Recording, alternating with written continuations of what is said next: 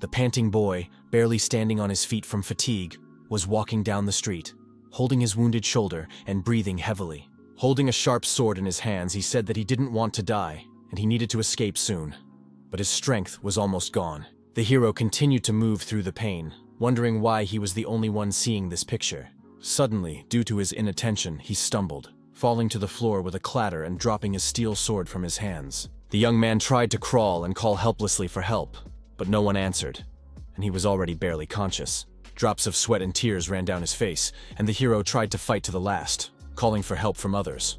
This exhausted young man was the conqueror Yoshito Takemichi, who tearfully begged for anyone to come to his aid and save him. Suddenly, the huge foot of an unknown creature appeared in front of him and stepped onto the floor with a great rumbling sound. It turned out to be a top-class demon that began to approach the desperate Yoshito Takemichi. The monster's appearance was not friendly at all, which said that the protagonist could not expect any help. The young man got to his feet and still gripped his sword, calling himself miserable while looking into the eyes of a top-class demon. Gritting his teeth in heartache, Yoshito Takemichi admitted that he was a pathetic person who was perpetually looked up to. Then, with tears in his eyes, he cried out loudly and asked the top-grade demon if he was satisfied and enjoying it. The protagonist grasped his sword tightly and angrily exclaimed that he would not give up and would fight to the last drop of blood. He told the demon looking down on him that even if everyone was making fun of him, and even if the whole world had turned its back on him, it wasn't the end. Yoshito Takemichi began to gradually approach his opponent, preparing to strike, and the demon even froze in place for a bit. The hero was getting closer and closer, filled with rage and a desire for revenge for being constantly bullied. He confidently exclaimed that he would continue fighting until the very end, and swung his sword at the top-level demon. Still, the demon was far from weak and resisted the attack of the protagonist, who was even momentarily confused. Yoshito Takemichi smirked slightly as he paid attention to the pain he felt after confronting his opponent. The young man struggled to crawl to the side, but the top-level demon began to summon a spell to finish him off. The spell was almost called for, and the enemy was not about to spare the young man who was wounded and powerless. Suffering from intense pain, Yoshito Takemichi did not give up and crawled towards the sword, then grabbed it because he was not going to give up. Then, a bright light appeared that blinded even a top-level demon, though it didn't make him nervous. The demon used magic and shot towards the protagonist, for whom he had no pity or sympathy. A tense Yoshito Takemichi put his sword in front of him and began to cover himself, hoping he could survive. The young man looked around and realized that the situation was a stalemate as the demon's blow shattered the floor. After a few seconds, the stone blocks beneath his feet began to crumble and fail, which stressed the guy out. The protagonist looked at the top-level demon ahead of him, pondering the happenings in his life. Yoshito Takemichi reminded himself that he had just become a conqueror, and his journey had just begun.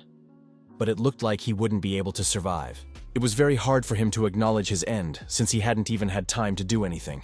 But the demon had defeated him. With fear, he screamed at the top of his voice, trying to grasp at anything that wouldn't be to save his life. But the system notified him he was dead. The Heavenly Demon Tower was a mysterious building that was beyond human comprehension. All over the world, these towers began to appear, and their number increased exponentially every day. Once in them, it's as if one finds oneself in a game world where one is dealing with swords, magic, and skills. On top of all this, there are a bunch of monsters inside the game world, each of which are not at all friendly. In these towers, you can find magic stones and untold riches that would delight your soul for the rest of your life. Those who seek profit are called conquerors, and that is how the era of the hunt for quick riches began. But the life of a conqueror involves death, and there is absolutely nothing you can do about it but accept that fact. Even though this tower is similar to the game, if a person dies here, they will die in reality, which made Yoshito Takemichi panic. Meanwhile, the protagonist lay somewhere in the ruins, but his heart continued to beat, which gave hope for survival. What was even more surprising was that in an instant, Yoshito Takemichi began to gradually open his eyes, regaining consciousness. Opening his eyes, he tried to stay cool, and wondered if he was still alive after what had happened. Yoshito Takemichi had a severe headache and realized that events were repeating themselves, but he didn't know what to do. The system notified the hero that he was dead, and the activation of the Infinite Revival skill would trigger in 10 seconds. Infinite Revival was a skill that no matter how many times a hero died in the Heavenly Demon Tower, he would rise again. An exasperated Yoshito Takemichi gritted his teeth tightly, saying that it wasn't a damn gift, but a curse that stuck to him. After graduation, all the protagonist did was work, as he had no other choice. He tried many low-paying jobs, but then the Demon Tower showed up, which was a big change in his life. Looking up at the tower, Yoshito Takamichi thought he could succeed as a conqueror, but he didn't know what lay ahead. The hero was aware that there was a real race for magic stones and treasure, and wanted to take part in it. He also expressed a desire to acquire a rare skill that none of the other conquerors had. They were skill stones with which a person could learn new skills, which was an indispensable thing for conquerors. The one who sold Yoshito the Stone of Infinite Rebirth was a man who peddled right outside the entrance to the tower, and the young man gave all of his savings. For the sake of the skill, he was willing to do anything, and even went into debt, since with it the hero would definitely never die here. It wasn't long before the Infinite Revival skill was successfully activated by Yoshito Takamichi, causing his soul to be filled with joy. A permanent debuff was then activated, which said that upon death, the person would receive minus 50 points to any characteristic. The endless rebirth was slowly sucking the strength out of Yoshito Takamichi's body, and there was nothing that could be done about it. During the whole time, the protagonist managed to die as many as 4 times, which means that a lot of points were taken away from him. The first death took away 50 points of defense, and his starting value was only 53. Thanks to that, Yoshito Takamichi could now be killed in just one strike, and there was no way for him to resist. After the second death, the young man lost 70 attack points, and on the third he had already lost as much as 2,500 health points. Each of the deaths has given the protagonist any number of points, and he only had to regret what happened. The hero was currently viewing a digital scoreboard, where he saw that the last death had taken away 60 dexterity points. A laughing Yoshito Takamichi found this amusing, as he had 61 dexterity points, and with the debuff only 1 left. Depending on the statuses, the body also changed, and if the hero lost agility points, his body would become heavy and unturnable, and he would not be able to reach the peaks. The protagonist tried to remain calm and cool-minded in everything while being burdened with debt. He was forced to accept his fate and move on despite the hardships that were his burden. The young man was absolutely serious in all his thoughts, and the system notified him that very soon he would be resurrected. Yoshito Takamichi hated with all his heart everything that was happening to him, and suddenly resurrected after being slightly blinded by the bright sun. The slightly flustered hero looked around and immediately realized that he was back in this dangerous world. As he expected, his body weight had increased due to 1 point of agility, so it would be much harder for the young man to move. Looking around, a slightly surprised Yoshito Takamichi tried to figure out where he was, assuming he had been thrown to the bottom floor. Caution swept over his mind, letting the hero know that something was wrong here, for he was on a lower floor, but the atmosphere smelled like an upper floor. Yoshito Takamichi began to gradually move forward to look around the lower floor more and draw some conclusions. Up ahead, the protagonist saw something that made him very surprised and even excited, and he began to advance there. The young man realized that there was a skill stone ahead, which to top it all off was also gold, indicating that it was super rare. The guy immediately realized that he could sell it for a huge amount of money and finally be able to pay off all his debts. With an animal-like gaze, he looked at the skill gem and said that there was no way he would leave it here. Walking calmly towards the gem, Yoshito Takamichi noticed the lack of monsters and called it the easiest money. But suddenly he heard strange noises that could not but alarm him, though the hero continued onward. Still, Yoshito Takamichi stopped while frozen with fear, and he felt a sudden chill in his back. Sharp blades appeared from nowhere and flew everywhere at great speed. While the young man tried to avoid being hit, there was no way to avoid it, and multiple blades struck his body, and one went straight into the hero's eyeball, making him scream in pain. The system notified Yoshito Takamichi of another death, and the activation of Infinite Rebirth at the same minute. A permanent debuff was then activated, causing the hero to lose 65 points to strength upon death. Breathing heavily, Yoshito Takamichi was pouring sweat while feeling shocked at what was happening and trying to catch his breath. The very surprised hero recalled the moment the sharp blade flew into his body, realizing that it caused instant death. Then came the realization that instant death had come because of the trap, causing the shocked lad to freeze in place. Emotions mixed together, and it all led to a hysteria-like state, and Yoshito Takamichi could barely hold back his tears. Still, the feisty protagonist gritted his teeth and asked if anyone thought all this hardship would stop him. The young man noticed that he didn't even have the strength to hold his arms because the muscle strength debuff had arrived. In an instant, a wary Yoshito Takamichi froze in place as he once again heard a crackling sound. But he already knew what it might entail. A huge monster that was like a dragon suddenly emerged from the ground and glared fiercely at the powerless guy. The huge demon analyzed the hero ahead of him with its red eyes, showing its malevolent attitude. Then a huge wave of fire was immediately attacked and released towards Yoshito Takamichi, who was screaming in pain. There was no way to escape the young man's attack, and he was enveloped in a huge wave of fire that scorched his skin in a moment. The system immediately notified him of another death, the activation of revival, and the loss of 250 points to health. Reborn, Yoshito Takamichi gathered his thoughts and began to leap aside, successfully dodging the demon's fiery attacks. His movements were like spinning rings in the air, which brought some success and helped him avoid another death. The very anxious protagonist feared for his life, but one moment the realization of the whole situation came to him. Finally, the protagonist realized why there was no one in this place, because everyone who came was seduced with that golden glow. After that, people would instantly die from the traps that left no chance of survival. The young man realized that if an ordinary person was trapped, he would never get to this gem. Yoshito Takamichi grinned with sweat on his face, making it clear that he wasn't going to give up and would go all the way. Rising to his feet, he said that right now, he was the weakest conqueror of the Heavenly Demon Tower.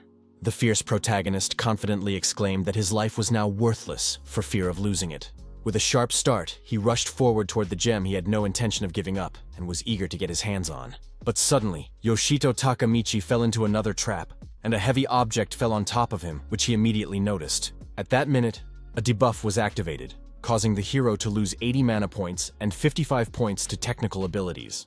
Another death made the protagonist wonder how many times he had died, and he also noticed that he couldn't feel his body. The debuff was activated and the young man lost another 90 points to life force and 40 points to magic resistance. At that moment, he was screaming with intolerable pain and could see nothing, bleeding and being pierced through by sharp bayonets. Once again, a permanent debuff was activated, causing Yoshito Takamichi to lose 60 points to intelligence. The hero felt like he was about to turn into a vegetable, but still, he smiled, as if something was filling his heart with life. All the efforts and losses were not in vain as the young man managed to get to the gem, and he realized that he had won. Then his eyes began to roll and saliva dripped from his mouth, after which Yoshito Takamichi was like a vegetable that couldn't think straight. He then received a system notification asking if he wanted to use the skill stone he had received. The young man did not give any response, after which the system wrote that the use was authorized automatically due to the long wait for a response. At the same minute, Yoshito Takamichi received the inversion skill, which was highlighted in red on the digital scoreboard. After a few minutes, the main character suddenly opened his eyes, being surprised and not realizing what was going on. He began to slowly pull himself up and wondered why he wasn't feeling the effects of the debuffs, and it was as if his strength had returned. The young man decided to check the stats first thing and began to load the digital scoreboard, hoping to find answers to his questions. A flustered Yoshito Takamichi was very wary as he didn't understand what was going on with his stats. He noticed that all of his debuffs were gone, which was very unexpected and panic-inducing. As it turned out, all of the main character's debuffs turned into buffs, and he got a lot of points to all stats. Another system window appeared next to the digital stat board, which immediately drew the guy's attention. The window that opened said that Yoshito Takamichi had mastered a new skill that he didn't know about at that moment. This skill was inversion, which was capable of changing buffs to debuffs and vice versa, anything that could touch his stats. The very surprised hero pondered over the name of the skill, and in an instant the realization of its effect came to him. He realized that thanks to this skill, all of his debuffs had turned into buffs, granting him immense power. Yoshito Takamichi then deeply wondered when he had time to learn this skill since he didn't remember it at all. The young man turned his attention to the golden cube lying nearby, which contained a skill gem. He was very surprised to see it, because he remembered how hard he had worked to get it. A delighted Yoshito immediately recognized the rare skill stone, and realized that as soon as he grabbed it, the system automatically used it. Also, the realization came to him that it would no longer be possible to sell the gem since it had been used. However, the hero thought it was all for the best, as now the infinite revival debuffs, thanks to the inversion, only made him stronger. He was endowed with unshakable confidence, and nothing could shake his self-esteem at that moment. Yoshito Takamichi clenched his fist tightly and confidently said that with such strength, he would be able to climb to the top, becoming a top conqueror, and make a lot of money. The young man added with the same confidence that now he could become famous, and there was no turning back. Then he turned around and said that of course it all sounded wonderful, but now it wasn't going to be easy for him to get home. The hero realized that he would have to go through deadly traps again to return to his native land. The young man realized that the traps would activate if he went through them, and was nervous as he was close to death. Still, Yoshito Takamichi looked skeptically to the side, saying that even if that was the case, if he died from those traps again, he was already better off. But suddenly, the main character grabbed his head and exclaimed that there was no way he was going through this again. He took into consideration that even if revived, he still felt that unbearable pain that he didn't want to experience again. The hero realized that he could not die too often, as it would have irreversible consequences. These dire consequences were that the young man risked going insane, so it was necessary to proceed with caution. With sweat on his face, he gripped the left sleeve of his sweatshirt tightly, beginning to pull it aside. Yoshito Takamichi's actions were very strange, but he kept pulling the sweater as if he wanted to tear it. The young man realized that his stats were quite high right now, all thanks to his newfound inversion skill. Looking away thoughtfully, the hero wondered what if now he could get through all these traps on his own. This thought didn't leave Yoshito Takamichi for a few more minutes, and he thought it over carefully, as he had no right to make a mistake. Stepping firmly onto the floor, the hero confidently wondered what the point of wondering was, since he had no other way in anyway. He spread his legs wide with his arm down and said with confidence that it was necessary to try to pass the traps. At an incredible speed, Yoshito Takamichi rushed from his seat, not even thinking of giving up and keeping a cold mind. The mechanism of the traps was very finely tuned, so there were no misfires, and they were immediately activated. A huge number of arrows and sharp spears immediately flew towards Yoshito Takamichi, who was trying to remain calm. The young man ran straight at them at great speed, believing in his own strength, and in the fact that he would manage to escape the doom and pass through the traps. He really tensed up when one of the arrows was right next to his eyeball, which spoke of the risk of another death. Still, Yoshito Takamichi was not confused, and this allowed him to react quickly, dodging the attack and remaining unharmed. The hero then landed sideways, finding himself already in the rear of the sharp spears that protruded from the stone floor.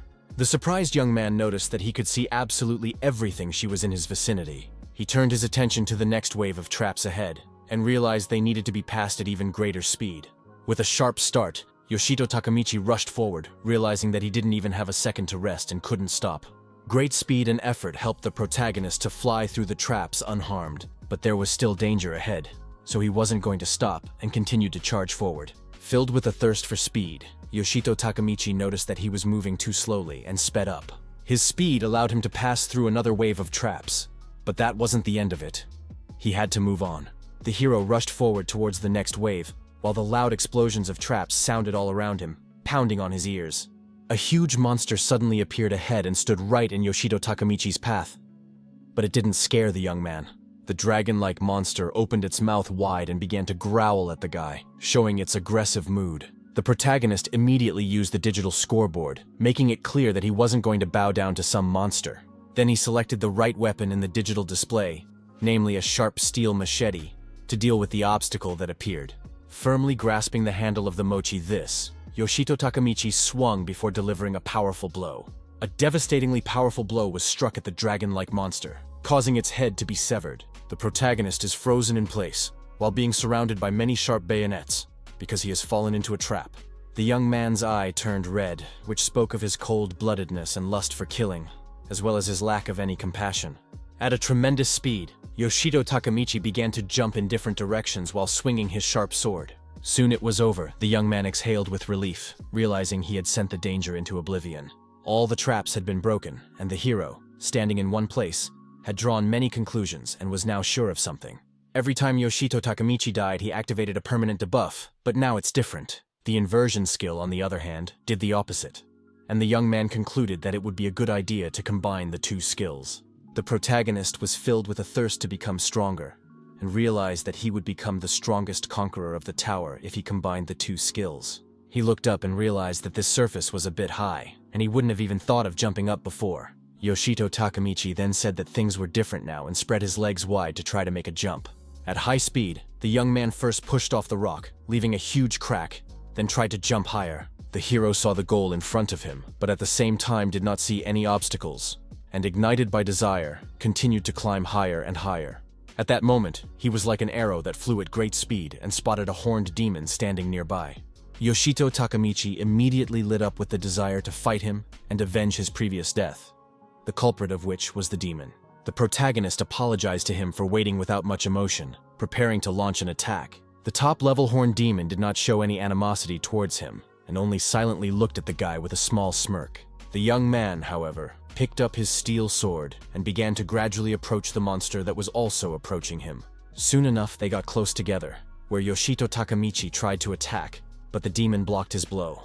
Effortlessly, he pushed the confident hero back, showing his immense strength and easy perception of the enemy. The horned demon then grinned as he prepared for another attack from Yoshito Takamichi, who was determined. The confident hero drew his sword in front of him and asked the monster if he was trying to finish him off again. The devil brat became angry after those words, and gave a full-voice wail that spoke of an impending attack. Yoshito Takamichi realized that he had succeeded in waking the demon, and asked him to attack soon, burning with the desire for retribution. The hero then lunged at him with his sword, and asked how long he would last in battle with his measly one life, against his endless rebirths. The top-grade demon took a fighting stance and prepared for the enemy's attack while standing in one place. The enemy attempted to attack the protagonist, who successfully dodged while holding tightly to the hilt of his sword. The young man scurried off to the side to prevent the enemy from hitting him, and waiting for the right moment to counterattack. Yoshito Takamichi said that it was scary to imagine how much his stats had increased, then struck a jump sword strike right into the demon's paw. Then the young man bounced to the side, but his opponent did not retreat and continued to try to strike. The ruthless protagonist looked sternly into the demon's eyes and said that its attacks were no longer scary to him. The demon gritted his teeth as he realized that the young man was no longer as weak as before and could fight back with dignity. Following those words, Yoshito Takamichi was dealt a crushing blow that was going to be fatal to his opponent. Bouncing back after the punch and landing, the protagonist said it was a significant victory for him. He noticed a bright purple light at the spot where the demon had fallen and was very surprised, not realizing what it was. The protagonist immediately rushed out because he saw it as a danger to his life and decided to reassure himself. The purple beam of light began to erupt even stronger and was endowed with some sort of energy that endowed the fallen demon with life. As it turned out, all this time the monster had been filling up with power and was soon on its feet, trying to see Yoshito Takamichi in the thick smoke. Extending a paw with sharp claws in front of him, the demon smirked insidiously, as if plotting something against the young man. Yoshito Takamichi slid a little on the stone floor, saying that his doom was near, but still, surviving. Looking into the eyes of the demon standing nearby, the hero said he had been thinking about something the whole time, and it still bothered him. With a stern look at the top-grade demon, the young man said that he didn't look like a monster from the 3rd floor. In the Celestial Demon Tower, the higher one climbs, the more dangerous an opponent one can encounter. Yoshito Takamichi came close to the demon and said that clearly there must be monsters much weaker than him here. The demon suddenly stood firmly on its feet and spread its huge wings, spreading them wide, which amazed the hero. The monster prepared to launch one last attack, believing in his strength and eager to finally take down the cocky upstart. The protagonist was not confused and began to cover his face with his hands, saying that his stats had increased significantly due to the debuff. He then made a high jump, intending to strike in midair, but the demon already possessed wings and rushed after him. Yoshito Takamichi had become much stronger than the conquerors of the 3rd floor. But for a monster like a demon to be here, he hadn't expected it at all. Trying to hold off the onslaught of the enemy, the protagonist said he had never heard of such a winged monster. He deftly swung his sword to protect himself from the enemy who was closing in. The best solution for the protagonist was to make a sharp landing, which he did, leaving his opponent alone. As he landed on the ground, the young man continued to hold the hilt of his sword tightly, trying to catch his breath at least a little. Harshly and incredulously, Yoshito Takamichi looked at the demon floating in the air and asked what was wrong. The creature with violet eyes looked at the young man intimidatingly, showing with its gaze a desire to end him as soon as possible. The hero realized that he would not get an answer, and it could be said that he was not very lucky to meet a strong enemy. The powerful demon opened both paws, in the center of which were magical orbs with which he was going to massacre the young man. A smirking Yoshito Takamichi noticed this, and wondered if the opponent had decided to use his other hand as well. The monster paid no attention to his ridiculous sarcasm, and put a lot of effort into his attack, which alarmed the guy. He used magic power and exalted himself with air to make it easier to fight further. The completely calm hero didn't see him as a danger at all, and only asked with a smirk if he had taken the battle seriously. His silly jokes pissed off the upper-class demons, whereupon he roared furiously and prepared to tear the upstart apart. He started swinging his paw around, hoping to hit Yoshito Takamichi, who was agile and he managed to dodge. Out of rage, the demon soared through the air and continued to launch attacks, throwing all manner of improvised objects from the hero. Yoshito Takamichi dodged as best he could, relying on his agility and believing he could survive all the attacks. The incessant bombardment made the protagonist very tense, but he kept running as there was no time to think. On the stone slab, he saw the shadow of a fierce top-grade demon who was right behind him at that moment. The demon, laughing bloodthirstily, reached out with its paw to Yoshito Takamichi, who was very nervous and trying to save himself with all his strength. Another incredibly powerful blow struck the stone floor, which cracked all over and left a large dent in it. Bleeding sweat, Yoshito Takamichi smiled, realizing that just a little more and he would turn into a cutlet. The protagonist made incredible efforts to hold off the onslaught of the enemy, who did not give him a break. An eye appeared in the center of the top-grade demon's open palm, looking directly at the young man, which was very frightening. The young man became very nervous as his skin was nearly torn off and the pressure stopped more and more. The demon's power was fully demonstrated in battle, and it proved stronger, and Yoshito Takamichi was notified of another death by the system. A permanent debuff was activated, causing the protagonist to lose 40 points to physical strength. But after a few seconds, the debuff was changed to a buff, thanks to the inversion skill coming into play, and the points came back. The demon at that moment turned his back and started to walk away because he no longer felt threatened and relaxed. But suddenly, he became very wary and froze in place as the furious Yoshito Takamichi rushed at him with his blade at that moment. The monster reacted quickly and immediately turned around, holding back the onslaught of an opponent who was completely desperate and fought to the end. The cold-blooded and ruthless Yoshito Takamichi looked intimidatingly into the monster's eyes, saying that he had rumbled it. The hero added that it was the worst thing the monster could do, after which he swung his sword at it, much to the demon's consternation.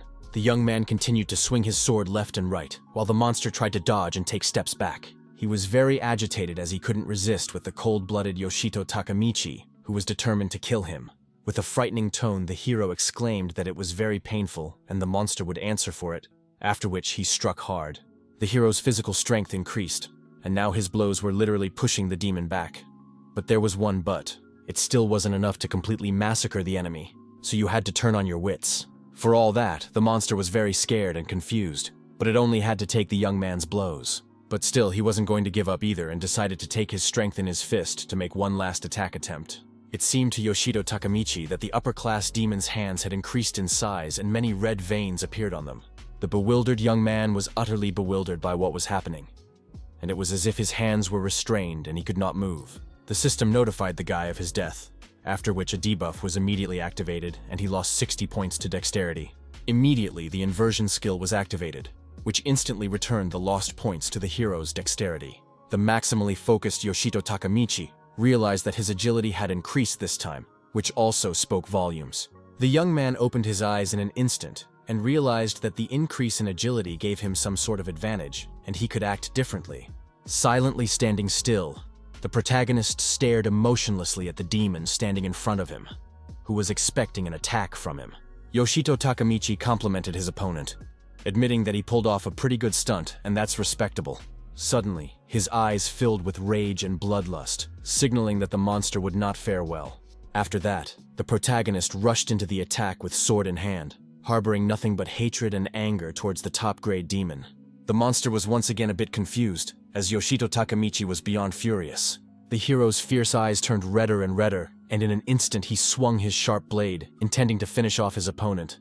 At tremendous speed, the protagonist impaled the demon frozen in place, drawing his blade through it. At first, the monster didn't understand anything and even smirked, not realizing that his opponent's blade had gone through him. After a few seconds, realization came to him, and the dazed demon felt as if it had been shattered from within and began to dissolve. The cold-blooded Yoshito Takamichi only muttered softly that it was over, and the monster began to dissolve into space. The young man also added that it was expected since the demon only had one life, and he had initially lost when he engaged in battle with it. The rage began to fade from the eyes of the protagonist, who watched with little interest as the demon died. Yoshito Takamichi said that if a monster can get infinite life in its habitat, it can come to him. The hero looked at the monster with a strange look and said that after that, they could fight again as equals. At that moment, he was very confident and pleased with himself, as he had managed to defeat a powerful top-grade demon. Being very tired, Yoshito Takamichi sat down on the stone floor and exhaled a sigh of relief, saying that he was able to overpower his opponent. The only thing the young man didn't like was that the demon had rumbled him twice, and although he was stronger, it felt too unpleasant. He then turned his attention to his steel sword, which had cracked after the battle, causing the guy to be surprised. The protagonist was utterly perplexed after the sword simply crumbled in his hands after a few seconds.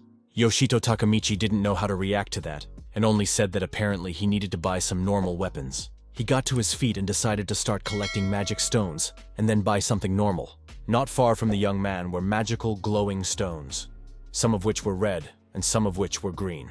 Soon, the protagonist found himself in a heavenly demonic tower called Hermes, in a safe zone that was on the first floor. As you go to each floor of the demon tower, there is an area where monsters never revive. In the common people, it was called a safe zone, which was a real boon to the conquerors.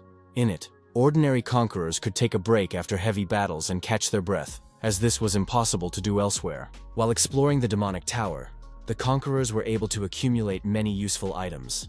And coming to a safe zone, they could sell their loot to merchants and buy new equipment. An overjoyed Yoshito Takamichi confidently said that the silver sword was much stronger than the previous one and decided to buy it. But at the same time, the protagonist remembered that the sword was very expensive, because he had given half of the proceeds from the magic stones for it. Still, the young man began to ward off these thoughts, reminding himself that he wanted to succeed, and to do so, he could not skimp on weapons. He realized that it was a valuable investment for the future that would help him in future battles and minor skirmishes with monsters.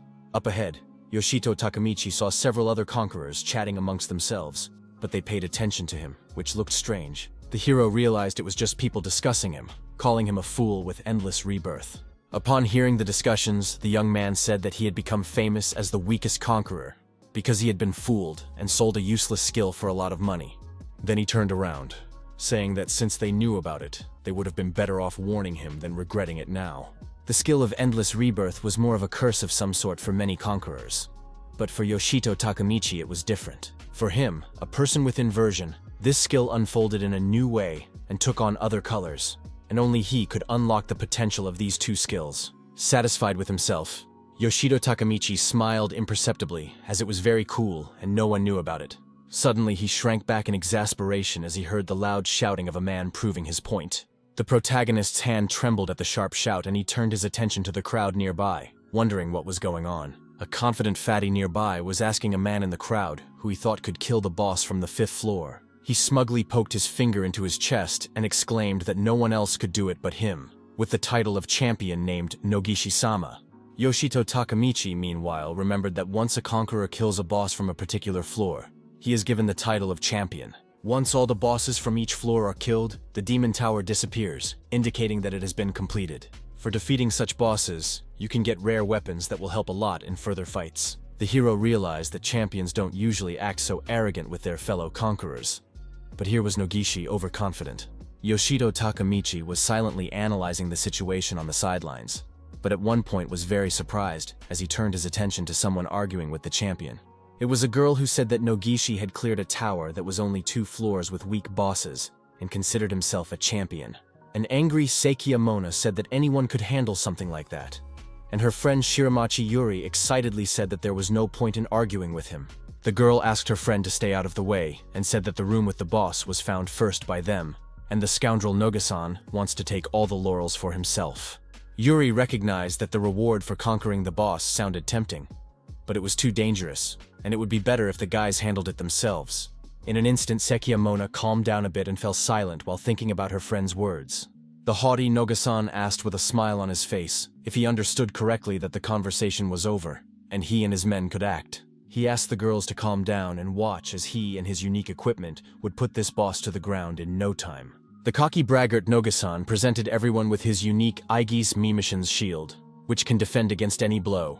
The girls were silently frozen in place, trying to ignore the guy's bragging and remain calm. Suddenly, Shiramachi Yuri and Seikiyamona were called out by the suddenly appearing Yoshito Takamichi, whose voice they immediately recognized. The girls were very surprised to see the main character waving at them like nothing happened. Not knowing what to say, he was immediately noticed by the cocky braggart Noga-san, who was annoying with his brooding face. The nasty fatty laughed provocatively and said that the loser Yoshito Takamichi had come to see them, then asked if he had heard what was being said about him. He called the protagonist a loser who was shoved some junk rather than a skill for a hefty price, trying to hurt the young man's feelings. The scumbag Noga-san called Takamichi pathetic, and added that he didn't envy him, since he was the only one left to sit on the lower floors eating leftovers. The young man didn't take his words to heart and only exhaled, telling the girls that Noga-san and his men would deal with the boss themselves.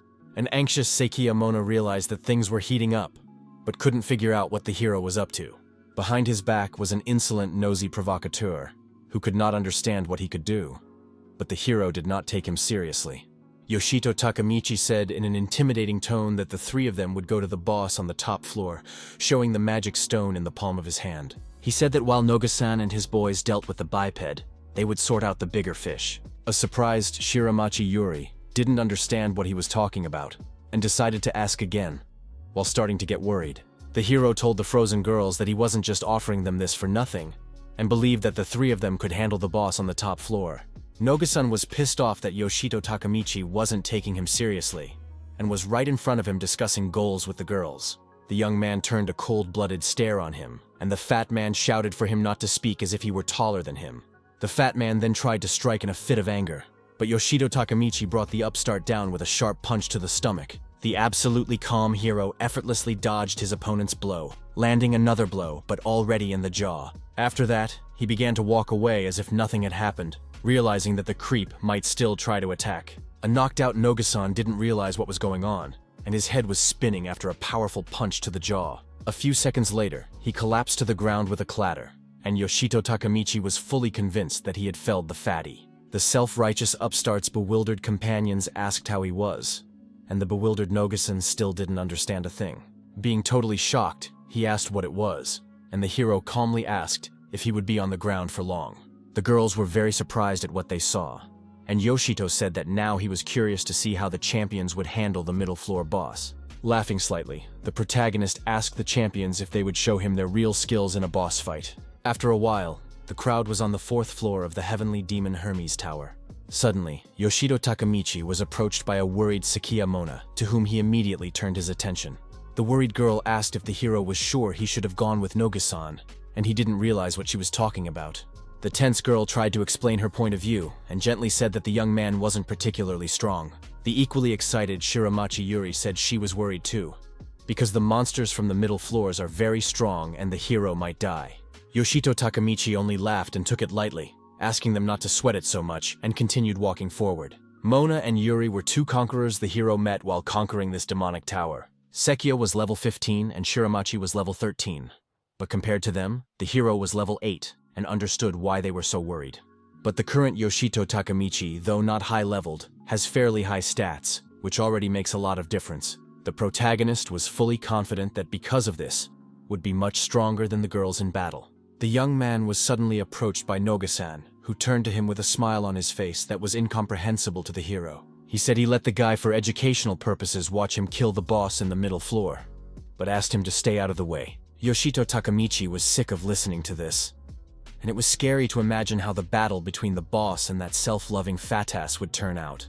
Suddenly, the crowd stopped as they heard strange sounds like a monster approaching at high speed. Their instincts did not fail them, and one of the monsters decided to attack Noga-san from the air, swinging a sharp object in flight. The cocky narcissist was even a little confused as the monster managed to get close, taking him by surprise. He immediately went to great lengths to push his opponent away with the unique shield he had praised earlier. The ninja monster slid a few meters backwards, but managed to stay on his knees and not fall, which alarmed Noga-san. His opponent turned out to be a lizardman who had a rather good physical fitness, and he had a sharp blade in his hands. The lizard had become enraged and was showing his aggressive mood by growling, preparing to try to attack again. Noga-san was not one to be intimidated, and only smirked in his opponent's face as his opponent was only one lizardman. Standing behind Yoshito, Takamichi coldly asked him to stop, but the fatty didn't take him seriously. The protagonist concentrated on his gut and said in an intimidating tone that the enemy was not alone at all. Being very tense, the young man began to look around, sensing the many lizardmen approaching. The lizards began to slowly surround the team, first starting with Noga-san and his boys, who were caught off guard. Yoshito Takamichi was in the company of slightly confused girls at that moment, but he himself was coldly preparing for battle. A very tense Noga-san didn't realize what was going on, or where so many nasty lizards had come out of. A red lizard man who had a different physique from the others suddenly emerged from the shadows, and the rest of the lizard men kneeled before him. The big guy turned out to be the captain of the lizard men, who was the highest representative and commander of the pack. Confident in himself and his men, the commander held his sharp blade out in front of him, threatening the upstart Noga-san. Meanwhile, his subordinates pounced on the rest of the team, causing Yoshito Takamichi and the girls to tense up a lot. Although the protagonist was very tense, but he did not lose his grip and prepared for battle with the attacking lizards. His eyes immediately filled with rage and lust to kill, and his smile changed to a bloodthirsty smile that spoke of his fearlessness. A worried Sekiyamona still didn't take the young man seriously, and with a shout, she asked Shiramachi Yuri to protect him. The girl heard her friend's request and promised to do so, and Yoshito Takamichi froze in place with surprise after hearing it. He yelled that everything was fine and they didn't have to worry about him since he could fight too. After his words, Sekiyamona didn't feel any calmer and shouted that this wasn't the time to be a hero at all. The main character was struck by the fact that the girl did not take him seriously and did not believe that he could fight back against the enemy. In some ways it even offended him, and he couldn't believe that he really wasn't considered a worthy conqueror. A tense Sekiyamona said firmly. Then the lizard captain was not Yoshito Takamichi's opponent, so he should calm down. She added that someone like him wouldn't be able to straighten him out, and those words really hurt the hero at that moment. It was as if the world inside him had turned upside down, and his pupils even shrank in size from shock, whereupon Shiramachi Yuri addressed him. The sweat-bleeding girl said that it was dangerous here, after which she persuaded the hero to stay away. Yoshito Takamichi expressed his disagreement and tried to prove that he wasn't weak, but Sekiyamona was fighting lizards and didn't hear him. Shiramachi Yuri was also busy fighting, and didn't pay attention to his words at that moment, being focused on the battle. The protagonist watched Nogusen and the others fight, realizing he could do that too, but no one believed him. Bleeding profusely, the young man said with a smile on his face that he too could fight, and extended his palm forward. He immediately put it down, as everyone was busy fighting and no one could hear him at that moment, and the hero himself was only standing still. Yoshito Takamichi realized that everyone was deeply convinced that he was just ballast, and it was a truly terrible feeling. There was still a fierce battle going on all around, with Nogusen and the lizard captain getting up close to each other. Suddenly, the lizard still struck at the cocky upstart, who didn't have time to dodge, and was even a little confused. A bewildered Nogusen flew the air and the shield didn't save him this time, and the lizard landed hard on the ground. Fathead managed to land on his feet and stand firmly on his own, even though the fall itself was very unpleasant for him. Suddenly he felt a vibration under his feet that immediately drew his attention, making him tense up. A very tense Yoshito Takamichi immediately recalled the events that had happened to him earlier, and understood what that vibration was. The entire perimeter of the stone floor beneath his feet failed, after which the hero himself began to fall into the abyss, while the others managed to stay on top. The nervous protagonist could not resist falling and realized that the situation was stalemate as he did not possess wings. Mona and Yuri were very scared because they couldn't do anything to help, and the young man wondered why he had fallen into the trap and not Nogusan. As the name Hermes Tower implies, it will test the conquerors on their reaction speed, because a trap may be waiting at every step. As it turned out, Yoshito didn't have the best reaction as he didn't manage to avoid the trap, but his eyes were filled with rage and he wasn't going to give up. In a moment of freefall, he focused all his strength and exclaimed that he wouldn't just die from these traps. Having come to a rage, the protagonist made every possible effort at the moment of the fall, thus remaining unharmed. Rising to his feet, he shook the dirt off his pants and said he wasn't even hurt, and that could already be a reason to rejoice. With a little apprehension, Yoshito Takamichi began to look around the area around him, trying to see if he had been here before. From behind the concrete pillars ahead, the armed red lizards that had come to his soul began to emerge. The young man immediately realized that this area was swarming with a bunch of lizardmen captains who clearly wouldn't carry him in their arms. At the same time, he realized that there was nowhere to run. And with a smile on his face, he asked if this was a trap from which there was no way out. The cold-blooded Yoshito Takamichi suddenly said that unfortunately the hopeless trap was for the captains, not him. After saying that, he looked at the lizards intimidatingly, sternly saying that it wasn't him who had fallen into the trap, but they had fallen right into it. The main character's intimidating tone made the lizardmen worry, and he added that he didn't care no matter how many of them were here.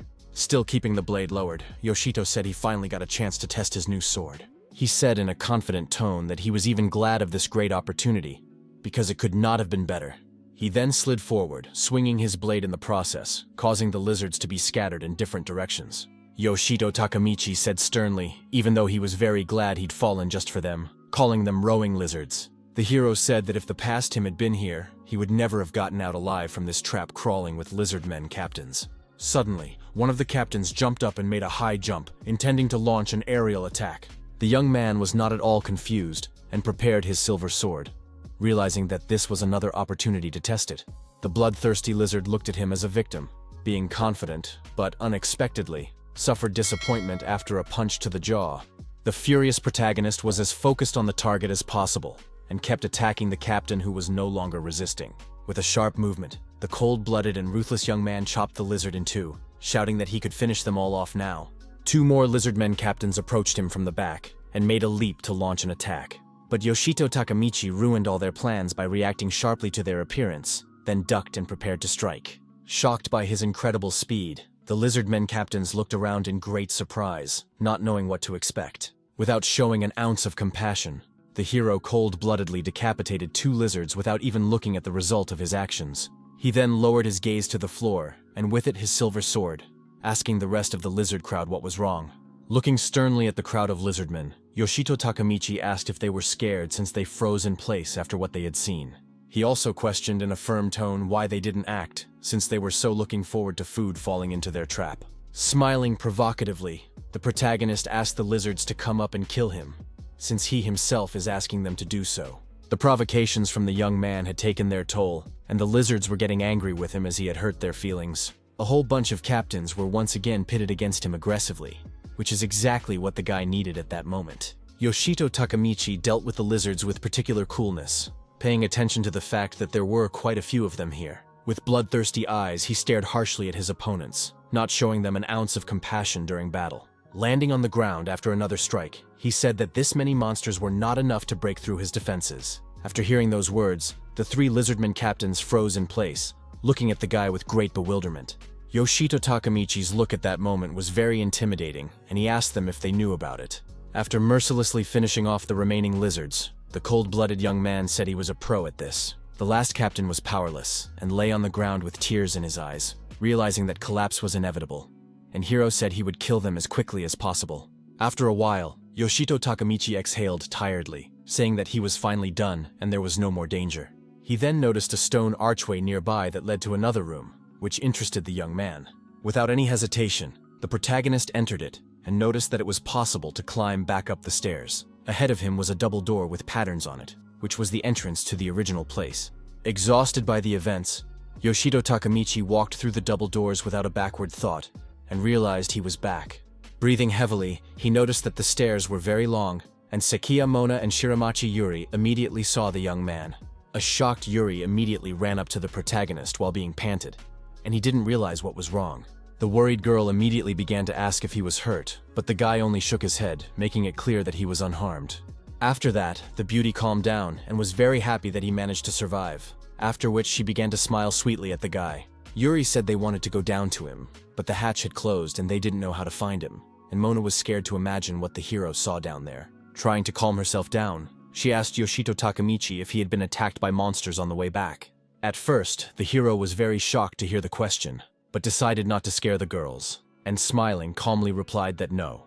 He decided to withhold mercilessly from the crowd of lizardmen captains he had killed, saying that he had gotten to them without any problems. A bit worriedly, the protagonist wondered where Noga-san and the boys were now, since they couldn't be seen around. Sekiya Mona said that the guys thought the young man was dead and decided to go to the boss, and they were trying to find a platform that would open the hatchway. Angrily, she added that they had activated the trap themselves and left, and Yoshito asked her not to simmer down and said that Nogi-san always does that. Then he shoved his hands into his jacket pockets and lowered a slightly intrigued gaze to the floor, turning to the girls standing nearby. A sincere Yoshito Takamichi thanked the girls for trying to help him and not abandoning him in his time of need. The girls were very surprised that the main character apologized for making them worry. The embarrassed and slightly dumbfounded girls silently smiled at the young man who was acting so sincerely, which commanded respect. The hero suggested to the beauties to speed up, because there was nothing to discuss, and it was necessary to go forward. Smiling, he said that maybe they could catch up with Noga-san and see him fight the boss. But suddenly, any smile from the protagonist's face disappeared, and was replaced by the intense shock he felt at what he saw. Behind him, he saw a huge lizardman, and immediately wondered if Noga-san and the rest of the guys hadn't killed them all. The blade-wielding lizard immediately rushed to attack from the air, and an agitated Yoshito tried to warn the standing Yuri. He was very afraid for the girl, who was in the very epicenter of danger, and could have been hurt by the enemy. The completely calm Shiramachi Yuri didn't understand why he was so nervous, and turned around when she saw the lizard behind her. The nervous protagonist immediately rushed to her aid, realizing that alone the girl would not be able to cope with the big man. He ran towards her at breakneck speed while Sakiyamona froze in place and didn't know what to do. Yoshito Takamichi took a sharp leap, followed by a deep dent with cracks in the stone. At the very last moment, he managed to run up to the lizard, whereupon the hero set up his sword and prevented his opponent from killing Shiramachi Yuri. Frightened by what was happening, the girl was very surprised that Yoshito Takamichi risked his life for her. An aggressive Sekiyamona also made a dash towards her opponent and exclaimed that she would deal with him. The attack was successful, resulting in the lizardmen captain being defeated and pierced by a blade in the chest area. Sekiyamona said it was very dangerous, and the lizard fell on its back with a rumble and gave no sign of life. Yoshito Takamichi only silently exhaled after a hard fight. Being unemotional at that moment, the cheeks of the nearby Shiramachi Yuri blushed and she said thank you to the hero, which was unexpected. At that moment, the sweet girl was very grateful to the young man for saving her from the clutches of the vile monster. The guy very rarely accepted thanks and didn't know how to respond to it, but still said it wasn't a problem for him. Sekiyamona watched the cute couple standing off to the side with a smile, and it seemed to her that they were very suitable for each other. She emphasized that what was far more important was how skillfully Yoshito Takamichi had repelled the huge lizard's blow. Smiling confidently, the protagonist asked if he had now proven his usefulness in fighting his opponents. No one saw his intimidating face, but in his mind, the young man said that now he was not ballast for the others at all. After a while, the trio was already on the 5th floor of the celestial demon Hermes Tower. Yoshito Takamichi used the digital scoreboard to familiarize himself with some information. Because the hero had interrupted a bunch of lizardmen commanders, he had leveled up to 10th level, which was pretty good. The young man realized that as you level up, stats increase, but thanks to the inversion with debuffs on buffs, his herd became much higher.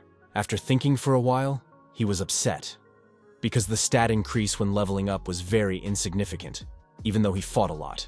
The example Yoshito Takamichi took was that without buffs, he had 74 attack points, but when pumped, he was only given 2 points.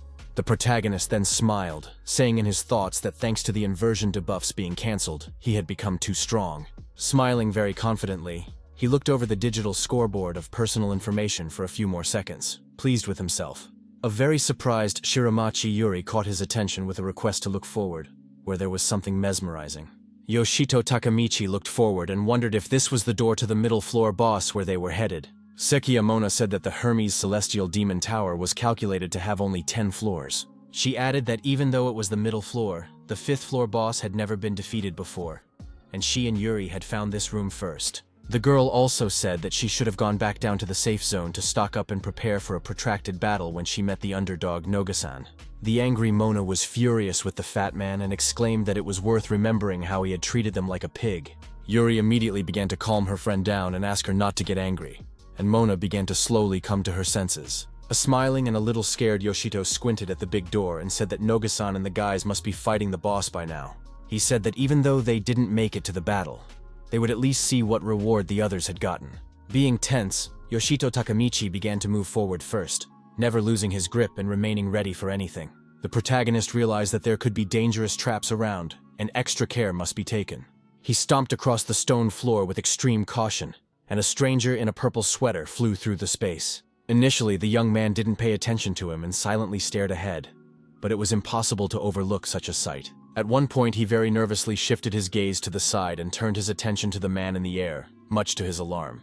Yoshito Takamichi and the girls standing nearby were very scared because the man thrown into the wall destroyed it with his body. The stone wall collapsed and debris fell on the hero, who was breathing heavily and struggling to get to his feet.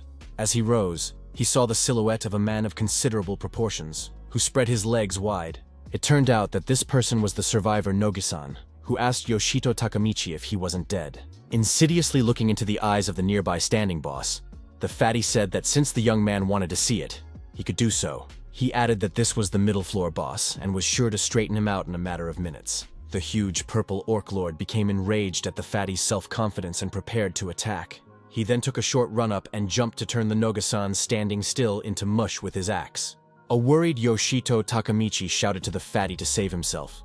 Then, as he was very worried about him, the still cocky Noga-san didn't show an ounce of fear and gazed gleefully into the eyes of the bloodthirsty orc lord. At the last moment, he used his unique shield, which blinded the orc, giving him an advantage. Noga-san said very confidently that such a blow would be blocked in no time by his unique shield, Aegis Mimetians. The knocked-out orc lord didn't realize what was going on and tried to attack, but he failed. Thickpaw said that when the lizardmen attacked, he was certainly caught off guard, causing him to not show his full glory. He then confidently said that there was no way he would lose in a one-on-one fight with the middle floor boss. Noga-san asked Yoshito Takamichi to watch the fight more closely, which the hero did with great interest. Fatty said that unlike such a little kid standing aside like a hero, the adults would fight to the end. The Orc Lord didn't listen to his rant anymore and rushed to the attack, smiling bloodthirstily at the fatty. An excited Yuri asked Yoshito how he was feeling, and he, holding his wounded arm, replied that he would live. Smiling, the hero admitted that Noga-san was incredible, adding that he couldn't even take one hit from the boss. The young man noticed that the fatty, though a braggart, was still on his feet and gave a pretty good fight back to such a bully. Noga-san meanwhile smiled lightly at the Orc Lord, confident and prepared to dodge attacks. The monster began to become enraged, as the fatty's behavior was beginning to irritate him, and he wanted to get it over with as soon as possible. Being enraged, he exerted a lot of effort to strike a powerful blow that triggered a strong blast. Noga-san was still standing firmly on his feet and shielded by the blast wave. Remaining protected by his shield, he smiled in his opponent's face and showed no panic. His fighting attitude amazed the Orc Lord, who was sure that such a powerful strike would not leave his opponent alive.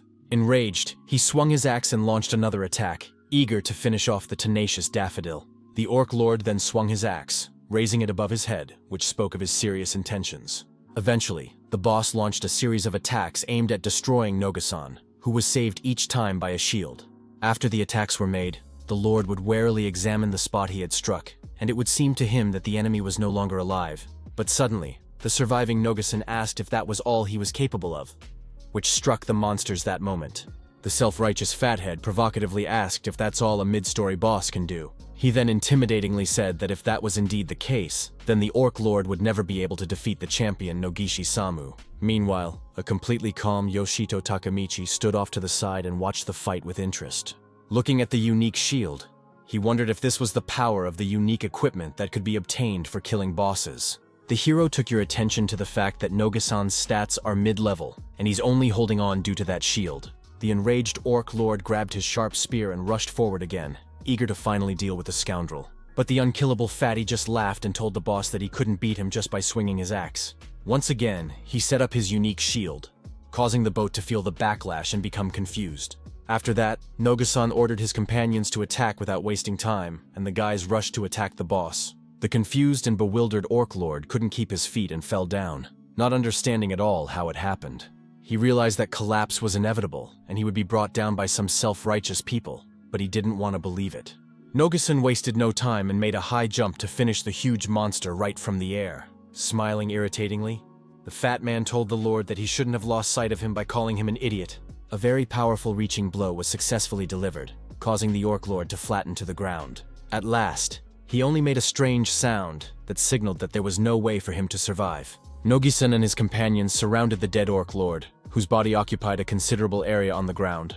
The cocky fatty then turned to Yoshito Takamichi, asking how he felt about the strength of a true champion.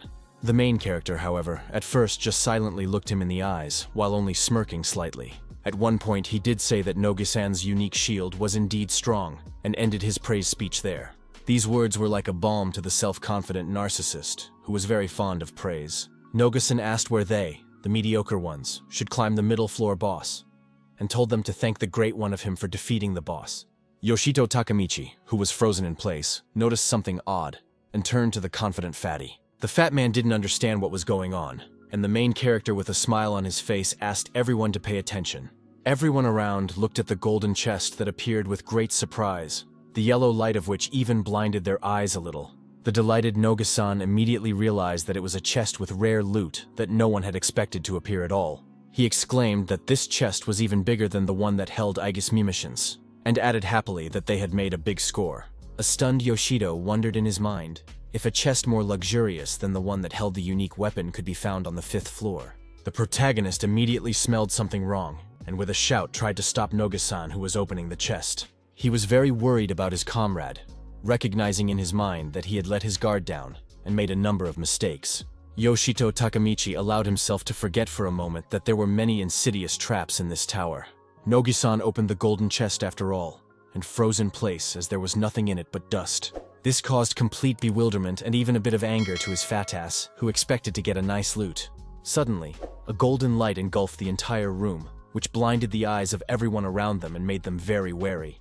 Yoshido Takamichi, who didn't understand what was happening, covered his eyes but still tried to look carefully at what was going on. The bright light seemed to dry his eyes, and it was painful to look at, making it even more tense.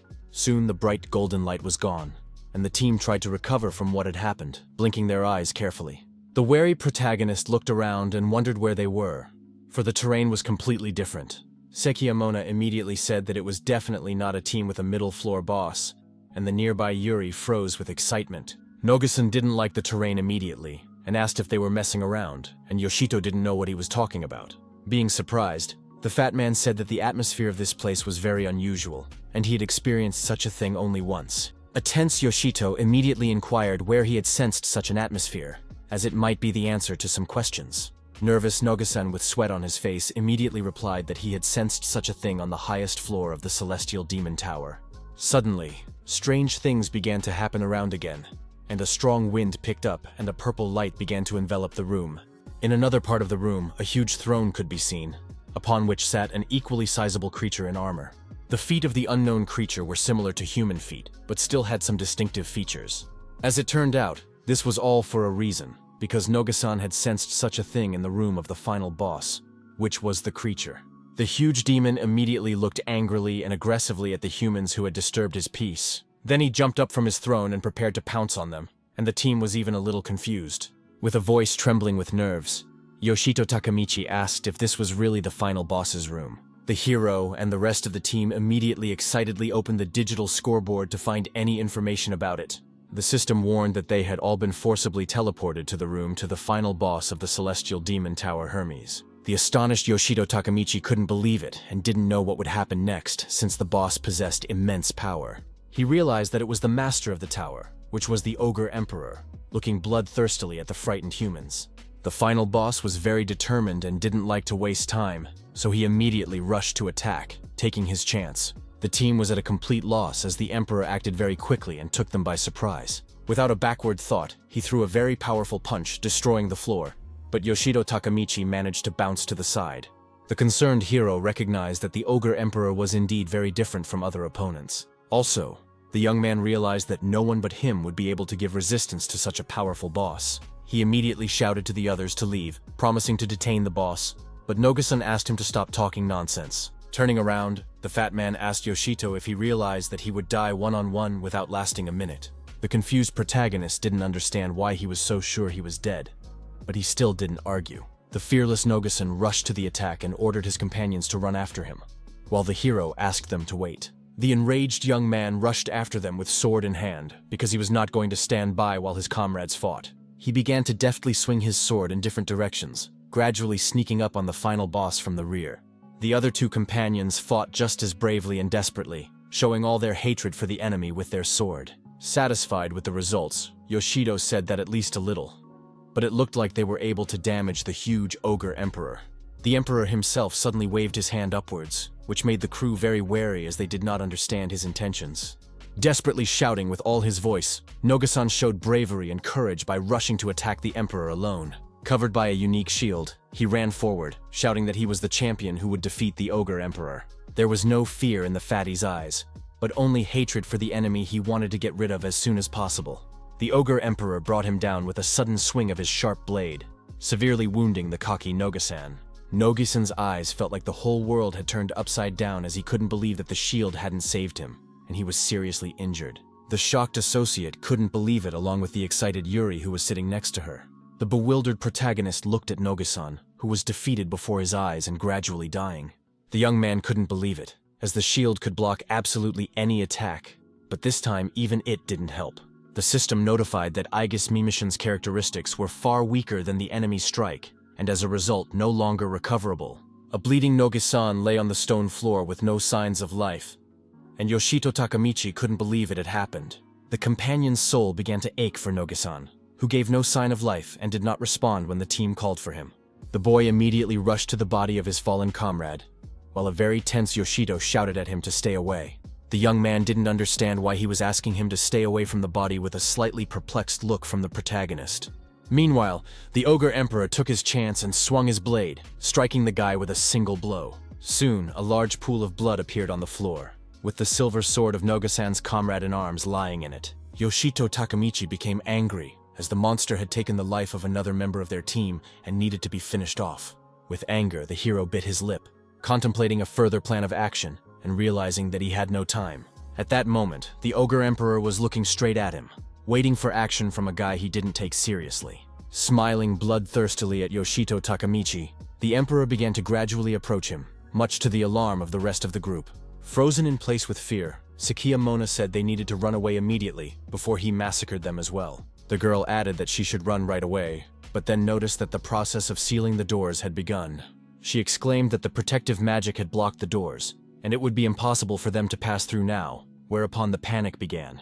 A frightened Shiramachi Yuri tearfully said that they would all die here because there was no way out. The ruthless Ogre Emperor did not stand on ceremony, and immediately swung his sword to finish them off once and for all. At that moment, it was into the weeping Yuri, who froze in place from fear and needed the help of her companions.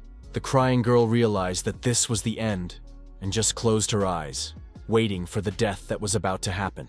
But the brave Yoshito Takamichi, who came to the rescue and repelled the attack of the Ogre Emperor, did not let her die. The main character said no way, and a very surprised Shiramachi Yuri and Sakia Mona watched this side. Trying to catch his breath, the young man said that they would survive, while looking at the Emperor who didn't take them seriously. The hero's red eyes filled with rage, and he said that from now on, only he would die for as long as it took. The final boss wasted no time in idle chatter, and continued to attack, shattering the stone floor beneath the young man's feet. Yoshito Takamichi reacted very quickly, and suddenly began to run away to the side, as if luring the Emperor some trap too. At one point, he tried to attack the boss, but noticed that he didn't even wound him. The stone slabs were left with huge craters due to destruction and cracks, and stone shards were flying in different directions. The Ogre Emperor became even angrier and reached out with his paw towards Yoshito Takamichi, who was dodging by running in different directions. The enraged monster swung his axe again to deliver a powerful blow, showing all his hero hatred.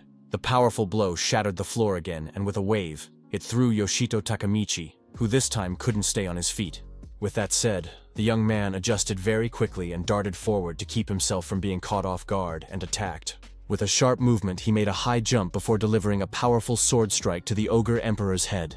A surprised Shiramachi couldn't understand how Yoshito had managed to do that, and Mona couldn't believe he was fighting one-on-one against the Tower Master. The protagonist, meanwhile, fought valiantly, maneuvering and moving in different directions to avoid falling into the clutches of the enemy. He realized that even though he was strengthened by the buffs from Inversion and Infinite Revival, it still wasn't enough. The young man said that as expected from the Tower Master, his current strength would not be enough to win. The soles of his sneakers squeaked on contact with the stone floor as he maneuvered around a lot. Yoshito Takamichi decided to first test the Ogre Emperor for endurance before drawing conclusions. Fueled by his desire to kill, the hero said they'll see how many more times he dies before he finishes off the boss. At lightning speed, he began to move from one side to the other, gradually misleading the enemy. The hero observed caution and calmness in his actions so as not to do something stupid that could cost him his life. In an instant, he managed to strike with his silver sword right at the Emperor's head, who had no time to react. Pushing off his head while in the air, Yoshito Takamichi swung his sword again for another strike. The Ogre Emperor was furious and rushed to the attack because he had had enough of the antics of some pathetic human. The protagonist tried to dodge his attack while feeling for a bit of pain from the blowback. Being nervous, he gritted his teeth tightly and wondered if this was the limit of his abilities. Still, he wasn't going to give up and kept moving in different directions while trying to strike the Emperor. A concerned Shiramachi Yuri was watching this downstairs and stayed out of the fight, but was very worried about her point. In an instant, her eyes went wide as she witnessed Yoshito Takamichi being killed. The system notified him that the debuff had been activated and he had lost 55 dexterity points, but the hero thought he was fine. The debuff was changed to a buff and the dexterity points returned, so there was nothing to worry about at all. Yoshito didn't worry about anything and knew that everything was fine since he could come back to life for as long as he needed to. Sakia Mona said it was an endless rebirth, and Shiramachi Yuri became even more worried knowing the consequences. She said that activating Infinite Revival activates a permanent debuff on a random characteristic afterward. Concerned, the girl wondered how Yoshito Takamichi was still capable of fighting. The protagonist, meanwhile, received another wound, dropping the silver sword from his hands and covering his face with his hands. The debuff was changed to a buff, and he gained 20 points to magic resistance, but they didn't do him any good. Enduring the powerful blows of the Ogre Emperor, In his mind, Yoshito Takamichi was saying that he needed a completely different performance. This time, the system notified him that he had received 320 health points, but the young man still needed something else. He opened his palm tightly, saying in his mind that he really needed a buff to help him kill the Ogre Emperor. Yoshito Takamichi's fierce eyes were turning increasingly red, and his mind was filled with lust to finish off the final boss. The young man hoped that infinite rebirth would be on his side, and he would be able to gain a buff that would help him. Suddenly, the protagonist opened his red eyes, not realizing where he was, since he was fighting the boss just a few seconds ago. He immediately jumped up and began to rise to his feet, looking around and trying to figure out what this place was. Yoshito Takamichi looked at his sweaty palm, which didn't have a scratch on it and was very clean. The hero put his palm to his face, saying that he might go mad that way, for he felt the pain of death almost constantly. That said, he smiled as he finally got the bag he had needed all along. The young man got 140 points to his offense, calling it no small increase, and adding that it was a definite success. After a few seconds, it was gone, and Yoshito turned around as he heard the notification sound. The system notified him that he had obtained a new level of the infinite revival skill, and he was added the revival point ability. The young man became curious as to what this new ability was, and he decided to read more information about it. Having opened the desired page with information on the digital board, the hero began to familiarize himself with it carefully. After a couple minutes, he finished reading it and smirked, saying that it was clear to him now, and it was time to try her out. The hero rested his hand on the floor to get to his feet, then concentrated to try out the ability. He was as focused as possible and closed his eyes as he was very curious about how the ability worked. At that minute, the system notified him that very soon he would be resurrected and asked him to prepare for it. The protagonist's eyes reddened again, and his face showed all the determination and readiness for another attempt at battling the boss. Firmly grasping the hilt of his sword, he rushed to attack while dodging the blows of the Ogre Emperor, who was also not slumbering. The system notified that the hero could now specify a revival point within a radius of 3 meters or more from the location of his last death. Yoshito Takamichi speculated that it was an ability conceived to reduce debuffs. He said that if one were to be reborn in the same place, death would definitely be impossible to avoid. The young man projected this situation in his head, and realized that by doing so, the person would simply be spun up in a place where he would immediately die. The hero realized that this ability was just what he needed to escape the death noose and break its bonds. Walking calmly past the Ogre Emperor, the protagonist pondered the next plan of action. Time was stopped all around, and standing nearby were Sakiya Mona and a very worried Shiramachi Yuri, who was worried about him. Yoshito Takamichi, on the other hand, wondered what would happen if he could use this ability during battle. Using the ability the protagonist wanted to use before hitting the enemy's back and thought it was a good idea. He stopped stopping time and prepared for battle, calculating all his moves to the smallest detail ahead. Firmly grasping the hilt of his sword, Yoshito Takamichi rushed to attack the Ogre Emperor, who did not expect him to come in from the rear. The hero's plan worked. He managed to strike and silver sword directly into the back of the boss, who immediately wailed in pain. A surprised Sakiya Mona wondered if the protagonist had teleported and was behind enemy lines. The young man turned his attention to Mona and Yuri, and wondered if he was correct in realizing that they could observe the process. The enraged Ogre Emperor tried to lash out and stop himself from attacking, but the hero had already thought several moves ahead. Yoshito continued to attack, saying that Noge-san and the other guys were certainly still scum. He prevented the Emperor from even trying to hit him, as he was very maneuverable and moved from side to side. Remembering Noge-san's smug face, the hero coldly said that if he died, nothing would happen. The young man added that the others, knowing this, still showed him a modicum of compassion, which already commanded a drop of respect. Yoshito Takamichi wondered if it was right that he would get a unique weapon if he defeated the Demon Tower Master. The protagonist also admitted that at the moment he is not driven by the desire for profit, but by the desire to finally finish off the Ogre Emperor. The final boss was offended by his words and rushed to attack, harboring great hatred for his opponent, and destroying everything in his path. At one point she returned as she heard strange noises behind her back, and thought it was the actions of the enemy. As it turned out, the Emperor's fears did not fail him, as Yoshito Takamichi was indeed in his rear. Furiously staring into the face of the final boss, the hero gripped his sword tightly and rushed into the attack, wanting to finish him off as soon as possible. The slightly confused, yet still enraged boss looked at the young man's actions, wary of him. He didn't have time to react as Yoshito delivered a powerful sword strike to his head, leaving the boss barely on his feet. Still, the Emperor was unable to stay on his feet, and he collapsed to the ground with a rumble, then began to convulse. The protagonist stood beside the dead Emperor's huge paw, silently looking over his body and realizing that he had triumphed. The young man then hid the silver sword in his inventory, looking at the body of the huge final boss a little incredulously. The system notified that the Tower Master had been defeated, and unique weapons and magic stones were automatically added to the hero's inventory. Yoshito Takamichi said he was happy about the awards, but also felt strange and couldn't find an explanation for it. From the back, Shiramachi Yuri suddenly ran up to him and hugged the hero tightly, and he was even confused from surprise. With tears in her eyes and flushed cheeks, the sweet girl said she thought they were all finished, but thanks to him, they survived. Suddenly, the blue-eyed beauty caught herself acting a little too sincere and needed to be a little more restrained. Shiramachi Yuri stopped hugging Yoshito and apologized, saying that she didn't mean to do that, but it happened somehow on its own. Sekiya Mona didn't get particularly emotional and just thanked the protagonist, which was surprising for him. A little worried, the girl said that if it wasn't for Yoshito Takamichi, she and Yuri would have definitely died in this fight. But unexpectedly, she added that the way the main character fought was wrong, even though it made her uncomfortable to say so. Sekiya Mona emphasized that he had died at the hands of the Ogre Emperor time after time for the sake of defeating him. The girl said it was a terrifying pain, and he shouldn't have had to endure it as he risked going insane from it.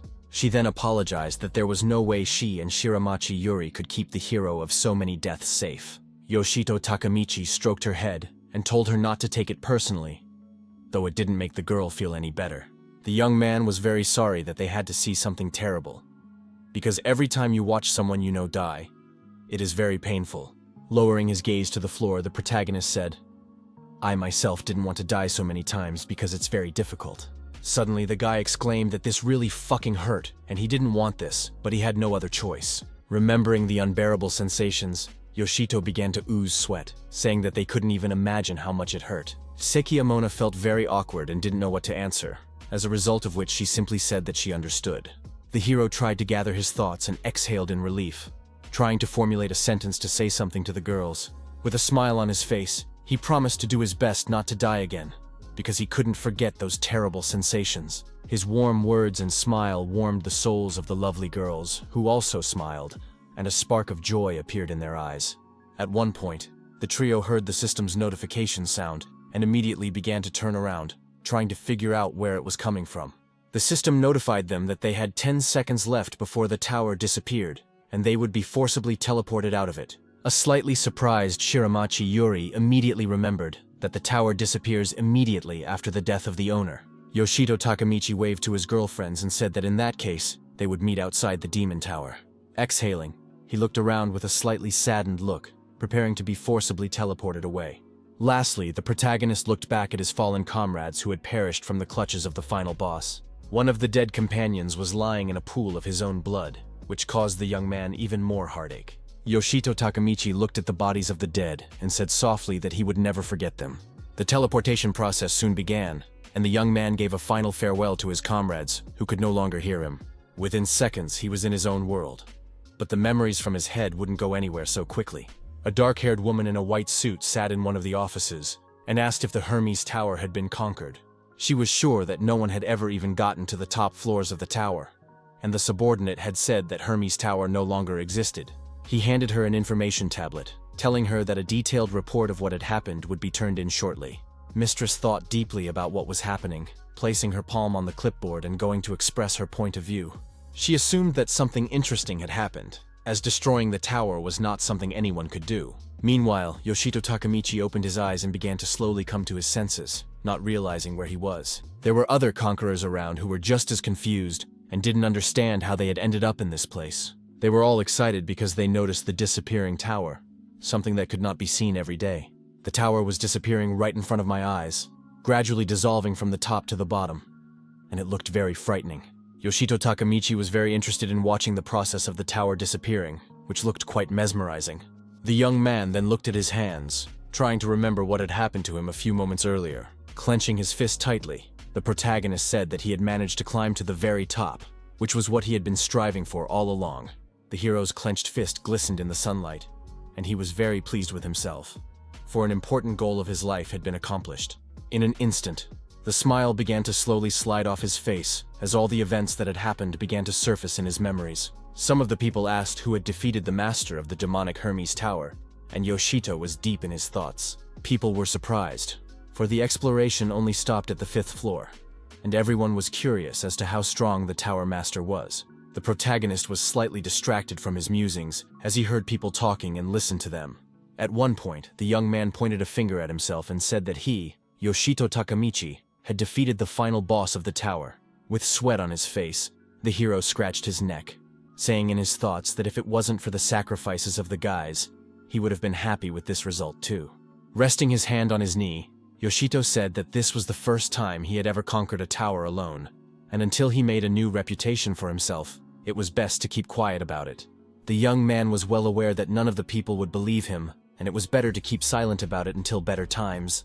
Looking at the others incredulously, he took into account that if they found out that the weakest conqueror had abruptly killed the Tower Master, there would be many questions for him. Moving furtively, the hero decided to sneak away unnoticed, but suddenly, he was spotted by Yuri and Mona standing nearby. Mona immediately recognized her buddy and called out to him, much to the surprise of Yoshito Takamichi, who hadn't expected to be greeted so immediately. The delighted girl asked with particular interest what unique weapon the hero had gotten for killing the Tower Master. The young man immediately called her an idiot, and the surrounding people immediately turned around, which made him nervous. The nervous people couldn't believe it and remembered that this guy was the owner of the infinite rebirth stone. One of the men looked at Yoshito Takamichi with disdain, calling him the owner of the most cheesy ability. He couldn't believe that this helpless kid had become a champion and managed to defeat the Hermes Tower's master. After a while, the hero would pull out a can of soda from the machine, and the girls would stand nearby waiting for him. Opening the tin can, the young man with sweat on his face nervously said that they were very lucky to escape from the crowd of people. Upon learning that he had become a champion, a crowd of people immediately pounced, asking him what weapons he used and if he wanted to join their squad. Sekiya Mona apologized to Yoshito Takamichi, excusing herself for not even thinking about it. But he held no grudge against her. The smiling Yuri said that if he had single-handedly defeated the Tower Master and become the champion, no wonder there was so much attention on him. The young man felt strange since he was the weakest conqueror of the most useless ability until recently. If he hadn't bought the Infinite Rebirth skill stone back then, his life might have turned out very differently. Interested in this matter, Shiramachi Yuri decided to ask the hero about the Infinite Rebirth skill. She immediately asked if it was true that he was given a debuff to a random characteristic when he died. The girl asked how it was possible that every time the hero was revived, it felt even stronger. Yoshito Takamichi felt very uncomfortable at that moment and didn't know what to answer, scratching the back of his head and trying to formulate a speech. He wondered if he should tell the girls about the inversion, and how he would explain to them where he had found the gem. A flustered Yuri said that if he didn't want to, he didn't have to answer her question, because she was just curious, but she didn't want to pressure him. The young man thanked her for her understanding, and took a sip of his soda. For while it wasn't hard for him to tell them everything, there was one but. Sekiya Mona intervened in the dialogue, saying that they would drop the subject while thinking about something else entirely. Far more important to her was the question of what kind of weapon Yoshito had gotten, and he'd picked up on the fact that she was outright burning with curiosity. The protagonist tossed the soda can into the trash can, asking the girl to wait a few seconds. The young man tried to open the inventory window to pull out the unique weapon he had received, but it wouldn't open. One of the girls said that it was logical since they were outside the Heavenly Demon Tower. The inventory window was a tool that could only be used while in the tower itself. Outside the tower, of course, one could not use swords, magic, or skills, and such people were unaffected by their stats. This restriction is designed to prevent conquerors from rampaging in the world outside the Demon Tower. However, there is an exception to the rule, and that is the only place outside the tower where you can enable the inventory window. Yoshito Takamichi and his friends immediately went to the ruins of the demonic tower, approaching the line where the ruins of the demonic tower began.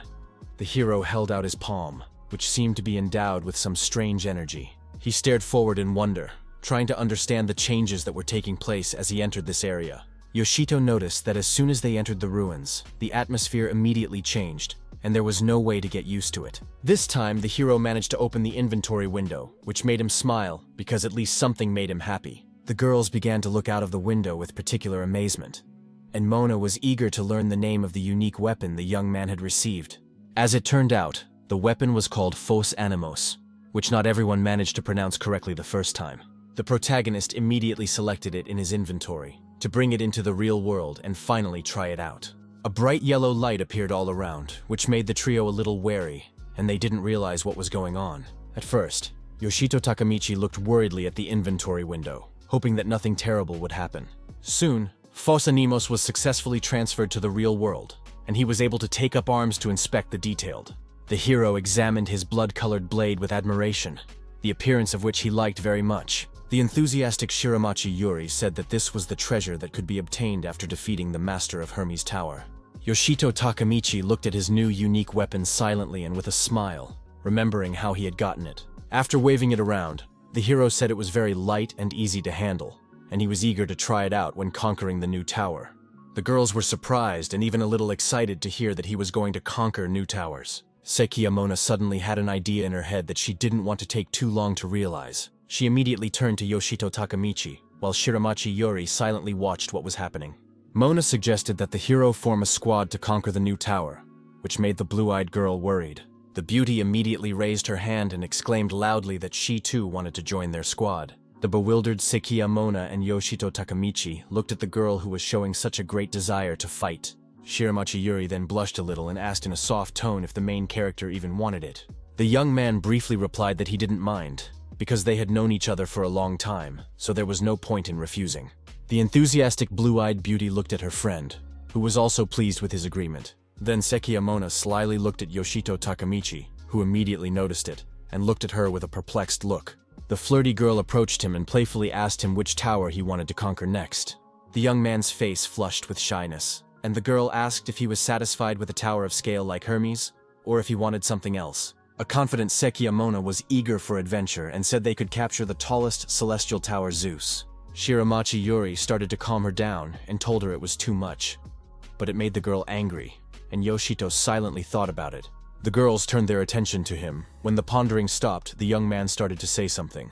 He said he wanted to go somewhere in the very first place after conquering Hermes, which sounded very intriguing. Concerned, Shiramachi Yuri immediately asked where he was planning to go because she was worried about him. Yoshito Takamichi said that the first thing he planned to do was to go to the Tokyo branch, and he is not giving up on that goal. The protagonist then clarified that he needed to get into the Conqueror's control, and sounded very firm about it. The girls were a little confused, and Sekiyamona asked if he wasn't planning on going to the new tower. Yoshito put his palm to his face and said that he would be able to sell magic stones at inflated prices at the central office. Starting to sweat, the hero said that he really needed money because he had previously spent all his savings. He stunned the girls by saying that he had spent all the money to buy the stupid infinite revival skill, and even went into debt. The two beauties felt very sorry for Yoshito Takamichi, as they could hear all the pain and fatigue in his voice. The Tokyo branch of the Conqueror's office was a unit set up by the government to support them. In it, you can find new information on towers, their passage, monsters and bosses, as well as buy weapons and sell magic stones at inflated prices. The department advised against doing business with merchants in the towers themselves because most of them are crooks who are willing to cheat. Also, central control exists to nurture the next generation of conquerors by training them from the ground up. In addition to unique weapons, Yoshito Takamichi was given some number of magic stones as a reward for defeating the Tower Master. He said he would sell them, and he could pay off at least part of his debts, and he would feel at least a little better. He was greeted at the register by a polite employee who asked if he wanted to sell them magic stones, to which the hero replied, yes. Yoshito caught himself thinking that he was just now thinking about the number of magic stones and decided to check it out. The worker was amazed as he dumped a whole mountain of purple magic stones on the table that glowed brightly. The girl couldn't believe her eyes, because earlier in her career she hadn't had such cases and she didn't know how to react. The dumbfounded Yoshito Takamichi couldn't believe that either, that he had gotten a whole mountain just for winning the final boss. The manager apologized, saying that it would take some time to calculate the price of his magic stones. After a while, the hero came out with a wad of money and said that with it he could almost pay off his debts. Holding the wad of money with trembling hands, Yoshito Takamichi smiled contentedly as he realized that he had become fabulously rich in an instant. He headed in the direction of his friends who were waiting for him outside while talking about personal matters. Seeing a big wad of money, the girls realized they needed to tell the main character that it wasn't that simple. Sekiyamona jabbed her finger at him, saying that when people get a lot of money, they start spending it indiscriminately and fall into debt.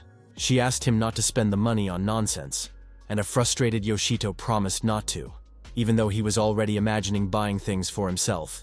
Suddenly, an unfamiliar dark-haired girl appeared nearby and turned her attention to the hero. The atmosphere for Yoshito Takamichi immediately changed, and he started pouring sweat without realizing what was happening. It was as if the stranger held him in a barrier. saying that she had heard about a guy who brought a whole mountain of magic stones and wanted to meet him in person. She began to approach the young man little by little, walking on a blue and very sharp heel that made loud noises. The emotionless protagonist looked at her and decided to wonder who she was, since they hadn't met before. The girl with the gorgeous emerald ones replied that she was the head of the Tokyo branch of the Conqueror's office. She then said in a soft tone that her name was Fuyunrido, before walking up close to Yoshito. The charming girl asked if the hero would give her some of his time, and called him the champion of Hermes Tower. Her emerald eyes darkened slightly and seemed to emit some kind of energy, and Fuyunrido herself softly mouthed the young man's name. A wary Yoshito Takamichi thought about her name and realized why her face seemed familiar to him. Fuyunrido was the head of the Tokyo branch who could rally all the conquerors around her, and was nicknamed the monster in a skirt. She was called that for a reason, for she had conquered 3 towers single-handedly, for which she had risen to the rank of head. She is known not only for her power and influence, because she can be easily seen in various talk shows, on the covers of fashion magazines and billboards. Currently, Fuyunrido was looking with her emerald eyes in surprise at Yoshito, who didn't answer her question.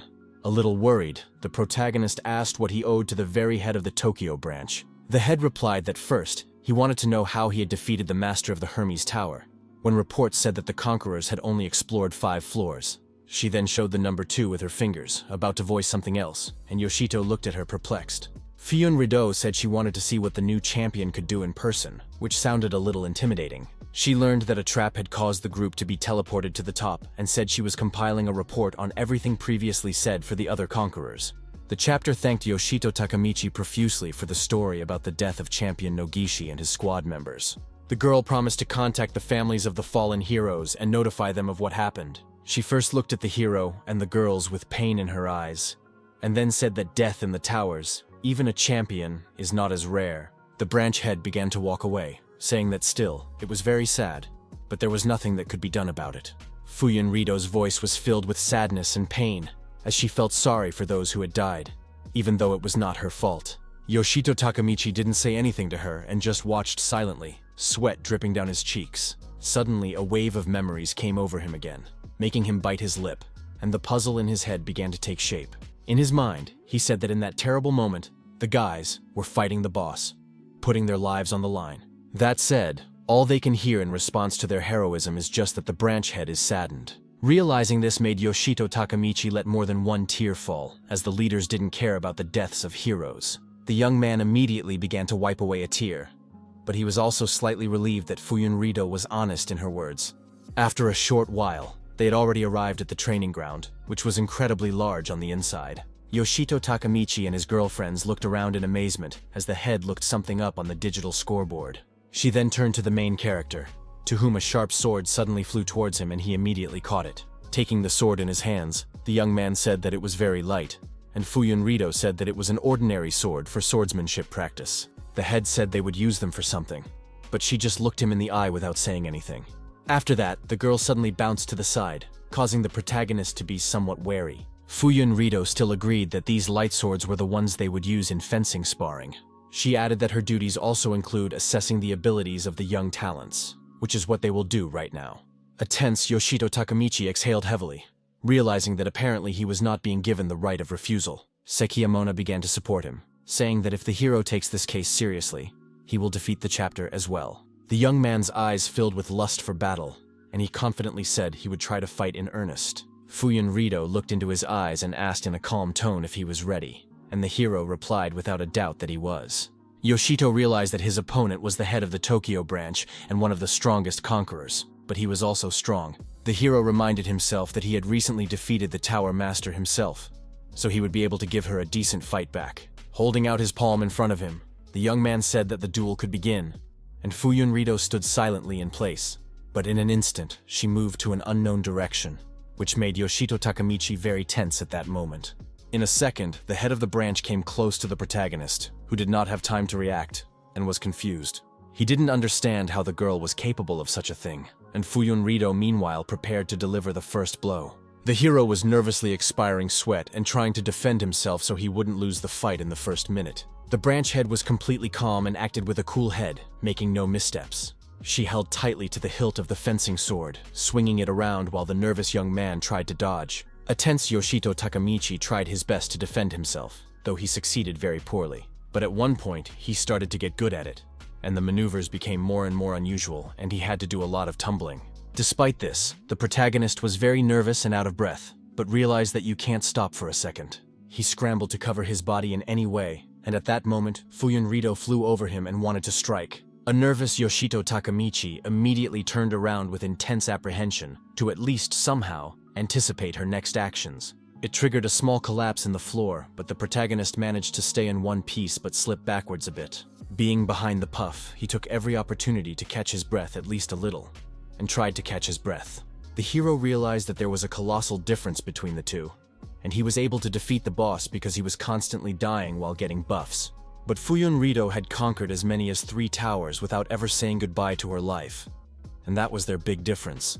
A very excited Yoshito Takamichi was deep in thought at one point, and the thoughts in his head stirred. The young man realized that no matter how many times he died, his strength was in his own persistence, and he realized it only now. He looked into Fuyunrido's eyes with a smile on his face, coming to the realization that he was becoming stronger by looking death right in the face.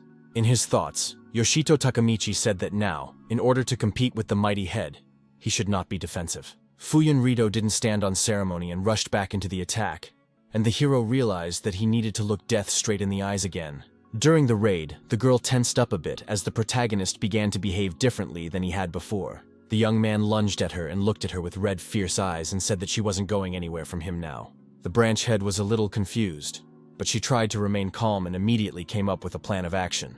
The girl gripped the hilt of her sword tighter, and Yoshito Takamichi noticed that she had slowed down. He realized that now was the right moment to strike and swung his sword, which made the girl worried.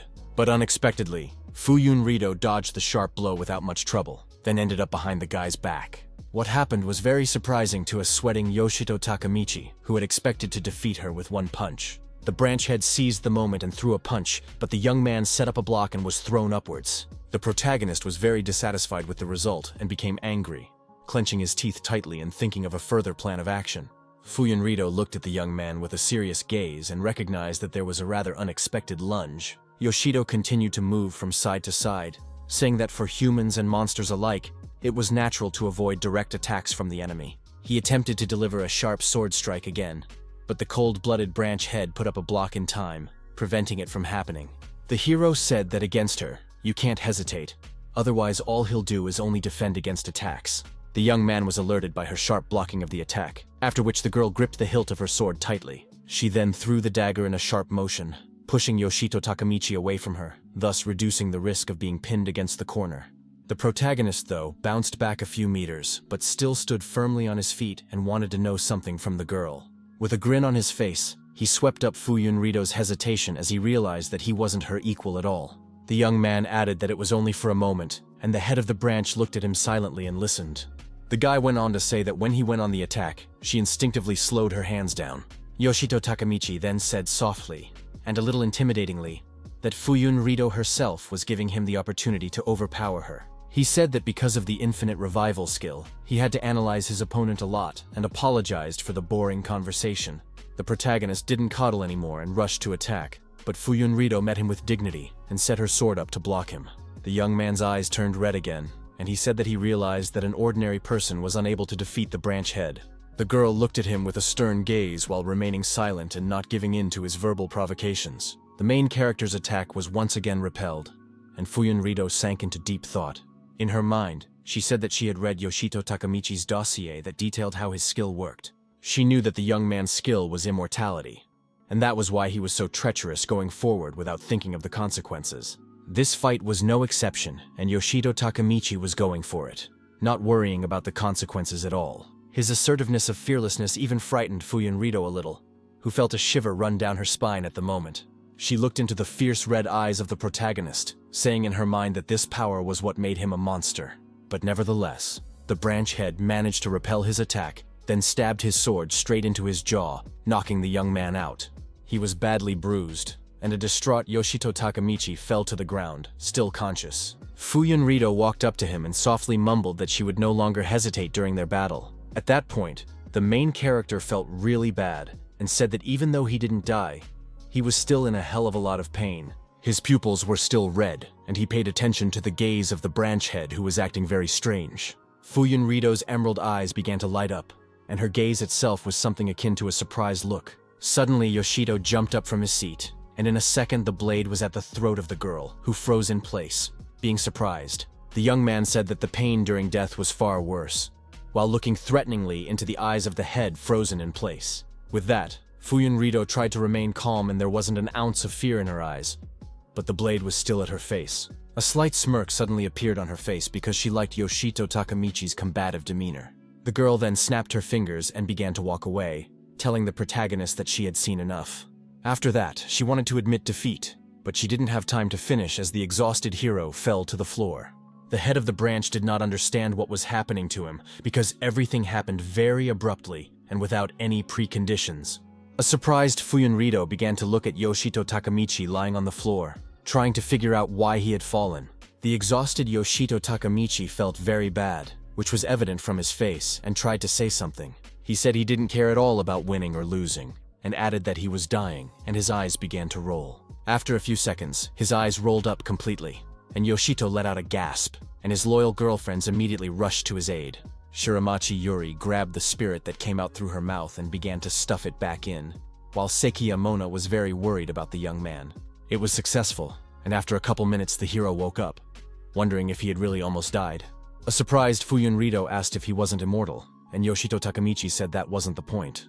Looking down sadly and squinting his eyes, he asked if she got what she wanted and if he could go. The branch head replied that she did, but she wanted to have a very important conversation with him before she left. Yoshito Takamichi didn't know what she meant, and Fuyun Rito said that as the head of the Tokyo branch, she recognizes his high level of strength and ability. Holding out an open palm, the head said that on behalf of the entire department, she would like to make a personal request to champion Yoshito Takamichi. The hero's female companions opened their mouths in surprise. After all, he had been approached by the head himself, and if it was a personal order of the branch, there would be a huge reward there. Fuyun Rito promised that she would pay him enough for it, just that he might not even have to worry about it. From the surprise, Yoshito Takamichi was even a little confused and said he was grateful to her, but wondered about the personal order. The head immediately replied that just recently, the branch had recorded a new celestial demon tower. She said they've closed the entrance to the conquerors for now, but she wants Yoshito to be the one to go in there first. Fuyun Rito had high hopes for the protagonist as she had convinced her of his strength and abilities. The head then added that she wanted him to gather information about a heavenly demonic tower named Persephone. She added that such was the Tokyo branch's personal order, something that didn't surprise Yoshito Takamichi too much, but did. The young man reminded him that such an investigation should be handled by branch agents, and asked what he had to do with it. Fuyun Rito stunned him by saying that they had already sent agents to investigate this heavenly demon tower.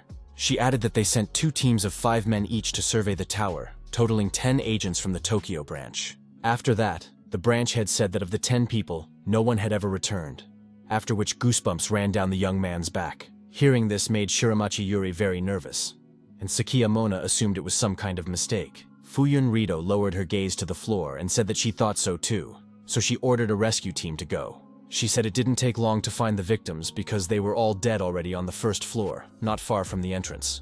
From the arrangement of their bodies, it could be inferred that they were all desperately running towards the exit but failed to make it. A pensive Yoshito Takamichi asked if there wasn't a safe zone in each tower. Fuyun Rito confirmed that it was, and monsters don't enter the safe zone, and the hero asked how people died then. She replied that on the bodies there were no wounds from the monsters, and their hearts had simply stopped, and they were only able to take the corpses away for examination. The head added that no one knows when, from whom, or how these people died, and this is the situation today with Persephone Tower. Yoshito exhaled heavily and asked if he understood correctly that they had decided to hire a person with the infinite rebirth skill for such a risky mission. Fuyun Rito asked not to misunderstand her, saying she's giving him this order not because she doesn't consider his life. She said she had no one else to ask, for at the moment of all the conquerors, he was the only one who could handle the task. The branch head then looked emotionlessly into the eyes of the protagonist, asking if he would take the order. At first, the slightly nervous young man stared silently into her eyes, contemplating a decision that was not given easily.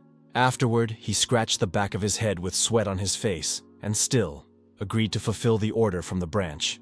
After a while, Yoshito Takamichi was already in the safe zone, on the first floor of the demonic Persephone Tower. The first thing the protagonist decided to do was to take a deep breath through his nose to feel the whole atmosphere and prepare for further trials. After inhaling, he began to whip his head around to fully concentrate and rid himself of unnecessary thoughts.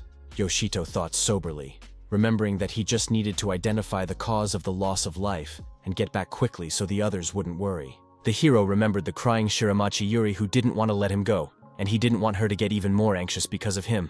After that, he decided to focus on the task at hand and opened the inventory window, figuring it was a good time to use the new weapon. Without too much thought, the young man took the unique weapon out of his inventory, anxiously awaiting its appearance in the real world. He looked admiringly at the blood-colored blade called Phos Animos, which looked amazing. Somewhere nearby, silhouettes of unknown creatures could be seen in the fog, which gradually approached the young man. As it turned out, they were aggressive skeletons who were going after the soul of a stranger, disturbing their peace. But Yoshito Takamichi wasn't slumbering either, and at the same minute his bloody blade flew at them, the arrival of which they hadn't expected. It immediately reached its target and pierced through one of the skeletons, who was shaken from surprise. Several more skeletons were defeated by the hero's sudden attack, whose eyes began to fill with rage again. Smiling in thought, the hero said that Phos Animos was light and deadly, and he expected nothing less from the unique weapon. Yoshito Takamichi then decided to test out what else his new unique blade could do and went ahead. Suddenly, he became very alarmed because a strange magic began to appear around him, surrounding him from all sides. It was a kind of purple mist, and upon seeing it, the protagonist began to cover his face with his hands to protect himself. Being wary, the young man wondered what else was going on while keeping his blade at the ready.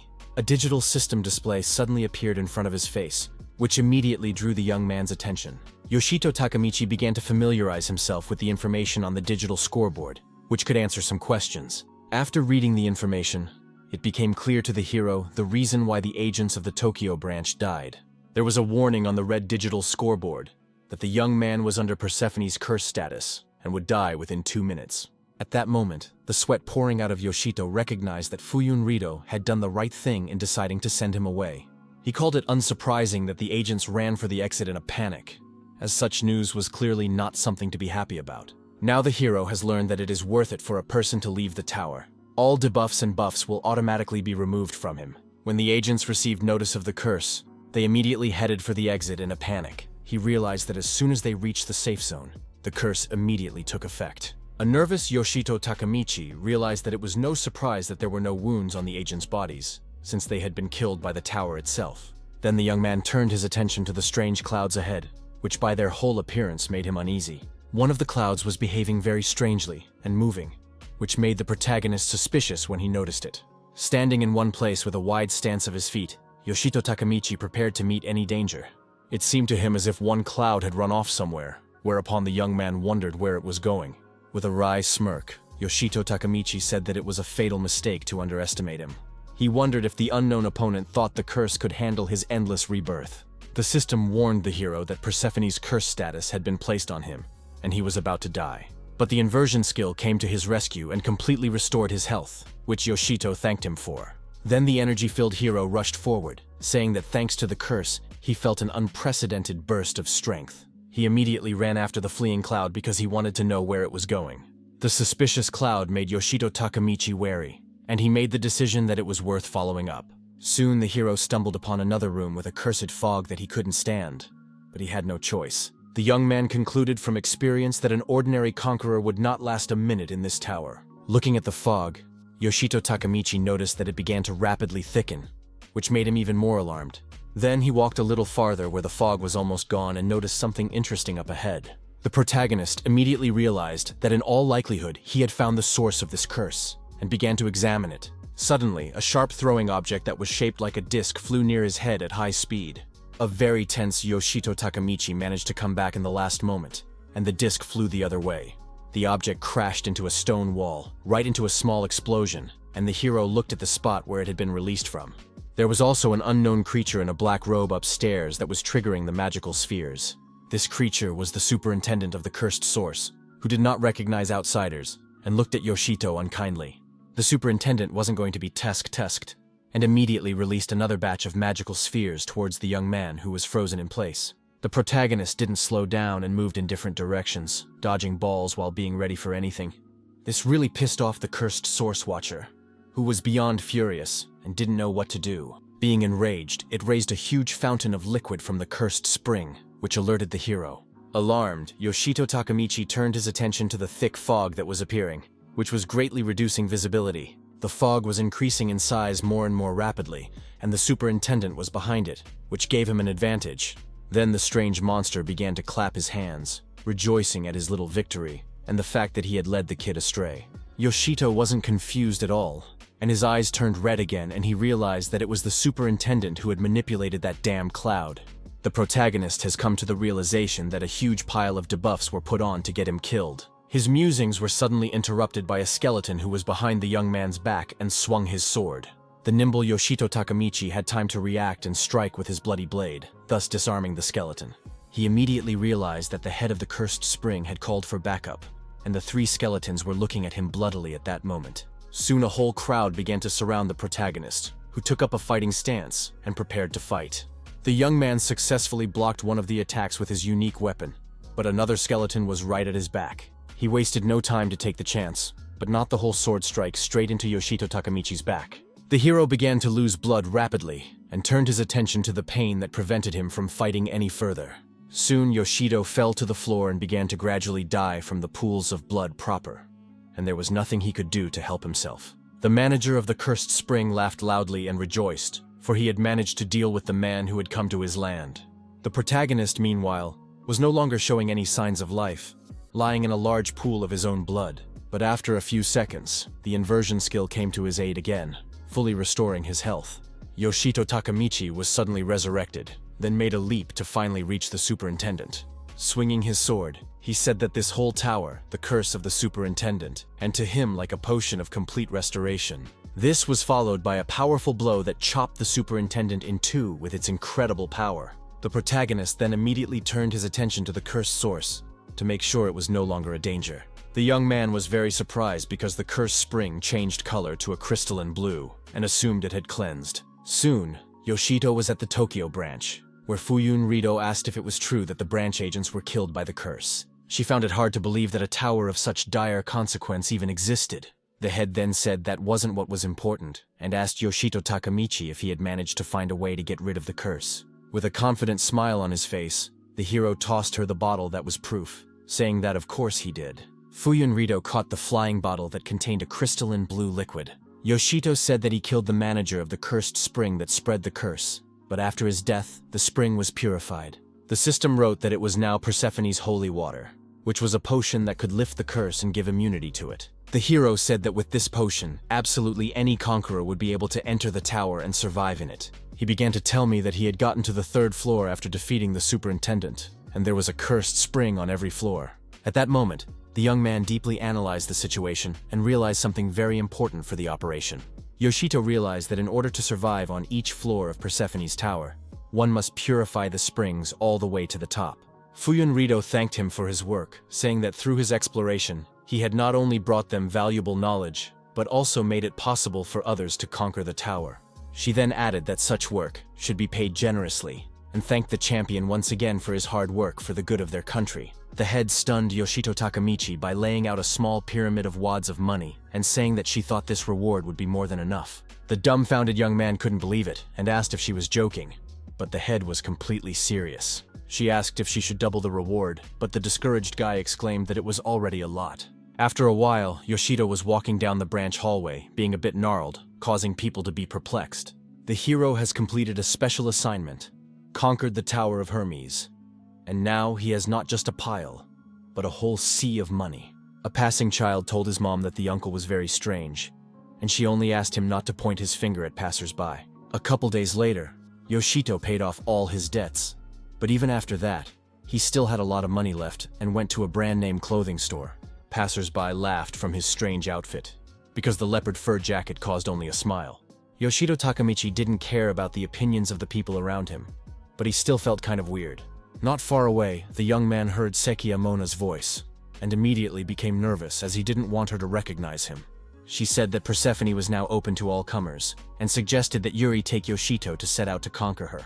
The very stressed-out main character made sure it was his girlfriends and hoped they wouldn't notice him. Lowering his gaze, the young man tried to walk past the girls, discussing the special mechanics involved with the water in the tower. The hero managed to get past them unnoticed, but he still didn't relax, because everything could change at any second. Still, the girls walked a few meters forward, after which Yoshito Takamichi exhaled with great relief. But suddenly, Sakiyamona stopped and turned around to look at the passerby, and he sensed it. Yoshito Takamichi, who was standing still, became nervous again because he felt her staring straight back at him. The girl approached the young man suspiciously and examined him incredulously, but he did not look her in the eye. A stunned Sakiyamona looked closely and realized it was their friend Yoshito, who she hadn't expected to see in such an outfit. The nervous protagonist immediately exclaimed that she was mistaken, but the girl couldn't believe it. The tense young man said loudly that it was just the first time in his life that he had gotten so much money and wanted to please himself somehow. The girls didn't emphasize his bad taste and said they understood that, because it was his business how to spend his money. Still, Sakiyamona said his outfit sucked, to say the least, and Yoshito said it was cruel. Then she asked if he would go with them to conquer Persephone's tower, for that was what they wanted to meet him for. A slightly worried Yoshito Takamichi asked where she was in such a hurry, and warned that the conquest would be quite difficult. Mona said that magic stones that were under a local curse were worth a lot of money, and you could make a fortune off of it. Yuri complimented that, thanks to the branch, the strategy to conquer the tower was developed in just a few days, but Yoshito still asked why the rush. Sakiya exclaimed that it was all because he wasn't the only one who wanted to live a life of luxury, and asked him to help them become rich too. Shiramachi Yuri said a bit shyly that if Yoshito went with them, the tower conquest would be fun. Yoshito Takamichi was thinking soberly, and realized that if the girls took enough potion, they definitely wouldn't die from the curse. He pleased the girls with his agreement to go with them, but he wanted to set conditions first. The girlfriends began to listen very carefully to the demands he was going to make before he shipped out. The blushing young man only said that he needed to change his clothes as soon as possible before departing. Meanwhile, inside Persephone's celestial tower lay the body of a weeping man, whose eyes showed all the horror he had experienced. Near his palm was a bottle containing a crystal potion that had been extracted by Yoshito Takamichi from a purified cursed spring. Also around the man lay several more dead conquerors, and their bodies were guarded by a ghost-like creature with a scythe. The unknown monster was completely covered in a white robe, and there were 3 sharp spikes sticking out near its neck. His face was like a skeleton with his eyes glowing pink and purple colors, inspiring terror. On the 10th floor of the demonic Persephone Tower, meanwhile, sword-armed skeletons were rampaging. One of these received a powerful rebuff from Yoshito Takamichi, who had a unique weapon at his disposal. The protagonist managed to effortlessly block the skeleton's attack, which spoke of further carnage. The young man looked sternly at the skeleton, who, although he couldn't show much emotion, he was stunned by such a fighting technique. A few seconds later, an entire row of swings of the unique blade was spent, taking the life of the skeleton. Yoshito Takamichi deftly dealt with him and stood in the rain of bones, looking up proudly, which commanded respect. A surprised Sakiyamona started clapping and said that he really had gotten much stronger, and Shiramachi Yuri just froze in place. The hero reminded them that they've already gotten this far, so it's no surprise since he's pumped. But the truth was that level up points didn't play a role for his stats, and now his powers are justified by his high level, which is pretty handy. The young man contented himself with the fact that at least a little bit of level up points added up, and then turned his attention to the scoreboard that appeared. It was a system warning that the effects of the Persephone Holy Water Potion would wear off in exactly 1 minute. Yuri got worried, and Mona said that on this floor, the spring had already been cleansed, and they were unlikely to fall under the curse. Taking out a couple bottles of holy water from the inventory window, the girl said that still, it was better to back up. She then tossed one of the bottles to Yoshito Takamichi, who caught it and turned his back to the girls. The tense young man clutched the bottle in his hand, realizing that if he took even a sip of this potion, a curse would be cast upon him due to the inversion. With sweat on his face, he carefully turned around, looking at his smiling girlfriends, and continued to ponder. Yoshito Takamichi realized that he had missed the moment when he should have told them about the inversion, and wondered if he should tell them. Turning around, still a bit tense, the young man asked the girls to listen because he had something he wanted to tell them. But at one point he became very alarmed as an unknown skeleton-like creature loomed over his friends. The monster placed its bony paw on the face of the frozen Shiramachi Yuri, who didn't realize what was happening. Torture and the skeleton dragged the girl behind him, and the dazed Sakiyamona was very scared and screamed in fear. She was very afraid for a close friend who had accidentally dropped Persephone's holy water bottle. The skeleton meanwhile continued to swiftly scurry away, holding Shiramachi Yuri firmly under his bony arm. The girl was very frightened and could not break free from his clutches, and the monster was not going to let her go. He pressed his hand too hard around her throat, thus choking the girl a bit, and she tried to loosen his grip a bit. A tense Yoshito Takamichi immediately realized what kind of fog he had encountered earlier on the spit, but it was no use now. Meanwhile, a red digital display was visible in the eyes of the frightened Shiramachi Yuri, which threw her into a state of bewilderment. The girl was amazed that the system warned her of the curse status, and was also told that she would die in 2 minutes. Yoshito Takamichi became even more nervous because he didn't expect that this monster could cast a curse. He realized that Shiramachi Yuri had been caught by the merciless monster and didn't even have time to drink the holy water to Persephone. Sekiyamona's eyes filled with rage, and she mindlessly rushed to save her friend, screaming that she would help her right away. The bloodthirsty monster wasn't scared of her at all, but the girl still wasn't going to retreat and prepared to strike. Suddenly, the mighty skeleton twirled his sharp scythe in his hand, hinting that there would be no mercy. The fury from Mona's eyes immediately disappeared, and she was wary because she hadn't expected him to be so deft. Then there was a powerful explosive blow that threw the girl aside and she could not resist it. Shiramachi Yuri was very worried about her friend and screamed in fear as she watched the horror of it all happening. Sekiyamona survived the blow and landed firmly on her feet, and Yoshito shouted at her to immediately fall backwards. Filled with lust for battle, the hero immediately rushed to the attack, saying that he would deal with the skeleton himself. Grasping the hilt of the bloody sword firmly, he began to strike, but the skeleton managed to block them. The main character didn't like it, but he wasn't going to give up his intentions and continued to probe the ground. Furious, the young man swung his sword even harder, hoping to do some damage to his opponent. The powerful skeleton became angry, and his eyes filled with rage, turning redder and redder with each passing second. In his bony hands, he held 2 blades firmly, which he used to block Yoshito Takamichi's blows. The young man tensed up as he realized there was no way he could hit the skeleton, but he had very little time to think. The hero recognized that this monster was definitely not the little scum they had killed on their way to the top of the tower. He then decided to bounce back, hiding behind Sekiyamona's back to gather his thoughts and think of a plan of action. Yoshito scrutinized his opponent, but he still didn't understand anything and continued to think. The protagonist recognized that the skeleton was clearly strong, but all he was doing was only defending himself, and it was unclear why he would do so. A wary Sekiyamona told her comrade in arms that they needed to hurry because the setup was heating up. Being very excited, the girl said that there was less than 90 seconds left before the debuff was activated. A terrified Shiramachi Yuri could barely hold back her tears and begged the skeleton to let her go, but he didn't care about her pleas. In an instant, he looked at the girl with his bloodthirsty eyes, and that look made her freeze. After that, the monster began to chuckle intimidatingly, which further alarmed and frightened the confused Yuri. The monster pulled the girl even tighter against him and began to exalt himself above the ground while looking at Yoshito and Mona.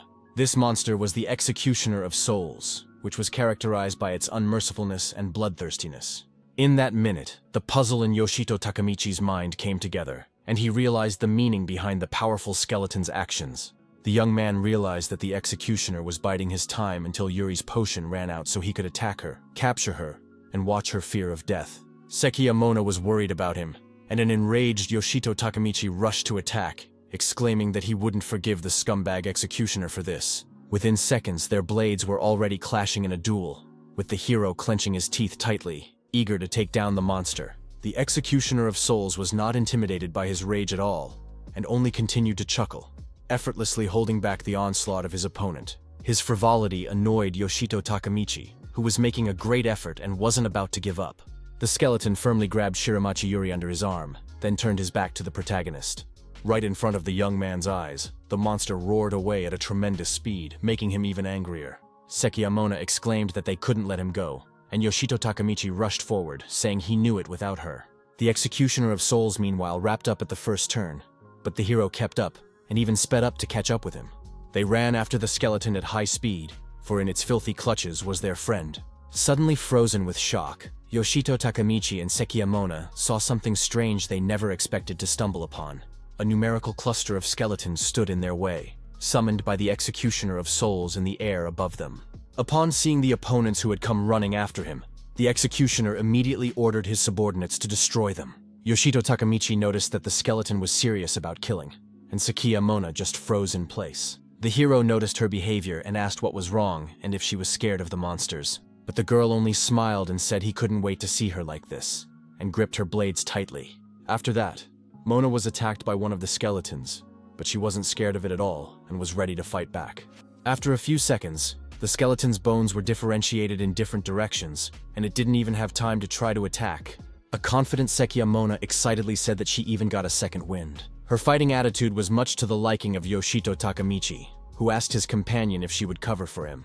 The hard as flint Sekiya Mona said he might as well not ask, since everything was already obvious. The pair then rushed to attack the Soul Executioner, who desperately tried to attack them, but the attempts were futile. The furious duo prevented the crowds of skeletons from even trying to attack, as they had no time for ceremony. Suddenly, a skeleton appeared that was different from the others, in that it was an archer who had already drawn an arrow. As it turned out, there were 2 other archers like him besides him, and soon the trio were firing arrows toward the enemy. Sekiya Mona was a bit confused because the sharp arrow had already almost pierced her head, which was cause for excitement. Yoshito Takamichi came to her aid at the last moment, deflecting all the arrows with a single swing of his blade. The tense young man asked the knocked-out girl if she was okay after what had happened, and she said she was. The hero was incredibly angry at his opponents, but remembered that there were less than 60 seconds left before the curse was activated. He immediately spread his legs wide and spread his arms apart, coming even more furious and prepared for the final move. An enraged Yoshito Takamichi said he would clear the way and rushed into the attack, destroying all the skeletons in his path. In an instant, the hero turned his attention to a digital display that appeared, the reason for which was unknown. A ring called the Dead Man's Secret Offense fell out to him. Wearing it would cause a person to take lethal damage every 5 seconds. Familiarizing himself with the ring's abilities, Yoshito chuckled slightly and wondered what kind of useless nonsense it was. He said no one in their right mind would ever wear that ring, but he was curious to do so. When asked by the system if he wanted to equip the ring he had received, Yoshito Takamichi answered without hesitation, yes. Soon the ring was on the middle finger of his hand, and the system notified him that he would now take lethal damage. The hero understood that this ring with the inversion skill would restore his health, so he might not worry about defense. After that, the confident young man rushed to attack the crowd of skeletons without a backward thought, eager to deal with the Executioner of Souls. Skeletons one by one were killed by his unique blade that took their lives with just a gentle touch. A furious Yoshito Takamichi took aim at the Executioner of Souls and said that now was the time, and he was trying out his new skill on him. There was no mercy in his eyes, because the hero only wanted to take revenge on the monster. He was eager to try out the False Animos skill, for it was a special combo consisting of 7 strikes, where each successive one would be stronger than the previous one. The hero realized that if he slowed down even for a second, he would have to start over, and remembered that the skill took a long time to recover. Due to his long recovery, the young man had previously been reluctant to use it, but that had now changed. But unexpectedly, all his plans were shattered by a sudden blow from the Executioner of Souls, which made Yoshito Takamichi scream in pain. A worried Shiramachi Yuri started crying, then as she was very worried about the main character. Slightly defeated, Yoshito fell to the floor, injured, but he wasn't about to give up. The ability healed his deep cut very quickly, after which the protagonist returned to the battle with his previous mood. He tried again to deliver an incredibly powerful blow, which the Executioner of Souls once again blocked with his blade. A confident Yoshito said that he now regenerates his health every 5 seconds. This strained the Executioner of Souls, who had previously doubted his powers and not taken him seriously. But now he found it harder to hold back the onslaught. But he had a couple more trump cards up his sleeve, and the monster decided to use magic, pushing the guy aside. He took his chance and distanced himself, but the assertive Yoshito Takamichi immediately rushed towards him. The insidious monster began to chuckle annoyingly, as this was another trap for the hero. Soon there was a massive explosion, after which Yoshito Takamichi began to bleed to death and was unable to survive. But an inversion immediately came to the rescue, and the death status was changed and health was fully restored. The Executioner of Souls tried desperately to stop him from attacking, but the attempts were futile, and the hero was getting close to him. The monster became very nervous, and Yoshito Takamichi said in an intimidating tone that it was time for the 7th strike. Looking fearfully into the eyes of the Executioner of Souls, the hero swung his unique blade, realizing that he would win this battle. The 7th strike triggered a powerful chain of inflorescence that signaled a successful combo. After this combo, the Executioner of Souls could not survive, and began to gradually dissolve into space. Shiramachi Yuri was missed from his grasp, and began to free fall to the floor while unconscious. At that moment, she risked losing her life due to her head hitting the floor, but Yoshito Takamichi immediately rushed to her. The protagonist managed to run up and caught the falling girl, who began to slowly open her eyes. regaining consciousness. Quickly regaining consciousness, a shocked Shiramachi Yuri couldn't understand what was going on, or why he was holding her in his arms. Smiling, the young man said she was safe now. The delighted girl told him thank you. Just then, Seiki Amona came running to them, reminding them that Yuri still had a curse hanging over her and needed holy water immediately. Yuri immediately poured a bottle of holy water on her hand, and her friend said it was definitely okay now. Still, Mona said they should keep the holy hand underwater, and Yoshito Takamichi noticed something strange. In front of him, the guy saw many red digital windows that alarmed him, and he didn't realize what it was all about. But after a few seconds, it came to him that it was all because of the ring worn on his right hand. Yoshito Takamichi looked at the glowing ring and wondered if he would always get that notification. He read again that by wearing a dead man's secret offense, one would take lethal damage every 5 seconds. Suddenly, the gemstone on the ring cracked, which the protagonist did not expect at all and became very wary. The bursting ring began to spew forth with an incomprehensible energy that frightened the young man even more.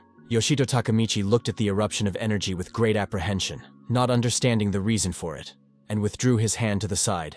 His girlfriends, meanwhile, stood off to the side as if nothing had happened, and the young man assumed the ring had exploded. Looking at the ring incredulously, the hero wondered if it had broken, which was very unfortunate. What was even more surprising was that in an instant, the ring glowed with a pleasant purple light that was almost blinding to the eyes. Yoshito Takamichi's face changed maximally from bewilderment, and his forehead even turned slightly red, covered in sweat. The system notified that the limit on the number of deaths from the dead man's offense had been exceeded, and it was now transformed into a rusty ring. The friends asked what was going on, and the young man replied that the object he had picked up had suddenly changed right on top of him. He realized that the ring had no effect on him, so he decided to take it off to start figuring out what had happened to him. Yoshito Takamichi then asked his girlfriends what their next plan of action was, because it was impossible to stand in one place. Seiki Amona said that Yuri was clearly tired of everything going on, so they should take the magic stones and call it a day. Shiramachi Yuri felt very uncomfortable and apologized to her companions for everything. Her friends standing next to her only laughed and said they understood, so she shouldn't worry. The girl then confidently asked her friends to provide her with mining magic stones on this floor. A couple moments later, she was already fighting the skeletons in full force, with her companions cheering her on. But after a couple hours of them being tortured, they begged Shiramachi Yuri to stop. But she got into a taste of it, and wouldn't do it. The sweep of Persephone's tower was going smoothly, and many conquerors, as well as branch agents, were sharing the knowledge they had gained about the floors of the tower. It took only a week to find the boss's room on the 30th floor of the tower, which was a staggering figure. However, it wasn't all smooth sailing, and Yoshito Takamichi was meanwhile in the canteen of the Tokyo branch of the Conqueror's office. A slightly sad young man sat at the table, sipping coffee and pondering the essentials of life, wishing he could be alone. Suddenly, he heard a man nearby asking his comrade if he had heard of the boss of Persephone's tower. The man also asked if his friend had heard that rumor that the door to the boss's room was sealed and no one had been able to open it. A surprised Yoshito then shifted his gaze to his girlfriends who entered the dining room, apologizing for the wait. A smiling Seiki Amona asked the protagonist if he wanted to visit Persephone's tower boss today. The girl pushed back her chair to sit down, and the young man asked if the door to the boss's house wasn't sealed so no one could get in. The friend acknowledged he was right, but said a good friend of hers shared a clue on how to open this door that was stored on the upper floors. A tense Yoshito asked loudly if she was serious, and Seiki Amona asked him to be quieter so as not to attract attention. She whispered softly that she had learned something about the door to the boss, and the protagonist began to listen to her intently. The girl only spoke of the brink of death and the offering of rotten proof, which sounded very incomprehensible. Somewhere beyond the brink of death was a huge open bony hand that held a tantalizing glowing orb. A wary Yoshito Takamichi looked earnestly into Mona's eyes, asking what the phrase she said meant. The girl also warily replied that she had no idea, and that was where the conversation came to its silly end. They were puzzled because they didn't know what to do now, but a smiling Shiramachi Yuri said she had a suggestion. The girls said that many of the conquerors in the towers had a ring with a death debuff, which was not a bad clue. Seiki Amona was surprised to ask Yoshito if he had the same ring Yuri was talking about.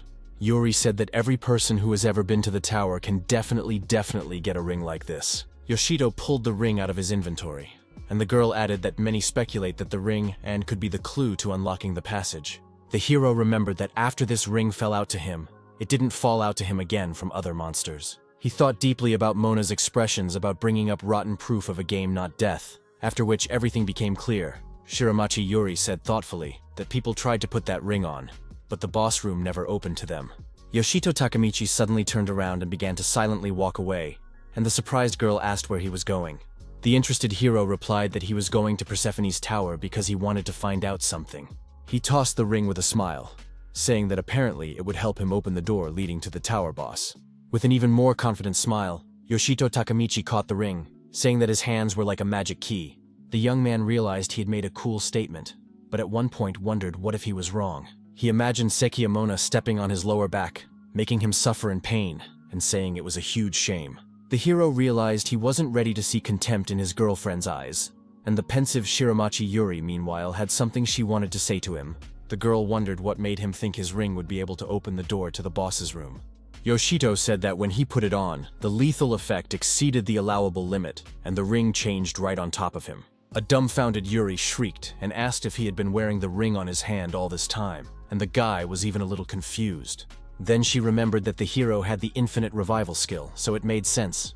Yoshito withheld the fact that it was about the inversion, but said that after the change, the ring didn't have any effect. The system didn't give out any information about the ring, and the protagonist asked his girlfriends if they thought the whole thing was strange. However, after his recent hunch, Yoshito Takamichi realized everything and decided to try to explain it to his girlfriends. Removing the ring from his finger, the young man explained that it was necessary to raise the debuff to the limit beyond death for the ring to rot, becoming rusty. His insight delighted the girls, and with a little giggle, Sekiyamona admitted that Yoshito Takamichi was pretty good. Then the hero said he realized it recently, and the girls whispered behind his back, happy to have him on the team with them. All of these words were just an assumption on his part, and he didn't know if it was true or not. But his girlfriends were overjoyed. A flustered Yoshito looked at the ring, saying in his mind that he didn't want to disappoint his girlfriends and begged it to work.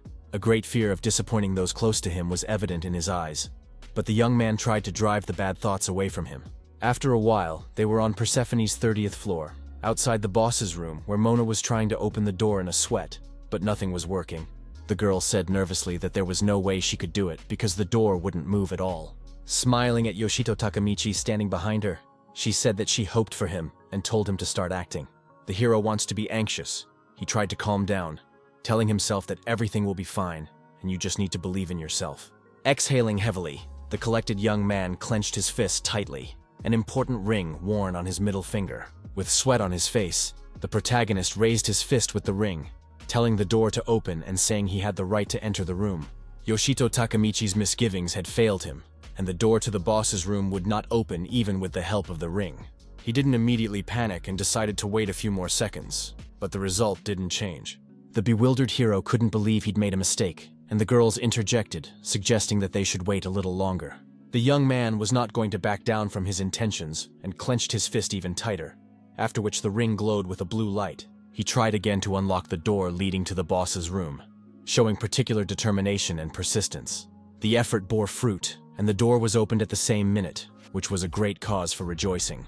Mona and Yuri rejoiced, and Yoshito's heart dropped and he exhaled with relief, realizing he hadn't turned out to be some kind of freak in their eyes. Then he caught himself getting too caught up in his thoughts to open the doors and forgot about something very important. Yoshito Takamichi remembered that this door leads to the room with the boss, from where a cold and intimidating atmosphere was immediately believable. Drops of sweat began to trickle down the hero's face, and biting his lip, he reminded himself that this was the boss on the 30th floor of the tower. The young man realized that the local boss must be much stronger than the one he had met in Hermes Tower some time ago. He realized that it would be very foolish to go fight the boss without preparation, and turned to Yuri and Mona standing behind him. Yoshito Takamichi suggested that the girlfriends retreat and prepare for the boss, then come back and fight. The protagonist let his guard down and didn't notice that a huge black hand came out of the room with the boss. With the help of gravity, the arm dragged him abruptly behind him, which stunned Yoshito Takamichi and his girlfriends. She then planted him in a room with his boss, and the confused young man just tolerated it because he couldn't resist. He then fell to the floor and somersaulted backwards, trying to stop sliding and stop to collect himself. The knocked-out Yoshito Takamichi understood absolutely nothing and was very nervous, but he didn't panic. The nervous hero shouted to a flustered Yuri and Mona to stay out of the room, and they didn't realize what he was saying. The huge door suddenly slammed shut right in front of the girls who entered the room, causing even more excitement. After that, the sealing process began with a red mark that appeared on the huge doors. Yoshito Takamichi began to rise to his feet, realizing that just opening the door wouldn't work that easily. Suddenly, a huge blue portal appeared in the closed room, but the hero tried to remain calm. After that, a huge silhouette began to emerge from the portal, which was very problematic to see at first. A huge paw with long claws stepped onto the floor of the room, making the hero a little wary. Soon, the portal disappeared, and in its place was a huge long-haired monster with elf ears. Yoshito Takamichi and his girlfriends remained calm, ready for a fight and realizing that this was the boss. The boss acted cool and calm at first, and hid his face while cradling his head in his hand. But soon, he showed his true colors, and his eye was red, which spoke of bloodlust and lust to kill. The mysterious monster slammed the Boston on the floor, making it clear that no mercy would be shown and it was ready for a fight. With his long and vile claw, he pointed at the trio who were coldly waiting for the battle to begin. The boss then began to chuckle insidiously and intimidatingly, and his red eye glowed even more. Suddenly, he took advantage of the force of the wind, which made the team barely able to stand on their feet but resisted with all their might. Experiencing great hardship, Yoshito Takamichi drew his bloody blade, realizing that there was no other way out. The hero said that since he himself had opened this door, it was up to him to deal with this powerful boss. The Bone Elder Priest threw off his hood, revealing his bright blue mane in readiness for battle. He then displayed his aggressive growl, which indicated that the boss would soon launch an attack. With the help of magic, the first powerful attack was launched, which made the team worried. The wary trio still stood still, taking no action, though time was short. As it turned out, with his magical ability, the priest summoned many skeletons that were ready to beat the runny nose. They emerged in droves from the blue shells the Elder had launched and immediately tried to identify targets. A whole crowd of aggressively inclined skeletal acolytes were ready to fight, looking bloodthirsty at the team. Yoshito Takamichi immediately realized that the priest was calling for backup, and this was his main battle tactic. In his thoughts, the protagonist said that he was sorry, because he thought of ending things one-on-one, but things turned out differently. Firmly grasping the hilt of the unique blade, he rushed into the attack at great speed, leaving a streak-like trail behind him. The young man thought to take the priest by surprise and wondered if the enemy thought he would beat him on foot. An enraged Yoshito Takamichi made a high jump to launch an aerial attack and grab the priest's horns. He was startled when, at the last moment before striking, the Elder created a protective barrier around himself. The hero did not expect this turn of events at all, and looked at the priest with wide-open eyes. The red-eyed opponent looked at him with a small smirk, still in complete safety. In the same minute, the huge protective barrier exploded, and the unharmed priest was on the floor watching. Yoshito Takamichi was thrown aside by the blast wave, but stopped sliding, angry that the boss had used a barrier. Behind his back was suddenly a sword-armed skeleton, who was not going to show any mercy and swung. The hero was immediately stabbed through with the sharp blade of the insidious skeleton, who only gloated at this. Choking on his own blood, a stunned Yoshito Takamichi looked at his opponent, who had caught him off guard. The skeletons weren't about to give up his chance at survival and swung again to finish the hero off, whereupon he died. Still, the debuff was changed to a buff, and the lost points returned, and Yoshito stealthily attacked the skeleton. The priest's novice was going to fight to the last and set his sword up, blocking the hero's attack. The young man grabbed the hilt with both hands, so hard that the veins in his arms began to protrude. He clenched his teeth tightly, holding back the strong onslaught of the skeleton, which although it was an ordinary knuckle, it was very strong. The enemy swung his sword, and the hero noticed that his attack power and reaction speed were much higher than the guys from the lower floors. At one point, Yoshito Takamichi got very nervous as his opponent didn't give him a break and clamped him in a vice-like grip. The young man realized that he could handle a couple and the Elder's novices, but he didn't know what to do with such a huge number. The two skeletons started climbing on top of him and trying to paw his arms, but Yoshito didn't give up and tried to throw them off of him. The sturdy skeleton cradled the powerless young man's head and slammed him to the floor, pinning him down hard and giving him no chance to get up. Soon, the Elder who was lying on the floor, Yoshito Takamichi, was approached by an Elder who was looking at him arrogantly. At that moment, the powerless hero needed support and could not resist expressing his hatred for the boss verbally. One of the skeletons was still pinning his head to the floor, and the Elder laughed irritably, looking away. Suddenly, the young man noticed that they were looking in a different direction. At what exactly, it was unclear. As it turned out, the crowd of skeletons were looking at Mona and Yuri, who were ready to fight back, even though they were very nervous. Shiramachi Yuri noticed the approaching magic sphere, which she immediately tried to repel. The balloon was successfully detonated, which spoke of the great danger to the skeletons because they were in danger of being destroyed. The cold-blooded and ruthless skeletons were confused, as they realized that this was their imminent downfall. Something like a magical whirlpool was approaching Shiramachi Yuri, but she wasn't afraid and silently watched it. The enthusiastic blue-eyed beauty exclaimed that she had succeeded, but it was too soon to rejoice. In an instant, her chin quivered and drops of sweat began to run down her face, and she couldn't control it. A crowd of skeletons were approaching her, one of them gritting his teeth in an annoying manner that even scared the girl a little. The bright blue eyes of the skeletons looked very frightening, and they slowly approached Shiramachi Yuri, wanting to finish her off. Meanwhile, Seki Amona was fending off an attack from one of the skeletons nearby that was just as tough as the others. The girls got nervous because there was nowhere to run, and no plan of action, and the skeletons were surrounding them. An angry Yoshito Takamichi yelled for the skeleton to immediately remove its bony hands from his head. The young man thought of Mona and Yuri, who needed help, but froze at one point, dousing himself with sweat.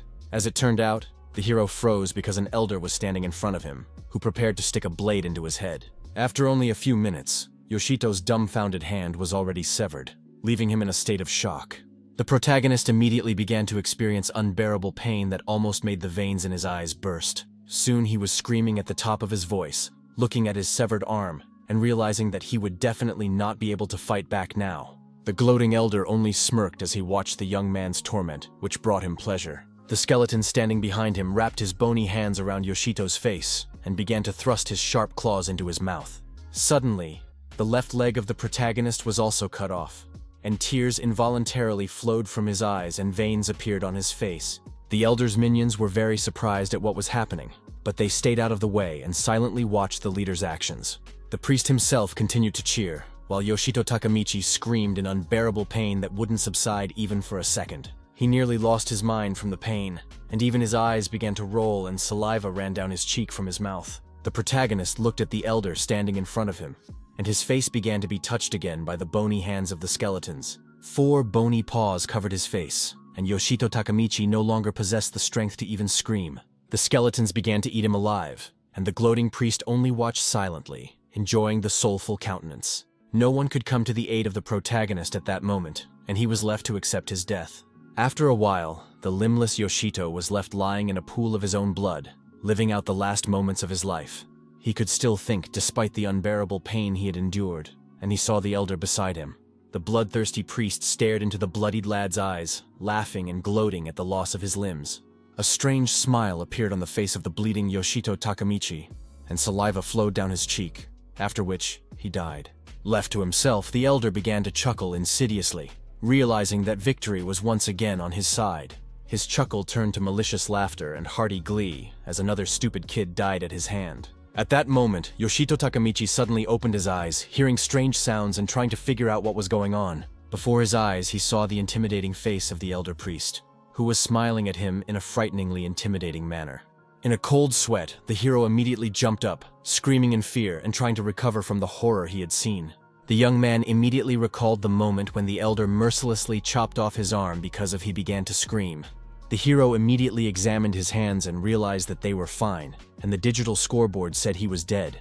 Then the moment of chopping off his left leg, which had horrified Yoshito Takamichi with unbearable pain, came to mind. These memories brought great fear and tears to his eyes, and the young man wrapped his hands around his face. He remembered his strange smile just before he died as a large amount of blood ran down his head. Yoshito Takamichi screamed at the top of his voice, feeling like he was going crazy and not knowing what to do next. The character also recalled the surprised faces of the boss's minions as he stripped him of his limbs. The gloating face of the elder priest, who was only satisfied with the guy's severed limbs, also came to mind.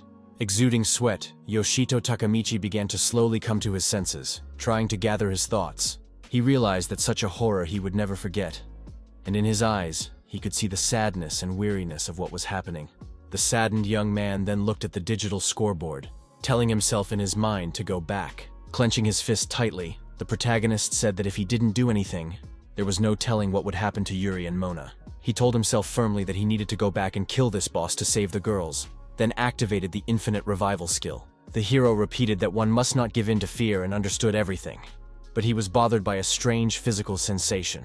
The young man couldn't understand why his body was walking around and paid attention to his trembling hands. The system notified him that he would die if he didn't confirm the activation of the skill, and the hero decided he had to change his revival point. In the same minute, the revival point was changed, and Yoshito Takamichi was back on the battlefield, where he saw a large crowd of skeletons. Also nearby, he saw the agitated Yuri and Mona, who were huddled by the crowd and confused. The very intense main character immediately concluded to draw the attention of the crowd, giving the girls a chance to escape.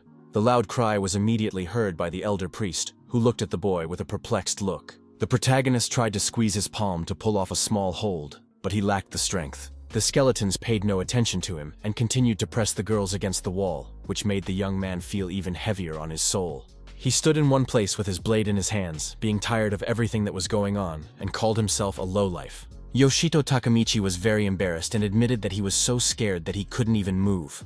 Meanwhile, his dear friends closed their eyes and hugged each other, preparing to die, because the skeletons had already completely pinned them down.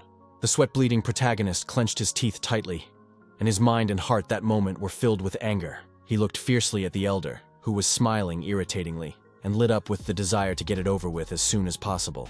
The red mark on the door leading to the boss room, meanwhile, glowed even stronger and strange signs appeared on it. Suddenly, it burst into flames, creating a massive fire around it, which began to spread rapidly in different directions. Tears began to come to the eyes of a discouraged Yoshito Takamichi, and he realized that he was so weak that he couldn't save his girlfriends. With pain in his eyes, he immediately turned around, trying to figure out what was going on and why the flashed marker had exploded. As it turned out, the door was blown open by an unknown conqueror who, holding a flaming sword, entered the room. Conqueror looked at the boss, saying that there were rumors that there was no way to open this door, so he decided to use force. Dispelling the unpleasant smoke, the man said there was no way anyone could have told her that the door had already been opened by someone before him. Mona, meanwhile, embraced Yuri, looking at the unfamiliar conqueror along with the surprised skeletons. The astonished elder priest and his minions looked at the man who had come to them alone with great surprise. A crying and very exhausted Yoshito Takamichi also turned his attention to the conqueror. While being broken mentally, the man felt a little uncomfortable with everyone's silence, and realized that not everything was as rosy as he thought it would be. The two skeletons meanwhile took their chance and pounced from behind on Yoshito, who was distracted. But a strange conqueror came to the rescue, who put up his sword and thus saved the bewildered lad. He pushed the flustered Yoshito aside, saying he'd cover for him, and continued to maul the bony monsters. Conqueror said the guy could take it easy, but he froze in place and watched with his mouth open in shock. Smiling, the confident man said that as long as King Kogura Okimomi lived, no one would die here. He was the very king who, with his charisma, inspired confidence even at first sight. The sweating Yoshito Takamichi was even more surprised, because he didn't expect to meet the king. The title of king was awarded to people who conquered towers with 100 floors, and in Japan such people can be counted on the fingers of one hand. Kogura Okimomi gripped the hilt of his sword, telling a surprised Yoshito that they would chat about it later. The king then said that now it was time to burn the place to the ground, and triggered the fire with an ability. Everything around them began to rapidly ignite, and the skeletons died one by one, unable to resist. The king took advantage of the ability of the Erenho's front, which was able to make the land scorched. The skeletons frozen in place did not even have time to move and were burned to ash in a few seconds. A bewildered Yoshito Takamichi looked at what was happening around him with great surprise and couldn't believe it. The elder priest, meanwhile, was still alive and would not give up, even though he realized that he had little chance. Suddenly, he made a high jump, after which he was in the air and about to take his feet. The boss's look was worried, and he had hoped to get away from the place in a flurry, but he thought so in vain. Kogura Okimomi noticed the monster's escape and asked where it was going, but the elder only smirked. The king immediately tried to attack it, but the monster fought for life with all methods and used his shield. The barrier would be no barrier at all to the overwhelming power of the mighty king, who struck another blow. The walls around them began to crumble from the incredible power, but the protective barrier still held up under the strain. The elder's mind began to seize with panic, and he hoped for survival, making every possible effort to maintain the barrier. Yoshito Takamichi stood to the side, and suddenly there was a powerful explosion of the barrier the elder was protecting himself with. The acrid smoke and copious amounts of dust made the young man cough, and he covered his face to keep anything out of his eyes. The absolutely calm Kogura Okimomi meanwhile looked at the floor, realizing that he had succeeded in destroying the barrier. The barely alive elder priest let out his last cries, screaming in anger. But that didn't scare the mighty king at all. The king, without looking, but very accurately, hit the monster on the head, which finally confused it. He himself remained cold-blooded and only stared silently forward, smoke coming from his fist after a powerful punch. After this blow, the elder collapsed to the ground with a rumbling sound, no longer able to resist an attack. Kogura Okamomi heard this and looked back at him with his emotionless gaze, realizing that victory was on his side.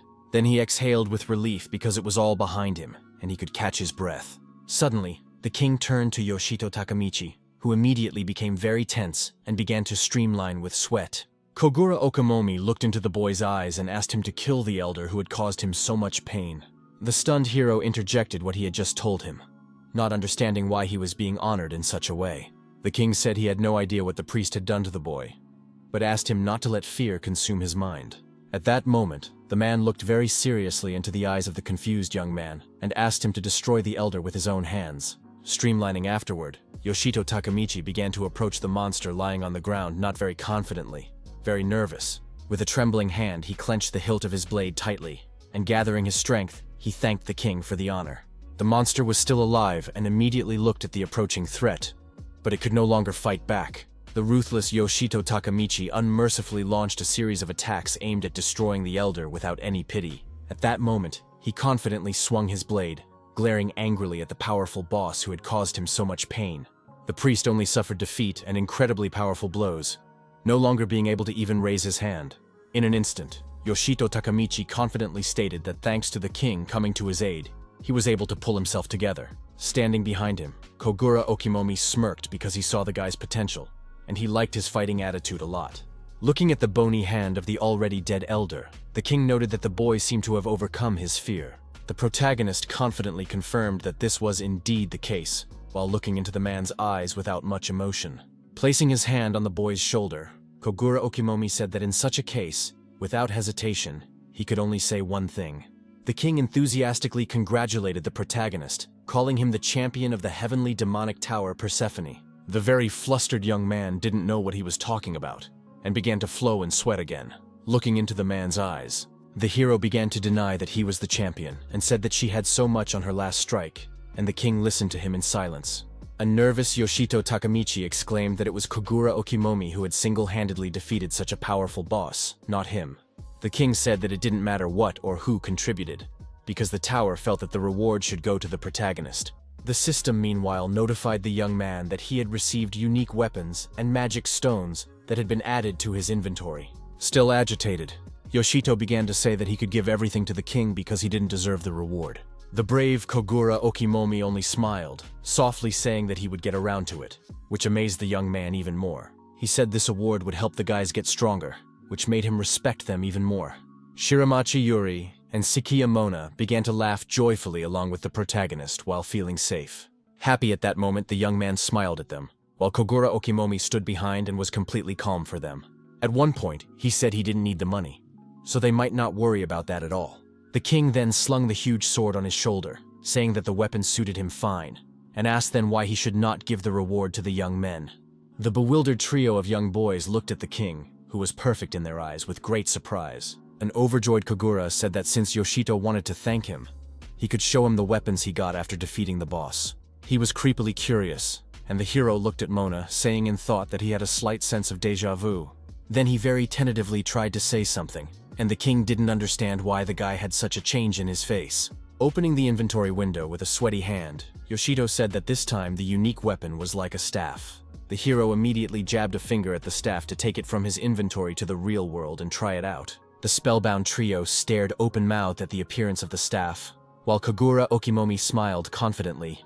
The astonished Yoshito Takamichi opened his mouth wide as he watched the magical properties of the staff that mesmerized. It was now clear to him what Arcanu Aqua was really like, and the surprise and delight still didn't leave his face. Kogura Okimomi pondered the magic staff and asked the kid how he was doing with magic. Taking the staff in his hands, a somewhat frustrated Yoshito Takamichi said that he was pretty bad with magic. But then he remembered that some of the three of them were good with magic, and decided that the staff might be useful to this man. Turning around, the protagonist held out the staff to Shiramachi Yuri, saying that she had magic, while the girl was a bit confused. The young man asked if the girl wanted to take the staff for herself, but she didn't say anything back, which seemed rather odd. The hero once again questioned the girl, but she was still flustered and didn't know what to answer. Still, putting her hand on her chest, Shiramachi Yuri said she didn't deserve such a weapon. Her unexpected words stunned Yoshito Takamichi, who wasn't at all clear why she felt that way. The girl said that she once discussed with Mona that she didn't do the main character any good this time. She said that it wasn't just this tower, because in the past battles it had been of no use either. Suddenly, Shiramachi Yuri firmly said that they were like ballast to Yoshito Takamichi, which only hindered the fight. Sekiya Mona suddenly startled the hero by saying that they had thought about it and decided that he would be better off without them in the squad. The young man immediately began to convince them otherwise, saying that he was completely useless this time. He said if it wasn't for King Okimomi of Kagura, things could have ended unknown for them. Sweating from nerves, the hero tried to assure the girls that without the king, he wouldn't have saved them and couldn't protect them. After hearing those words, Sekiya Mona smiled gently as she felt Yoshito Takamichi's worry and realized that he didn't want to let them go. A smile appeared on the hero's face and he felt a little calmer, and the girl said that he answered his own question. Smiling slightly, she said that he was forever protecting them and they couldn't even help him with anything. Yoshito Takamichi tried to prove him otherwise, but he was running out of arguments and there was nothing more he could say. At that moment, it was as if the girlfriends were standing on the other side of the cliff, and the protagonist realized that he would not be able to jump to them. His skin turned pink from nerves, and drops of sweat flowed down his face profusely, and the young man himself even trembled slightly from nerves. Sekiya Mona suddenly exclaimed that this was why they decided to become stronger and stop being ballast for him. A very surprised and a little confused Yoshito Takamichi didn't understand what she was talking about at first, but he listened attentively. Shiramachi Yuri supported her friend, confidently stating that they would conquer the Celestial Demon Tower on their own. Mona also confidently complimented that this is how they can become stronger and stop being ballast. She then smiled and asked Yoshito Takamichi to wait for them, and he was shocked at that moment. Shiramachi Yuri said goodbye to the hero and asked that the unique magic staff stay with him. Suddenly, the staff was thrown into her hands, which was quite unexpected, but the girl still caught it. She didn't realize what was going on and looked at the staff, which looked amazing with great surprise. An emotionless Yoshito Takamichi said that since that was the case, she would need the staff more. A dumbfounded Yuri didn't know how to react. He smiled at his friends and advised them to use the resources to become stronger and conquer the Demon Tower. Shiramachi Yuri was in a stupor and didn't know how to thank the protagonist who had given her such a gift. Yoshito turned his attention to the system notification that Persephone's tower boss had been defeated, with 10 seconds left before she disappeared. At the end, the main character told his girlfriends that they would see each other again soon, after which everyone returned to the normal world. Once back in the normal world, Kogura Okimomi approached the guy and said it was a rather mature goodbye. Being completely calm, Yoshito Takamichi said he didn't think so while looking at one point on the ground. He said that thinking about what had happened only felt lonely, and the king smirked after hearing that, remaining silent. Suddenly the man turned to the young man, calling him by name, and he turned around and asked in surprise how he knew his name. Kogura recalled that his girlfriends addressed him by his first name, and that he no longer had partners now. The confident king asked with a smile if Yoshito Takamichi wanted to join him since he was alone.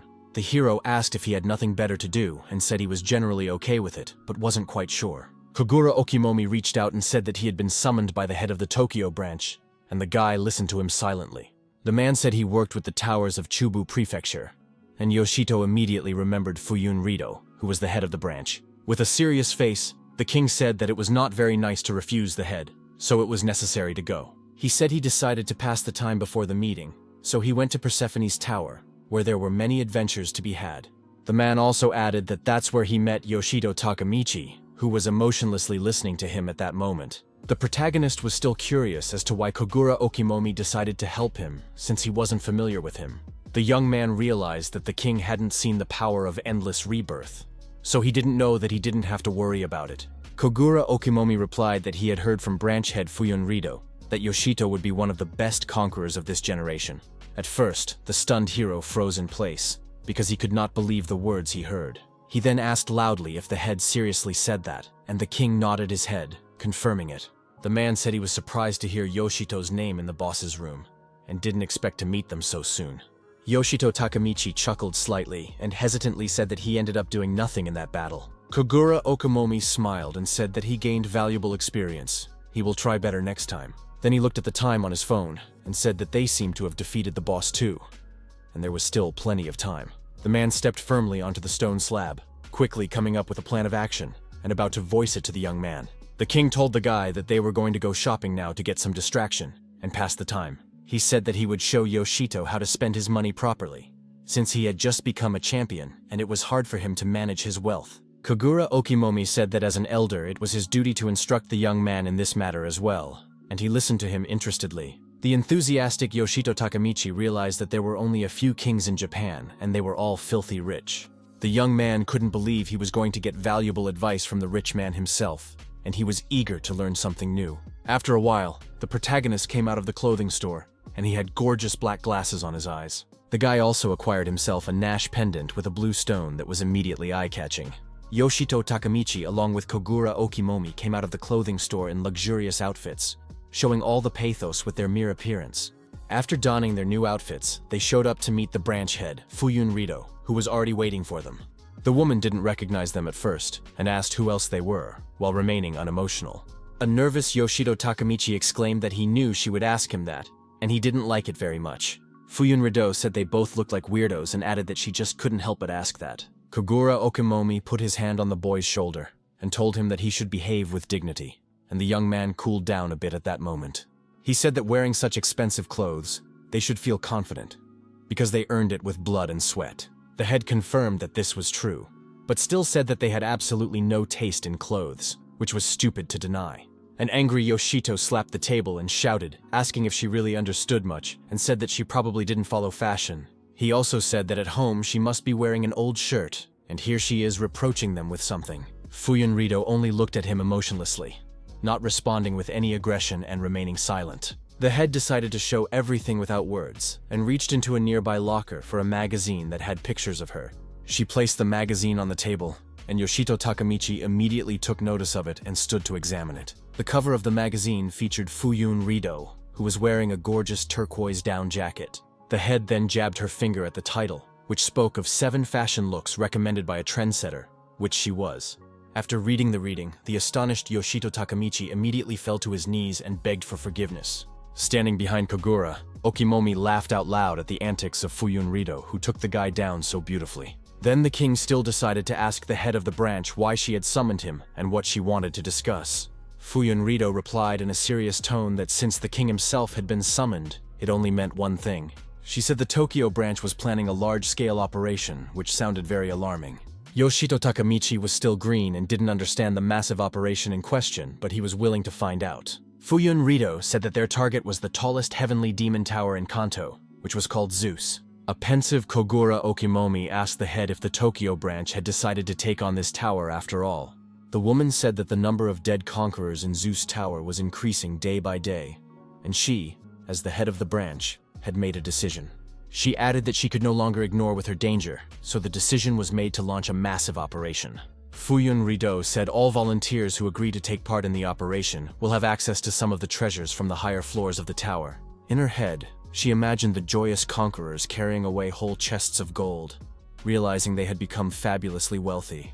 The head added that they are recruiting not only fighters but also logistical staff because they need personnel from different areas. It was also said that Zeus Tower was simply not comparable to other heavenly demon towers in terms of danger. Fuyun realized that even with all the preparation, there would be a lot of casualties. But to reduce the number, she wanted Kogura to fight on the front lines. She recalled that it was Kogura Okimomi who was the king who conquered the tallest demonic tower in Kyubei, Hephaestus. The king did not hesitate long to confidently say that if with his support fewer conquerors would suffer, he would agree to take part. Yoshito Takemichi standing next to him felt a bit awkward, and said in his mind that he was superfluous in this dialogue. Suddenly, Kogura Okimomi declared that he would only fight on the front lines on one condition, and the head immediately asked what his condition was. The king abruptly embraced Yoshito Takemichi, saying that he would go to conquer the tower if he went with him. Fuyun Rido immediately replied in a calm tone that he didn't mind, which spoke of the fulfillment of the king's condition.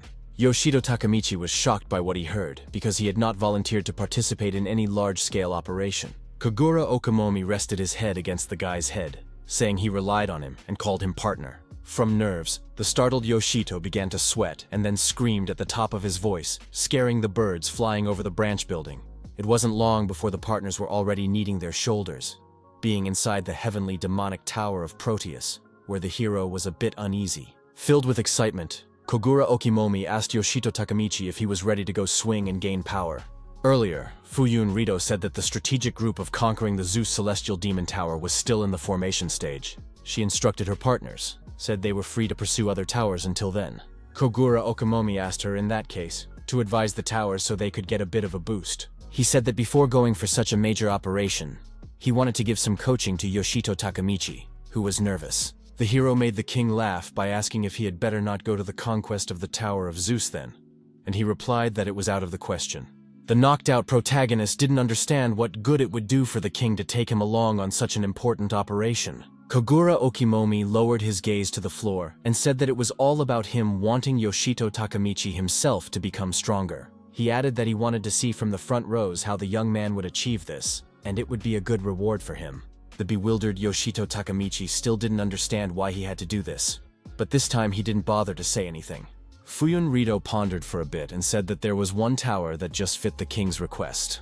She said that it was about the heavenly demon tower Proteus, where they should go to get some training. The head added that there is no anomaly in that tower, but the level of local monsters there is quite high. It was also said that a large number of magic stones could be obtained in this tower, so it became especially popular among the conquerors. Kogura Okimomi pondered over her words and said that it would be foolish to refuse, since it all sounded very interesting. He didn't waste any more time chattering, and told Yoshito Takemichi that it was already time for them to head to the tower. Laughing, the king said they would raise the hero's level and take down the tower master, but Yoshito didn't share his optimism. They were currently inside the demonic Proteus tower, where a knight in armor appeared in front of them. Kogura Okimomi asked the protagonist to demonstrate his skills, and asked if he could handle this opponent. A nervous Yoshito Takemichi tried to calm down, and exhaled to gather his strength and show what he could do. He then took a fighting stance, holding the hilt of his sword tightly, and the knight at that moment slowly approached him. The protagonist didn't waste time talking, and being fierce rushed into the attack, quickly getting up close to the enemy. The opponent immediately used a blocking attack, which confused Yoshito a bit and prevented him from striking. The rage from the young man's eyes never went away, and he continued to be assertive in his fight with the knight. Still, the protagonist managed to deal a powerful blow to the knight's armor, but he didn't do much damage with it. The knight tried to block his attacks, but Yoshito Takemichi insisted and tried to pin him against the wall. The enemy fell slightly, but immediately tried to get up and grabbed his weapon to fend off the hero's onslaught. He leapt, exalted the hilt of his huge sword above his head to deliver a mighty blow to the hero who knelt beneath him. Yoshito Takemichi smirked, calling it too predictable, and struck at the knight, quickly outpacing him. The weakened knight stood on one knee, trying to recover and gather his strength to return to battle. Meanwhile, the self-satisfied protagonist exhaled with relief, smiling and realizing that victory would be his. An excited Kogura Okimomi shouted to the guy not to relax because the opponent was still alive. The young man was a bit confused and immediately turned his attention to the knight, who rose up very quickly and tried to attack him. Soon he panicked because the enemy launched his sword at him, which flew at an incredible speed right into the face of the hero. Kogura Okimomi said in his mind that he could have stopped him, but before they were on the battlefield, something had to happen. The nervous king remembered that they would have to fight shoulder to shoulder, so he must see Yoshito's ability in action with his own eyes. Unfortunately, Yoshito Takemichi failed to repel the enemy's attack and was stabbed through with his sword in unbearable pain. Kogura Okimomi was very worried about his young partner, who, being impaled, flew off to the side. The young man, who had no strength to resist, fell to the ground with a thunderous crash, with a huge sword still sticking out of his ribcage. In a few seconds, the hero bled completely, and in his eyes he could see all the horror he had experienced in the battle. The bloodthirsty knight gloated at this and walked over to the bleeding guy's body to draw his sword. The unkillable Yoshito suddenly jumped up and cut off the knight's arm with a sweep of his blade, which was astonishing. The enraged hero said in an intimidating tone that he was hurt, calling his opponent a conniving brat. At that moment, Kogura Okimomi realized what infinite rebirth was, and became convinced that the guy really couldn't die. In his mind, he said that Yoshito Takemichi was the only one who could be a worthy partner for him. The rugged hero meanwhile presented his blade to the knight's throat and said it was pointless to fight any further, for he was unarmed. But his opponent had more than one more trump card up his sleeve, and he pressed his arm in the shoulder area, which triggered an incomprehensible magic. A thick blade suddenly emerged from his ribcage and pierced Yoshito again, not expecting it at all. The hero, though dead, triggered a skill that gave him back his lost points, and he began to approach the knight while holding his heart. He was very angry at his opponent and took a high leap, rushing at him to attack with his blade. The enraged Yoshito exclaimed that for a heart pierced twice, the treacherous opponent might not even dream of mercy. The knight was far from timid and continued to fight, confidently repelling the attacks of the attacking hero. Yoshito Takemichi wasn't going to back down from his goal either, and continued to try his best to strike. The hero was very nervous because he couldn't strike a decisive blow due to the knight blocking his attacks. At one point, he noticed a brilliant purple light nearby and became even more nervous. As it turned out, it was another throwing blade fired by the enemy, which Yoshito managed to dodge. He managed to stay on his feet and looked sternly into the knight's eyes, trying to anticipate his next action. At that moment, the protagonist was struck by the sudden appearance of another similar knight who was just as aggressive. In a few seconds, sharp throwing blades were already flying at the young man, but he had no plan of action. Both blades fell a few meters from Yoshito Takamichi's feet, which was incomprehensible to him, and he simply froze in place. After that, the bloodthirsty knights rushed to attack, and the protagonist still didn't know how to resist them. Soon, the young man was surrounded by several such knights, and he asked if they had been taught that it was ugly to attack one in a cluster. Yoshito Takamichi didn't stand on ceremony anymore, and immediately tried to attack his opponents, but they were still on their feet. One of the knights with a sharp swing tried to throw a punch, which the young man blocked, but it was very difficult to hold him back. The protagonist swung his blade in a full turn, but the two opponents managed to dodge, remaining unharmed. Yoshito Takamichi, who had come to a rage, fought in sweat as he tried to throw punches and dodged his opponent's blows. At one point, he still made a blunder and a small cut appeared on his cheek, which no longer pleased the hero. The young man realized that if he continued to fight like this, he would die again. So he needed to change his plan of action immediately. But suddenly, he turned his gaze to the side as he heard footsteps approaching him. As it turned out, approached the protagonist at that moment was Kogura Okimomi, who wanted to express his point of view. He said he had already seen enough from the hero's side, after which he prepared to fight the knights himself. With a single swing of the king's blade, two powerful knights were destroyed before they could even react. In a few seconds, they were all thrown back into the wall and died without a chance of survival, and the king only watched in silence. Kogura Okimomi then told Yoshito Takamichi standing next to him that his power was truly unique, and there was no denying it. He then looked forward sternly, saying that now it was his turn to show what he could do.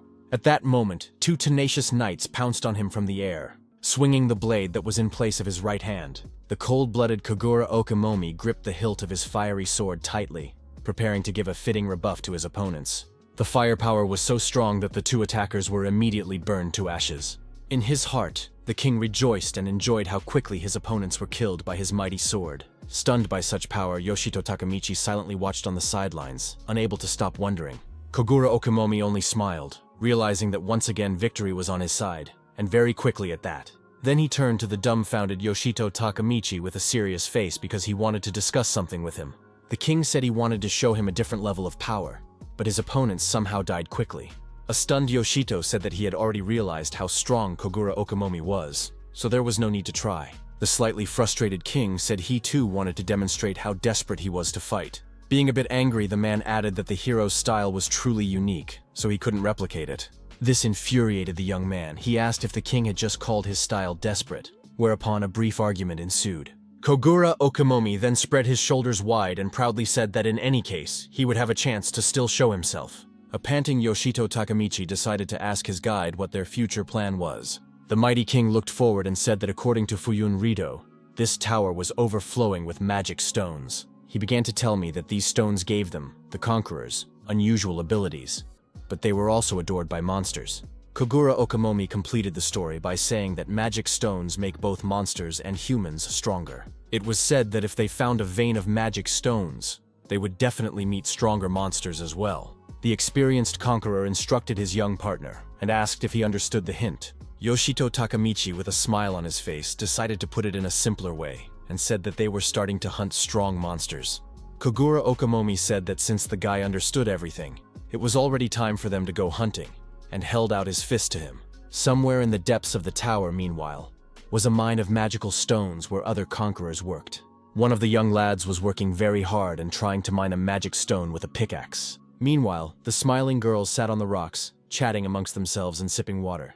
There were many magical blue stones around, which were of great value and not easy to obtain. The joyful people were chatting among themselves, but they didn't even realize that there was a mysterious monster among the pile of cobblestones. Soon, Yoshito Takamichi also came to the magic stone deposit on the 25th floor and was very surprised. He was fascinated by the huge amount of magic stones that gave off a very bright blue light. Kogura Okimomi immediately asked the guy if this was his first time in the magic stone fields. The very interested young man replied that he had never once found something like this in the heavenly demon towers. Then he remembered that he had brought a pile of magic stones last time and received a huge amount of money for them. With that in mind, Yoshito Takamichi began to examine the vast amount of rocks around that were potential riches. The young man realized that if he took out all the stones here, he would become fabulously rich, and he was very happy. He immediately looked at Kogura Okimomi and firmly said that they needed to get a pickaxe right now and start mining rocks. A drop of sweat ran down the king's face, and he said he appreciated his young partner's zeal. But there was one but. The man asked why then, by Yoshito's logic, the conquerors here had not yet become fabulously wealthy. The young man immediately thought about the matter and assumed that it was all because they were bringing too few helpers here. Mentor said that in such deposits with a bunch of stones, if you took a stone, there wouldn't be much magical power there. He began to explain to the young man that one large stone gives rise to several others of the same kind, but smaller. Kogura Okimomi added that each one absorbs a bit of the original stone, making the magic in each one not so much. Toward the end, the man said that even if Yoshito Takamichi took out this entire deposit, he definitely wouldn't become rich. He explained that all these people were not conquerors, but stone miners, whom the Bureau took care of and put them in the protection of the conquerors so that they could work. The king said such people pay the Bureau a small percentage of the stones mined, so it's a lucrative way for the conquerors to make some extra money. Yoshito Takamichi understood everything after the explanation, and meanwhile the girls were rejoicing in the multitude of magic stones. Two of them said they needed to find bigger rocks and push on, and the hero pointed out that the three of them were having a lot of fun. He immediately thought of his girlfriends Shiramachi Yuri and Seki Amone, whom he missed dearly, but they had gone to conquer the tower. The memories were very painful and brought on sadness because the young man had come a long way with his close girlfriends. Looking at the happy trio of girls, in his thoughts he recognized that working alone wasn't much fun. He was suddenly distracted from his musings by Kogura Okimomi, who called out to the young man and was rapidly approaching. The joyful man embraced the guys began to squirm in his face, which was very unexpected and a little annoying to him. Yoshito asked what he wanted, and the king asked if among the girls was the one he fancied, for he had just been staring at them. The young man was very uncomfortable talking about it, and Kogura asked him to share what type of women he was attracted to. The nervous hero replied that he had no type and didn't want to talk on the subject at all. Kogura Okimomi folded his arms at his chest and called him a boring guy for his years, which sounded very wild for a hero. Suddenly a thought popped into the king's mind, and he asked Yoshito if he liked any of the girls around him.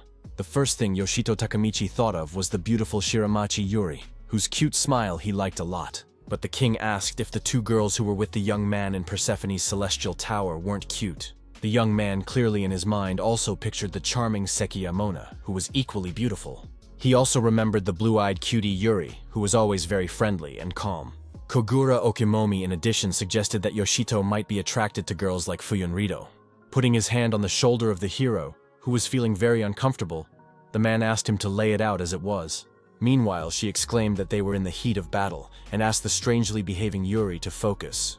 Yoshito Takamichi, on the other hand, abruptly pulled the king's hand away from him and nervously asked what kind of stupid questioning he had started.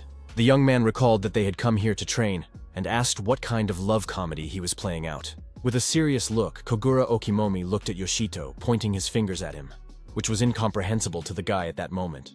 In a harsh tone, the man called him shy, and the hero got even more angry and asked him to shut up. Then he heard one of the girls behind him ask to turn suddenly to an interesting place she had found. As it turned out, the girl found an incredible deposit of magical stones, where there were a lot of them. Overjoyed, she grabbed her pickaxe and immediately swung it to start mining the jewels as soon as possible. After the blow, the girl dropped the pickaxe and exclaimed that it hurt a lot, but she didn't understand why because it was much easier with other veins. The flustered maiden was trying to figure out what was wrong, and Yoshito Takamichi, standing nearby, was peering at her carefully. The trio of girls at that moment hadn't yet realized that it wasn't a rock deposit at all, but a lurking monster with red eyes. At one point, a very tense Yoshito Takamichi turned his attention to the deposit and realized it was a bloodthirsty monster. The red-eyed monster that had come to rage no longer hid and made itself known. Stone dust began to fall everywhere, and the dazed girls froze in place and didn't realize what was happening. In panic, they immediately rushed out, naively believing that they could escape the huge, bloodthirsty monster. The monster immediately struck an incredibly powerful blow with its entire body, resulting in a violent vibration. The stone monster wasn't going to recover and continued to attack everyone around it, raising a lot of dust and smoke. With the ability, he held a few crystals in the air, which soon turned into dangerous weapons. Several crystals turned into sharp throwing objects that were launched at people. The bewildered girls cried and screamed in fear, falling to the ground and trying to take cover from the threats flying at them. They realized that the crystals were so sharp that they would easily pierce through them, leaving no chance of survival. In an instant, the monster released dozens of crystals, from which it was impossible to escape, which frightened the girls even more. To the aid of the confused stone miners, Yoshito Takamichi suddenly rushed to the rescue and acted very quickly. Without a second thought, the hero rushed to attack the stone monster, swinging his blade relentlessly. With a smile on his face, the young man asked if the girls were hurt and told them to run, saying they would take care of things here. The delighted girls smiled sincerely at their suddenly appearing savior and followed his request. They immediately rushed away, and Yoshito Takamichi only looked at them while grinning slightly. The young man smilingly said that he wanted to show his best side, but ended up being pierced through by 3 sharp crystals. A few seconds later, he collapsed from massive blood loss, realizing that he would soon die without a chance. The character said that he was dying so stupidly again, but if he was able to keep anyone safe, it wasn't that it was a bad thing. The bloodthirsty stone monster cheered, realizing that it had won an easy victory, and its red eyes glowed with joy. Yoshito Takamichi wondered when he would become like Kogura and be able to also defeat strong enemies and instill faith in the weak. The stone monster meanwhile was about to crush the powerless guy lying on the ground under the press. The protagonist was relentless in his thoughts, saying that he wanted to become like the powerful Kogura Okimomi. Yoshito Takamichi reminded himself that he had managed to conquer a few demon towers and make some money, but there was one but. He wondered what he should do next, for he had absolutely no clarity or purpose. The hero has not yet found an answer to this question, although it sometimes worried him very much and did not go out of his head. However, after meeting the powerful Kogura Okimomi during a duel in Persephone's demonic tower, something inside him changed. The protagonist recalled how skillfully his greatest mentor wielded the sword and burned with the desire to become the same.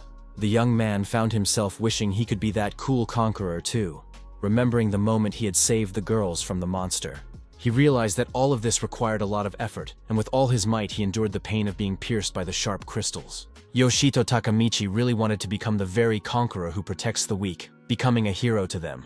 Presently, a merciless monster crushed him with a press, after which the hero died, but with the help of the ability, the lost points returned. The young man thought deeply about the pressing matter at hand and enumerated what he had in order to achieve the desired result. His eyes lit up with rage again, and he said he had everything but combat experience to do so. The hero then rushed to attack the stone monster and asked if it would help him gain experience. Without an ounce of fear, Yoshito Takamichi ran at his opponent, prepared to use all of his skills in battle. In an instant, he made a high jump, grinning intimidatingly at the monster and swinging his sword.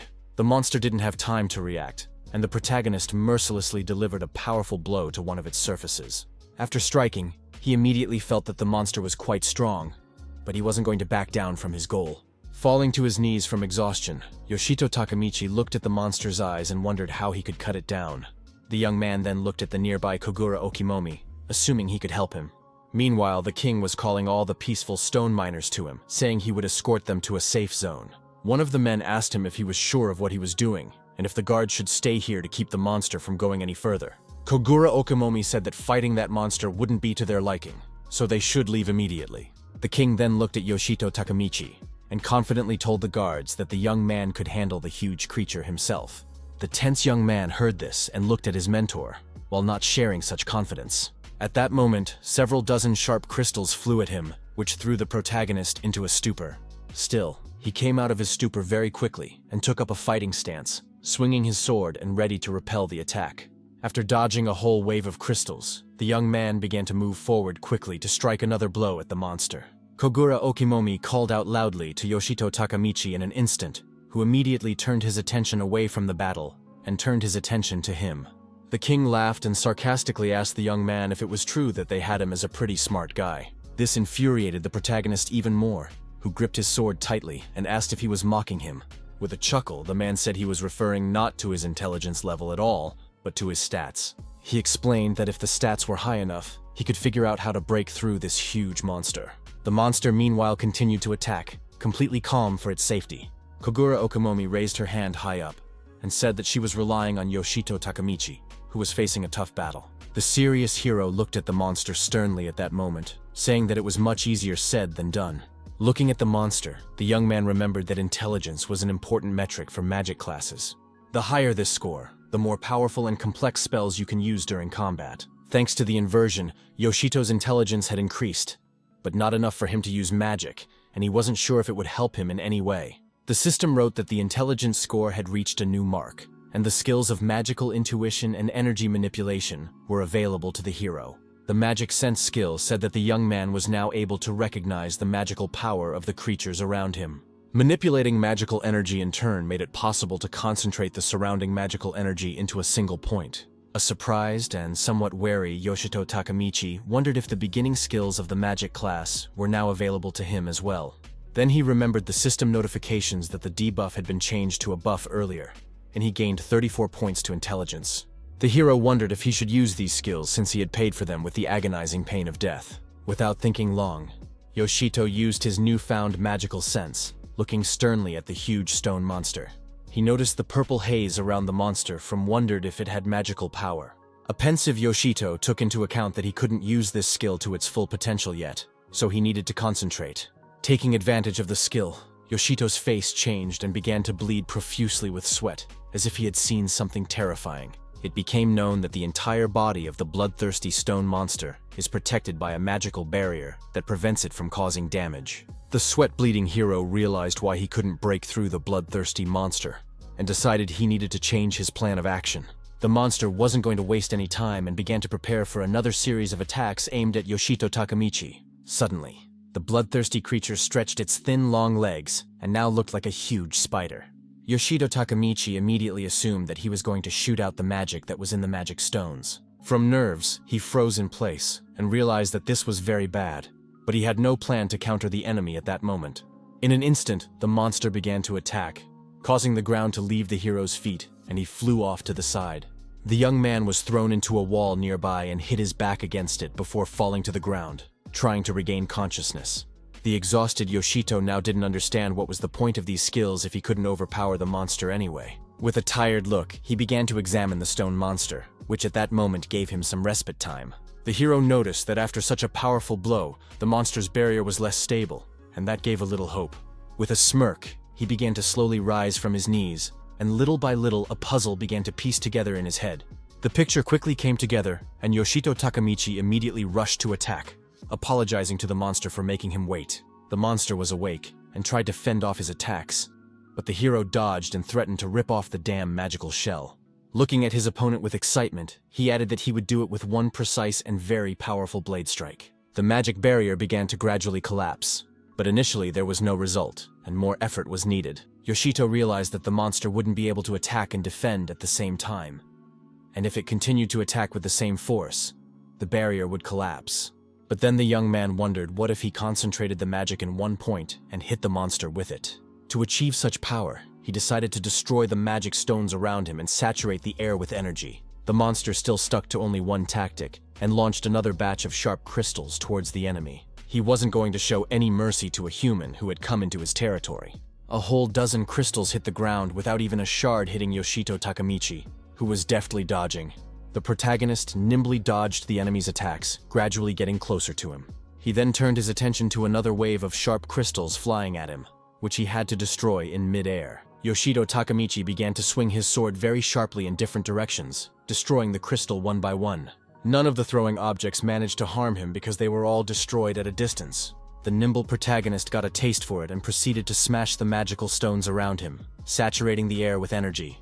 In an instant, the young man stopped and looked around, realizing that he had done quite a bit already. Many magical stones were destroyed by his blade, and he decided that should be enough. Suddenly, Yoshito Takemichi froze in place because he sensed that the huge creature was right behind him. The monster didn't stand on ceremony and immediately launched a powerful attack, shattering the huge slabs of stone beneath it. The hero managed to bounce to the side, and coming to a rage, he used the skill of manipulating magical energy. The monster crystals flying at the young man at that moment were stopped in flight, giving him an advantage. He was still standing still, holding the blade in his hand and trying to figure out what the magic skill provided. Yoshito realized that the skill of manipulating magical energy allowed him to gather it at one point. After that, the hero clenched his sweating fist very tightly, saying in his thoughts that although he didn't have a magic class, he could do something too. Being very angry, he prepared for the attack, in his mind saying that if it would help break the monster's shell, then he was ready. Yoshito Takemichi smiled confidently, realizing that this amount of magic should be enough to destroy the barrier. At lightning speed, he rushed to attack the monster, confident in his strength and ready to put forth the right effort. Yoshito did not hesitate, and immediately struck the stone monster's shell with his powerful blade. But the power was not enough, and the magical barrier gave only a small crack. But it did not upset the hero. He bounced back sharply and landed not far from the monster, about to use his backup plan. The protagonist grinned intimidatingly and said that it was time to blossom again, then use the skill. In action, he decided to bring the unique skill Chain of Inflorescence, which without a misfire activated at the same second. What was happening began to strain the monster, who immediately released a batch of sharp crystals towards his opponent. An exasperated Yoshito decided that he would reflect 7 of his, so that he could get an enhanced punch that would give him an advantage. After that, the hero lunged at the monster, saying in his mind that he would then endow the enhanced strike with magical energy and break the barrier. The monster, however, grabbed 2 crystal piles and was about to hurl them at Yoshito, leaving him no chance of survival. The young man became very tense, but he was not confused and immediately tried to bounce to the side to remain unharmed. He managed to bounce off a flying pile of crystals, which crashed into a wall nearby and shattered. Yoshito laughed and said that thanks to the monster's pebbles, he was able to regain his magical energy again. The hero made a high jump and swung in flight, saying it was time to get what he deserved. The stone monster was very surprised, and even froze a bit as it watched the fearless young man rushing towards it. Yoshito Takamichi swiftly ran at him, preparing to launch one last series of attacks and finish off the monster. The monster tried to release crystals at him, but the hero came back from them, which made it even more frightening. Bloodthirsty looking at the monster, the young man said that he wouldn't stop it with this and swung his blade. Soon, Yoshito was struck with a blow endowed with immense magical power and amplified several times by a unique skill. With such an unexpected move, the protagonist astonished even Kogura Okumomi, who was watching the battle nearby. He felt proud of his young partner and recognized that Yoshito Takamichi had outdone himself. Empowered and enraged, the hero threatened the monster that he would destroy its body and shell with a single blow. After these words, an incredibly powerful blow was struck, triggering a huge explosion of the monster's shell. The chain of the inflorescence did its job and the powerful magical barrier began to collapse, which was very unexpected for the monster. At that moment, he was confused because he realized that his shell was shattered, and there was no way for him to survive. The destruction of the barrier triggered another powerful explosion, after which the monster could not stay alive. Yoshito Takamichi was immediately thrown aside by the blast wave, and the stone monster was burning from within. The protagonist fell backwards onto the ground in a not-so-gentle manner, coughing up dust and trying to gather his thoughts. In an instant he opened his eye, looking up with sweat on his face while feeling the pain from the fall. Standing over him was a broadly smiling Kogura Okimomi, who was very proud of the way his young partner had shown himself. After seeing his comrade's smile, Yoshito Takamichi smiled slightly as well and closed his eyes, feeling safe. Without further ado, they showed a thumbs up, which spoke of the success of the operation. Rising to his feet, the hero asked if the rest of the conquerors were okay or not, and the king asked if he doubted it. The delighted girls nearby were overjoyed that their savior had survived and defeated the bloodthirsty monster. Yoshito Takamichi looked at the girls dumbfounded by his beauty, and said that now there was one less problem. But suddenly, there was a sudden rise in the stone slabs, which provoked strong vibrations underfoot. The main character understood absolutely nothing and was very nervous, but tried to keep a cool mind. Right beside him, a huge iron maw emerged from the ground, which threw the young man into a stupor with its appearance. In the same minute, the merciless iron creature swallowed Yoshito Takamichi, with only his blood dripping from its mouth. Kogura Okumomi was very worried about his partner and couldn't believe that an unknown creature had swallowed him. The girls saved by the hero cried and trembled with fear, hugging each other and trying to calm down. Yoshito Takamichi quickly revived and bounced aside to avoid falling into the jaws of the huge monster again. Sweating with nerves, the young man began to wonder who this other thug was and where he had come from.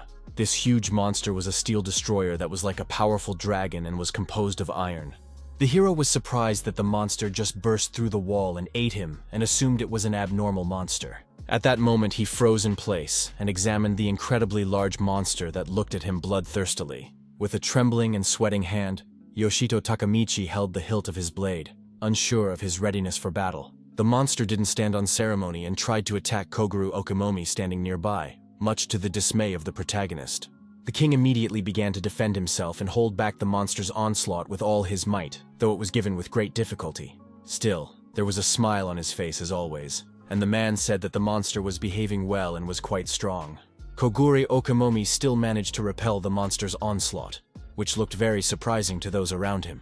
Smiling, the sweating king said it was best not to mess with this guy unless you wanted to end up in his belly. He then decided to go to extreme measures to finish off the mighty monster as soon as possible. The king utilized the ability of the Arenko's front, which summoned a super powerful fire that was immediately aimed at the enemy. The dragon-like monster immediately began to burn with a powerful fire that it was unable to extinguish. Standing nearby, Yoshito Takamichi covered his face with his hands to avoid the risk of foreign bodies hitting his eyes. But in an instant he changed in his face because he was shocked by what he saw and couldn't believe it. The hero noticed that the monster wasn't bad and realized that Kogura Okimomi's flames weren't taking it. The young man immediately turned to the king, who said that apparently their opponent was immune to fire. The iron monster really didn't care about the fire attacks, and it only grinned in its opponent's face. Kogura Okimomi was not going to back down, and said that in that case, they would have to fight the monster the old-fashioned way. After saying that, the king rushed to attack the huge monster with just his sword, not feeling the slightest bit of fear. The dragon-like monster opened its mouth wide and roared at the top of its voice, hoping to frighten the human. The king began to try to attack it, but the monster managed to dodge, and the blows landed on the stone slabs. The man was not going to give up and made high jumps to increase the power of the strike. One of the strikes was successful, and went straight for the dragon's iron tail, which had a slight misstep. The monster roared in unbearable pain, and Kogura Okimomi was convinced of the correctness of his actions. Making a leap, the king threw the stones into the dragon's mouth and asked, did he really think that the enemy would get into his mouth so easily? Suddenly, something like launchers appeared in some places on the monster's body, which was very alarming. Kogura Okimomi tried to keep a cool mind and not jump to conclusions, so he watched silently. A bayonet-shaped object with an iron tip suddenly flew out of the launcher at high speed. The iron-tipped chains were aimed at destroying the enemy, which was the monster's crowning trick. The wary king got a little nervous, saying in a sweat that he certainly hadn't expected such a turnaround. The chains with iron rotors then began to attack him, but the man was not confused and tried to dodge them. He bounced to the side with all his might, keeping himself out of harm's way and trying to remain calm. His partner was suddenly joined by Yoshito Takamichi, who couldn't stand by and just watch. A very tense Kogura Okimomi noticed this and became very worried about the youngster who was in danger. At that moment, a chain with a sharp iron tip was pointed directly at the hero, who became nervous upon noticing it. He unfortunately didn't have time to react, causing the huge rotor and half of the chain to pass right through his body. Yoshito Takamichi said that he was in a lot of pain, but was also glad that he was able to get close to the monster. His eyes reddened again with bloodlust, and the young man himself said that now they would test how strong the dragon's eyes were. Without the slightest hint of compassion, he stuck the sharp blade right into the center of the huge monster's eyeball. From the unbearable pain, the dragon screamed at the top of its voice and threw itself off Yoshito Takamichi, who was a bit confused. The hero wasn't too happy with this arrangement, as he realized he could have thrown a few more punches. In flight, Kogura Okimomi came to his aid and grabbed the guy under his arm, thus securing his further fall. At that moment, Yoshito Takamichi was very nervous because he didn't understand the situation and thought he would crash to death. The king apologized, saying that because of his carelessness, the guy had to die, but he laughed and said it wasn't the first time he'd had to. Both of them quickly moved away from the topic and turned their attention to the dragon, which was still alive and dangerous. The enraged monster was smashing everything around it with its iron tail, ready to attack at any second. He was destroying the stone floor beneath people's feet to make it harder for them to move and hurt them in any way. Then the fierce dragon opened its iron maw wide and roared with a roar that was very shocking to the ears of the people. But at the same time, the monster could not do anything, because the protagonist, his partner, were in a safe zone. The dragon didn't care about that, and kept trying to attack them, and Yoshito Takamichi called it unbelievable. Covering his face, the hero said that it was the first time he had seen a monster trying to make its way into a safe zone with such fervor. Before, the dragon hadn't given up trying, but in an instant, its behavior changed, and it turned its head in the other direction. His gaze was now directed upwards, which was completely incomprehensible to Yoshito Takamichi. The wary protagonist immediately assumed that the monster is up to something, because he behaved so far from nothing. Suddenly, the monster stuck its head straight into the ground, being like an ostrich at that moment. A pensive Yoshito immediately wondered if he was going to go downstairs to sneak up on them. The hero got nervous and said that this is not normal, because everyone knows that the power of the monsters grows with each floor. He then said that if the dragon penetrated the floor below and attacked the invaders, they would not be able to escape. Very serious at that moment, Kogura Okimomi confirmed that this was indeed the case, and began to calculate all the possible risks. The king said that all the conquerors downstairs would die if the dragon managed to get down to the floor below. Yoshito Takamichi decided to cautiously approach the hole created in the ground to inspect just how deep it was. After analyzing the situation, he said with trepidation that the monster was indeed headed to the lower floor. Kogura Okimomi said that usually a safe zone that monsters can't get into in any way is responsible for getting to the next floor. At the same time, he added that there were monsters with tremendous combat power that could literally punch their way down. With sweat on his face, the king said that this iron serpent was definitely an anomaly, which sounded alarming. Yoshito Takamichi was very surprised to learn that the management had set up a special category for such monsters. Being tense, the protagonist immediately inquired as to what category was set for them. Kogura Okimomi said the department described the category as an unauthorized threat. The name was even more frightening to Yoshito Takamichi, who had never heard of it anywhere before, and it was wild to him. The king said that information about such individuals was only available to experienced conquerors and kings, so the young man had heard nothing about it. He then rose from the ground and stood firmly on his feet, realizing that they needed to move on and waste no time. The man immediately told the surprised Yoshito standing next to him that it was already time for them to keep walking forward. Kogura Okimomi said they needed to report the situation to the management, and the hero only obeyed his order. They began to gradually leave the gorge, looking around for anything interesting. Suddenly, a female voice addressed them and asked them to stop, and Yoshito Takamichi immediately turned around. Behind him stood 3 terrified girls, one of whom tearfully asked if it was true that he had just died. The main character immediately realized that this was the first time they were seeing a person who had been resurrected immediately after death. At that moment, the hero said with a smile on his face that he didn't even know how to explain the process to them. Laughing, he said it was just an illusion, and that was how they confused the enemy, and he remained unharmed.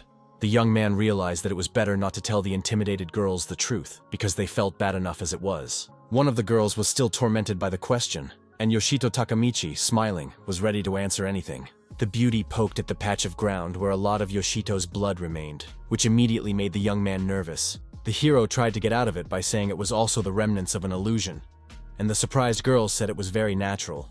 But still, the third adorable girl also wanted to say a few words to the guy, because her friends had already done it. She decided not to be shy and walk up to Yoshito Takamichi to say something else, and he immediately turned his attention to her. The trio of cute girls smiled sincerely at the protagonist and thanked him for saving their lives. The hero was very surprised and even froze in place, because gratitude was something he very rarely accepted. Smiling, Yoshito Takamichi said there was no need to thank him, and the main thing was that they were all fine. His demeanor was greatly admired by the girls who couldn't get enough of his beauty.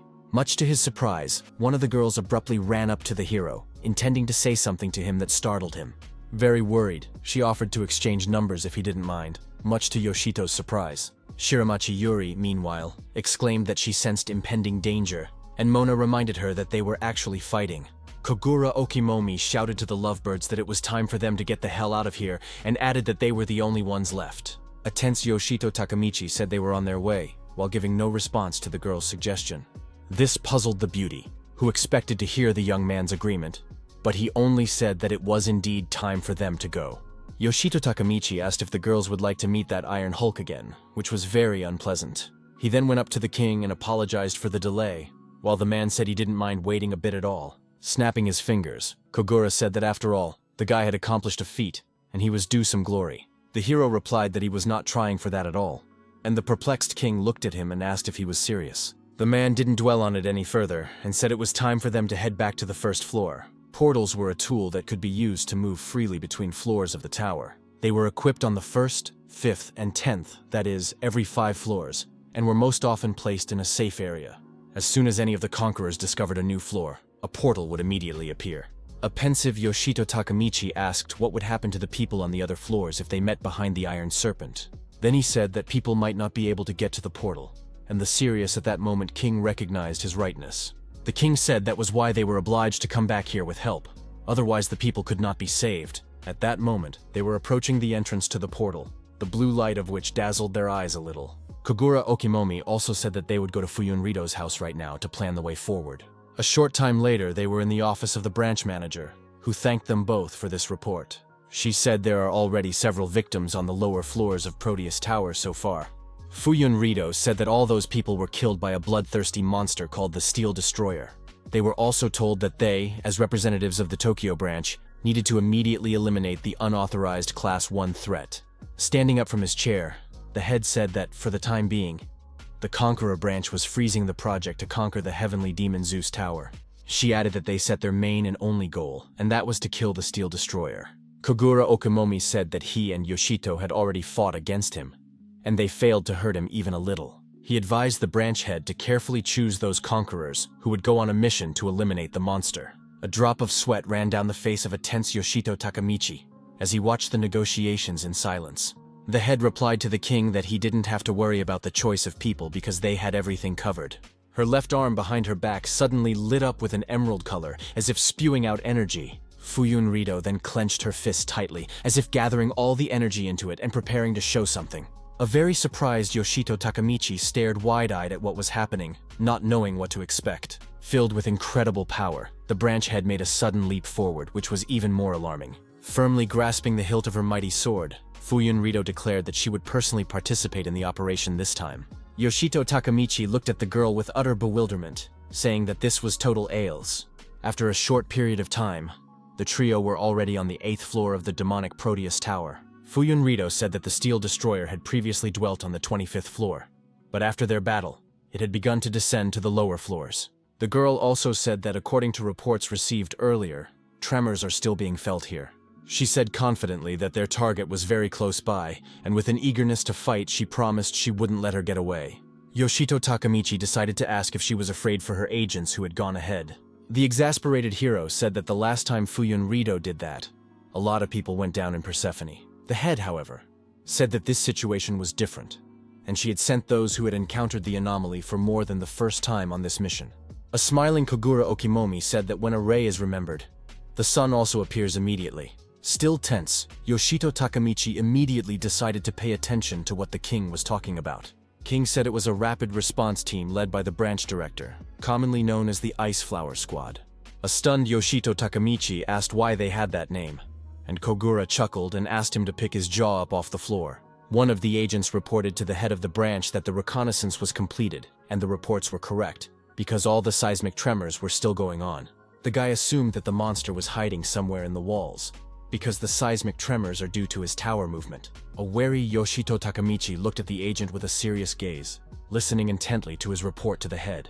The agent then looked at King Kogura Okimomi and champion Yoshito Takamichi, and carefully clarified their names.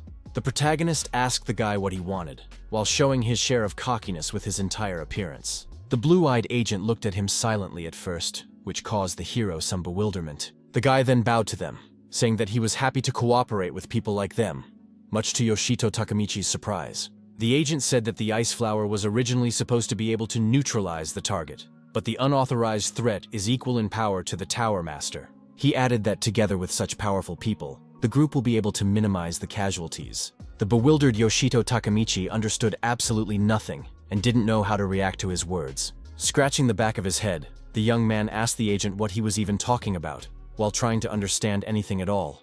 Kogura Okimomi put his hand on his PLKO and confidently stated that as long as they were here, no one would die. The stern Yoshito Takamichi, on the other hand, suddenly firmly stated that the only one who would die here was himself. The agent looked at them with a slight smirk, feeling calm, and said he was relying on them. Suddenly, the whole team was thrown upwards a few centimeters, feeling a powerful jolt in the ground. A nervous Yoshito Takamichi asked if it was a powerful earthquake while clenching his teeth. The surprised Fuyun Rito immediately realized that this was the work of a steel destroyer that was somewhere nearby. She didn't have time to assume he was somewhere below, because the monster burst out from under the earth, and the heroes were thrown aside. A huge iron monster burst out from the ground, opening its mouth wide and preparing to attack. The Ice Flower Squad leader was not confused and immediately began to command, addressing his companions. The young commander ordered everyone into position immediately, after which everyone spread out around the perimeter. One of the team members gripped the hilt of his sword tightly, preparing to inflict maximum damage on the enemy. After that, the completely calm members of the Ice Flower group rushed to attack the Steel Destroyer. Two rushed in to attack from the air, while two more members of the group covered them from below, diverting the enemy's attention. The swordsmen swung in flight, but suddenly the Iron Dragon turned its attention to them and gathered to fight back.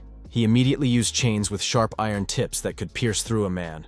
At first, the armed fighters managed to repel the tip attacks, but it got worse from there. At that moment, one of the fighters stalled because he noticed a sharp arrow flying at him. Still, he and his female companions managed to dodge the blow, while experiencing very high stress. Standing aside, Kogura Okamomi said that the Ice Flower Squad is an elite group that exists for situations like this. He said that to them, mid-level monsters were just ordinary flies, and Yoshito Takamichi watched the battle with great amazement. That said, the king was very serious and said that against this serpent, even such a strong group wouldn't last long. The man analyzed the situation and drew conclusions while observing the actions of each member of Ice Flower's group. One of the fighters swung his sword confidently, but the dragon fought back, which sometimes stressed the guy out. Kogura Okamomi offered his nearby young teammate a hand to help the team, and he didn't drop a word in response. The king energized his mighty sword and ordered Yoshito Takamichi to fight at full strength, and he promised to do so. At great speed, they rushed to attack, leaving only pillars of smoke and dust behind them. Kogura Okamomi couldn't wait for the battle to start, and his hands itched, while Yoshito Takamichi ran behind him and was a bit nervous. The king then took a high leap, and the Iron Dragon noticed this and opened its mouth wide to swallow him. His face showed all the rage and desire to destroy the monster that had caused so much grief to the families of the conquerors. An incredibly powerful sword strike was struck at the same moment. The steel destroyer was even confused after it. The enraged Yoshito Takamichi, meanwhile, took a high leap to stick his sword right into the monster's mouth. At a tremendous speed, he flew in a clear trajectory, and his eyes showed the same hatred for the monster as the king's. But suddenly, the insidious steel destroyer unleashed a chain with a sharp tip that was aimed straight at the hero's body. The protagonist at first failed to notice the approaching danger and attempted to strike with his sword. But in an instant he became very wary, realizing that there were 3 sharp tips within a few centimeters of him. At that moment, he had fallen into the monster's trap and was like being trapped in a vice, not knowing how to get out. Kogura Okamomi meanwhile exclaimed that the insidious monster had taken his chance and was now fleeing. After saying that, Fuyun Rido came into play and immediately rushed after the steel destroyer who was fleeing from the spot. She said that now it was her turn to show off, and a nervous Yoshito, trapped, watched with sweat on his face. The branch head was confident and kept right on the tail of the steel destroyer who kept running away. The girl firmly grasped the sword endowed with energy and exclaimed that she wouldn't let the monster get away. A surprised Kogura Okamomi said he hadn't seen Fuyun in action in a long time, while Yoshito froze and watched silently. The king noticed that she had strengthened her body and increased her movement speed through magic, which was admirable. He also couldn't help but mention the head's unique weapon, which was a huge sword with blue patterns on the blade, called inej. The man asked Yoshito Takamichi to watch carefully, saying that Fuyun Rido has taken the fight seriously. After that, Kogura Okamomi added that this fight would end very quickly, and the head also looked at the steel destroyer coldly. Without any warning, she rushed into the attack, running at breakneck speed towards the wary monster. The mighty sword strike was successful and confused the steel destroyer, who was in great pain. Bouncing to the side, Fuyun Rido kneeled down, stopping her sliding and carefully analyzing her opponent's behavior. After this happened, the dragon became even more angry and started waving its tail in different directions, destroying everything in its path. The branch head didn't care about his aggressive behavior, and she didn't stand still. And the destroyer heard strange sounds behind him at one point. She used her sword first to deliver a blow that was like a grating blow and bounced to the side, unharmed. After that, Fuyun Rido began to maneuver, preventing her opponent from attacking herself and getting close to her. Coming very close to the dragon, she swung her sword sharply, and without any hesitation, delivered a powerful blow to the tail. From surprise, the steel destroyer swung its tail sharply, throwing the girl upwards and not realizing how she had time to strike. Bouncing back a few meters, Fuyun Rido kneeled and stalled, looking at her opponent and waiting for his attack. After that, the branch head rushed to attack, and once again got close to the monster and prepared to strike. Taking a high leap, she gripped the hilt of her sword tightly, and the steel destroyer looked at her like a victim at that moment. The cold-blooded Fuyun Rido also looked into his eyes, confident that victory would be on her side. Taking her left arm aside, she extended the blade downward in front of her, aiming clearly at the monster.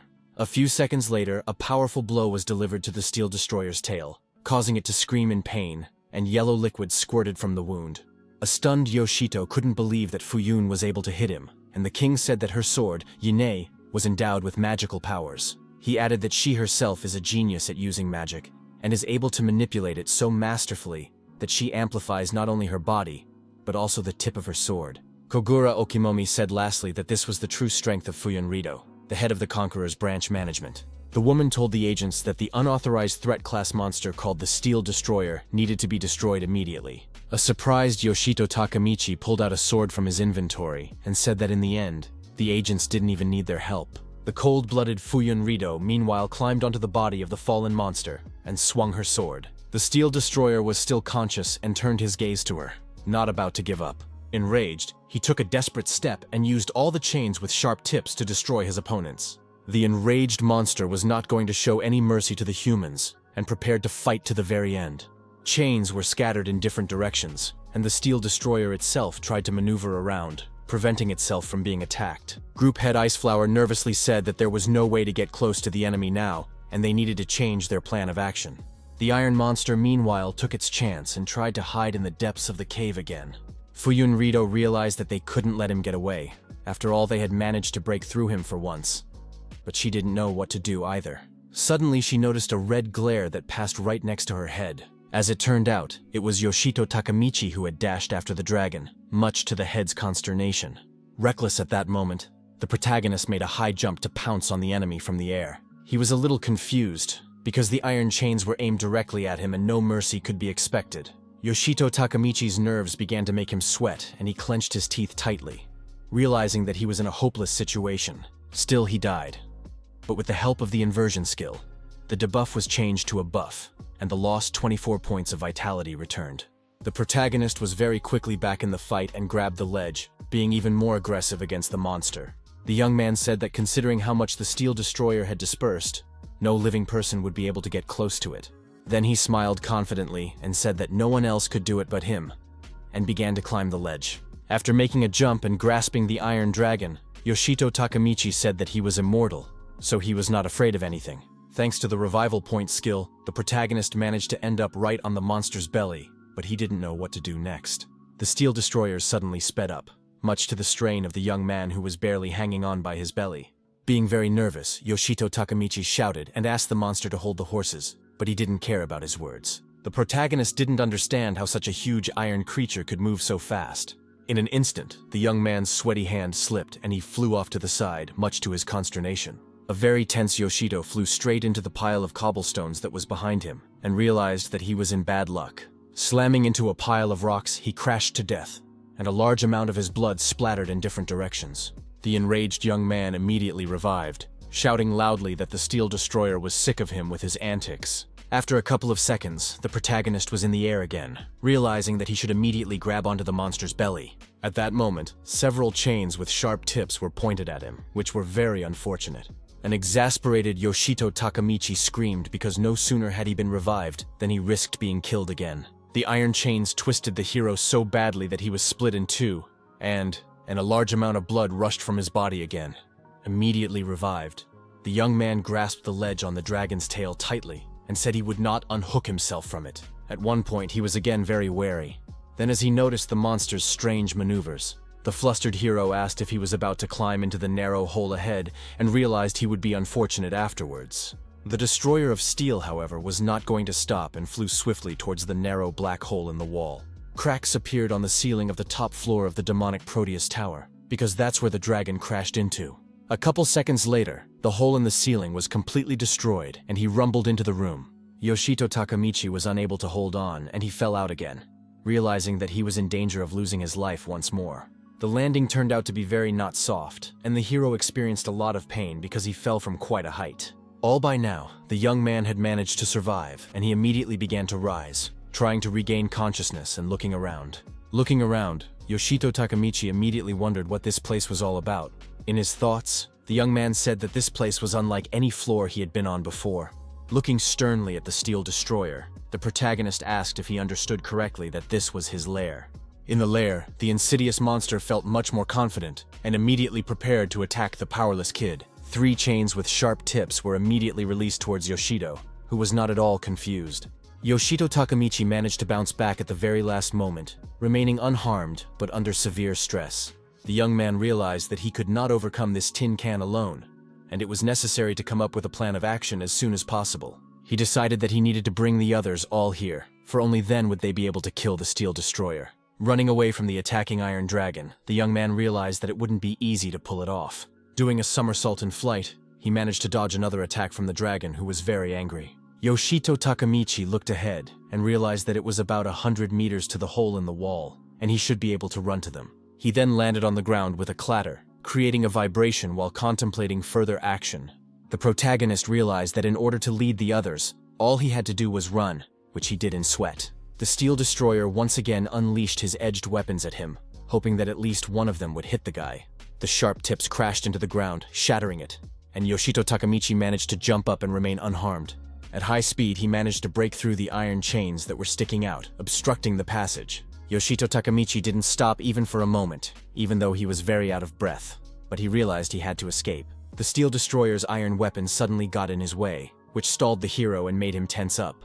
Still, he grinned and said that since the monster wanted to play hide-and-seek, then he wouldn't play by the rules, and made a sharp roll. None of the iron tips reached their target, and the impact hit the ground again, creating a strong vibration.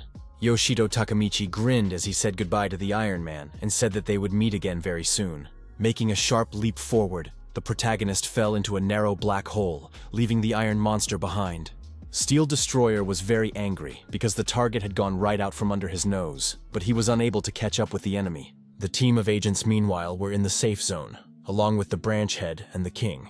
Fuyun Rito immediately turned her attention to Yoshito Takamichi, who had suddenly emerged from the gorge a few meters away from them. All the team members were very surprised to see a panting protagonist who barely managed to reach them. Trying to catch his breath after the long run, the young man was glad he was finally here, though that joy was not on his face. Kogura Okimomi said they were already starting to worry about him, even though they knew he wouldn't die. But the hero apologized to them. At that, the young man smiled and said that no matter how it was, he had not come empty-handed. An interested Fuyun Rito expected to hear useful information from him and asked to report. The main character said that there was an Iron Dragon's lair on the upper floors, which he visited. The young man suggested that that was where they would be able to defeat the bloodthirsty monster, and the team listened to him carefully. The branch head began to analyze the situation after hearing this, thinking about the Steel Destroyer's lair. She then asked if there were any unusual magical stones in it, and the hero at first said he didn't know, but still, he remembered something.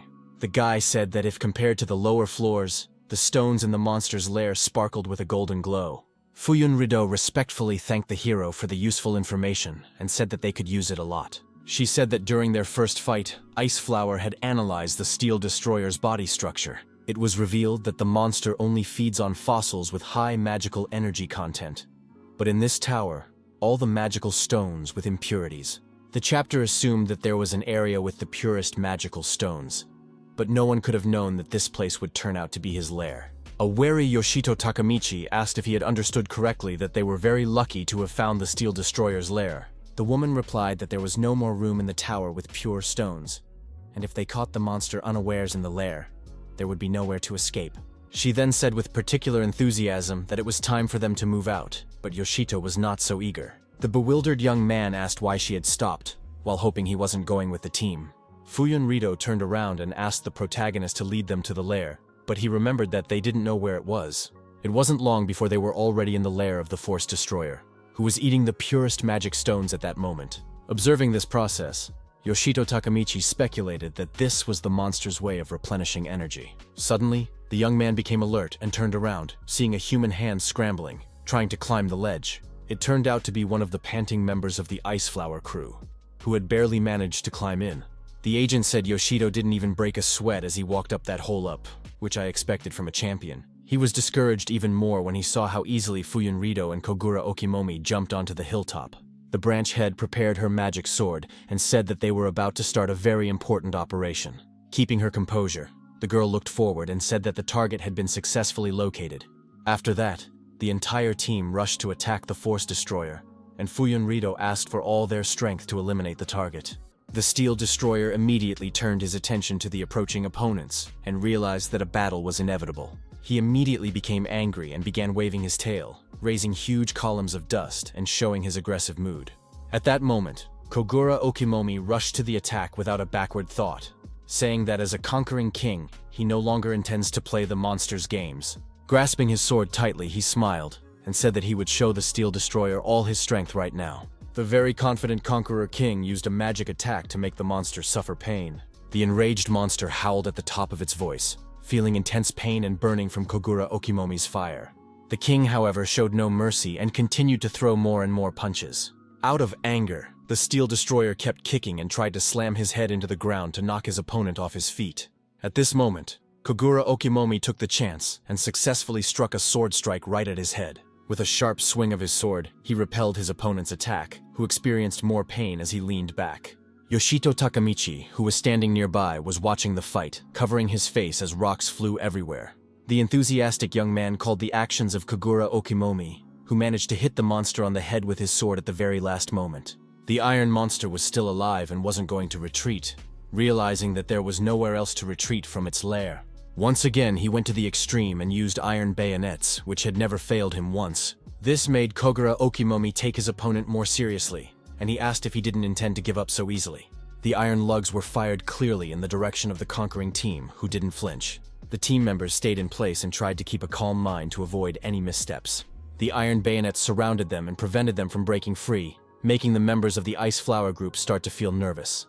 Gritting his teeth in nervousness, Yoshito Takamichi looked around and thought of a plan of action. Fuyunrido remained cold-blooded and grabbed her magic sword, intending to give a proper fight back to the steel destroyer.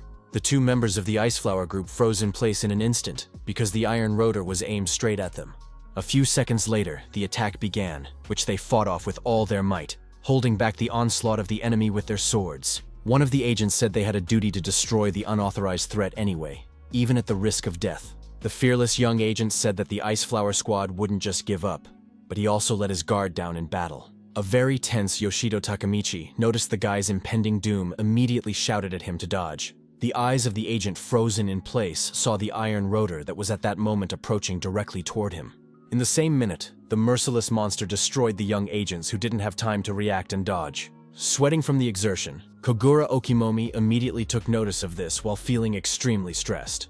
Fuyunrido also looked at the spot where the young members of the Ice Flower group had been killed, which was very unexpected. Everything turned upside down inside the senior of the group, and he couldn't believe that he had lost good fighters like Murashima and Hamano. At that moment, the merciless steel destroyer attacked him as well, and paying attention to it, the agent froze in place. He realized that there was no way to dodge and closed his eyes, waiting for death to quickly approach. But unexpectedly, Yoshito Takamichi came to the rescue and fended off the approaching rotors, thus saving the agent's life. Feeding hatred for the enemy, the hero asked the confused guy not to relax, and he was very surprised to be alive. The protagonist exclaimed that he realizes that it hurts a lot to see comrades die, but you can't give up. He told the agent who had lost his sense that if he too died, there would be no one to mourn their deaths. At that moment, Yoshito Takamichi remembered the death of Noga-san and two other guys who died in the tower, and their bodies were never claimed. After that, the senior of the group rose from his knees and looked at the bloody bodies of his dead comrades. He put his hand down into the large pool of blood spilled by his fallen friends, and said that Yoshito Takamichi was right. Bleeding sweat, the agent said firmly that he had a duty to survive no matter what, and prepared to fight back against the monster. Meanwhile, the steel destroyer continued to attack the team, clashing with Kogura Okimomi. King Conqueror successfully threw a punch and bounced to the side, landing beside Yoshito Takamichi. Being very serious, the man wondered where to aim them, and the protagonist began to ponder at that moment. At that moment, Fuyunrido came into play, wielding a unique sword called Yine with extreme power. The head used her mighty sword and froze everything around her, including her opponent's iron claws. One of the agents was very surprised, because right in front of her face froze the iron rotor of the steel destroyer. Another youth from Ice Flower's team froze in place, not understanding what was going on. Fuyunrido apologized to everyone, saying that if she had been more serious from the beginning, no one would have died. A perplexed Yoshito Takamichi looked at the branch head, who was acting very strange at that moment. Having reincarnated, the girl said it was time to call it a day, which surprised her companions even more. Her hair was dyed snow white, and she held her mighty sword behind her back and prepared to attack her opponent. At that moment, Fuyunrido's gaze was completely calm, and his behavior appeared very strange to those around him. The steel destroyer was at the ready and could launch an attack at any second, and the calm head only slowly approached him. The insidious monster didn't let her do so and released the iron rotor, intending to finish her off as soon as possible. Fuyunrido wasn't scared at all, and was only filled with an even greater desire to fight to avenge her fallen comrades. She began to maneuver and move in different directions, hitting and getting close to the monster. The steel destroyer did not give up trying to attack her and swung iron chains, but the girl managed to dodge. The branch head looked around carefully to avoid the risk of being attacked stealthily. She tried with all her might to repel her opponent's attacks, but he immediately attacked her again and again. Several iron rotors were approaching Fuyunrido at that moment, but she wasn't going to retreat. Mistress was able to dodge the approaching chains very deftly, hitting them with only her hair. More and more bayonets were aimed at her, but she rolled behind the hilt of her sword and prepared to fight back with dignity. Fuyunrido then began to relentlessly swing her sword in different directions, holding back the steel destroyer's onslaught. At that moment, she was completely emotionless and cold-blooded, and her goal was only to destroy the unauthorized threat. The branch head's assertiveness paid off, and she managed to deliver a powerful blow, causing the monster to lose its yellow blood. The steel destroyer waved its tail in pain, and Fuyunrido rushed to attack, realizing that there was still a little more left. In an instant, the monster opened its jaws wide to devour her and get rid of such a problem forever. After that, it abruptly slammed its jaws shut, swallowing only a pile of cobblestones, while the unharmed Fuyunrido remained outside. While in the air, the girl said now that it had opened up, then prepared to strike. She raised her ice sword upwards, releasing several sharp crystals towards her opponent. The steel destroyer froze in place and silently watched his opponent's actions, unsure of what to do. Fuyunrido used her magic power to deliver a decisive blow with great effort. The wary monster, on the other hand, still took her lightly and didn't think the little girl could straighten him out. The head of the branch, on the other hand, aimed her sword directly at his eye to give the destroyer of steel no chance of survival. With great effort, she raised a huge sword and thrust it clearly into the target, but the monster didn't even have time to react. She held the sword inside the steel breaker for a few more seconds, pressing down on it to increase the damage done. The magical energy triggered an explosion inside the monster which raised huge layers of dust air. Upon landing, a completely calm Fuyunrido said confidently in her thoughts that she had hit the exact target. But it wasn't that simple, because the steel destroyer survived, and immediately let everyone around him know about it.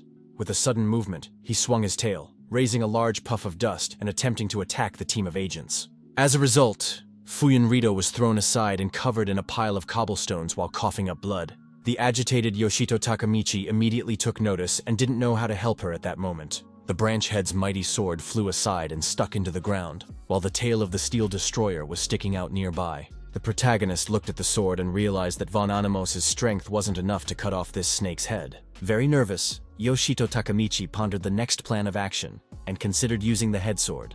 He was fully confident that the head sword filled with her powerful mana would definitely be able to handle such a task. Meanwhile, the destroyer of steel gloated and grinned, confident in his invincibility. The monster looked arrogantly at Yoshito Takamichi, who was holding Von Anemos in his hand, preparing for a powerful attack. The main character had a very hard decision to make, and he didn't know what to do next, or if he could handle the monster. Still, Yoshito Takamichi exhaled and gathered his strength, and the bloodthirsty steel destroyer rushed to attack at that moment. The young man stared fiercely into his opponent's eyes, defiantly asking him not to choke, and ready to fight back in a dignified manner. The iron monster opened its jaws wide, preparing to devour him, but the hero didn't even take a step aside. At one point, he did rush to the side, threateningly saying that the destroyer of steel would pay with his life for this. The hero didn't stop for a second and said he wasn't as fast as Fuyunrido, but he could do something too.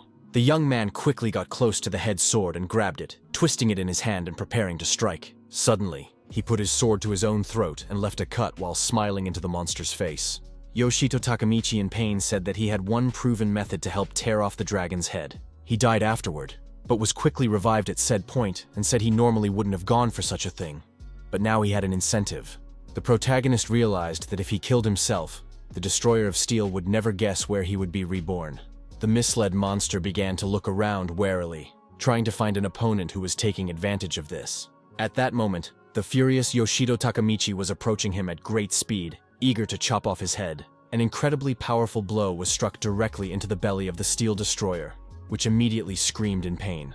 The protagonist didn't sit him out and threw a few more punches, reducing the monster's chance of survival. The steel destroyer was in pain and knocked out, and Yoshito Takamichi was confident of his success. Kogura Okimomi watched on the sidelines, smiling and feeling proud of his young partner in whom he had confidence. Ice Flower's senior group, on the other hand, watched the main character's incredible power with great astonishment. A stunned Fuyunrido, who was wounded, sat on the ground and watched the hero's skillful actions with the same stunned face. Meanwhile, the young man's assertiveness paid off, and the steel destroyer's head was chopped off. After that, the main character bounced to the side, and Fuyun Rido rose to her feet and silently watched what was happening. Looking at the dust that had risen, she softly thanked Yoshito Takamichi, thanks to whom they were now safe. The branch head said that by killing this bloodthirsty creature, he proved that the sacrifices of the fallen agents were not in vain. The remaining agents were at that moment helping each other and trying to recover from what had happened.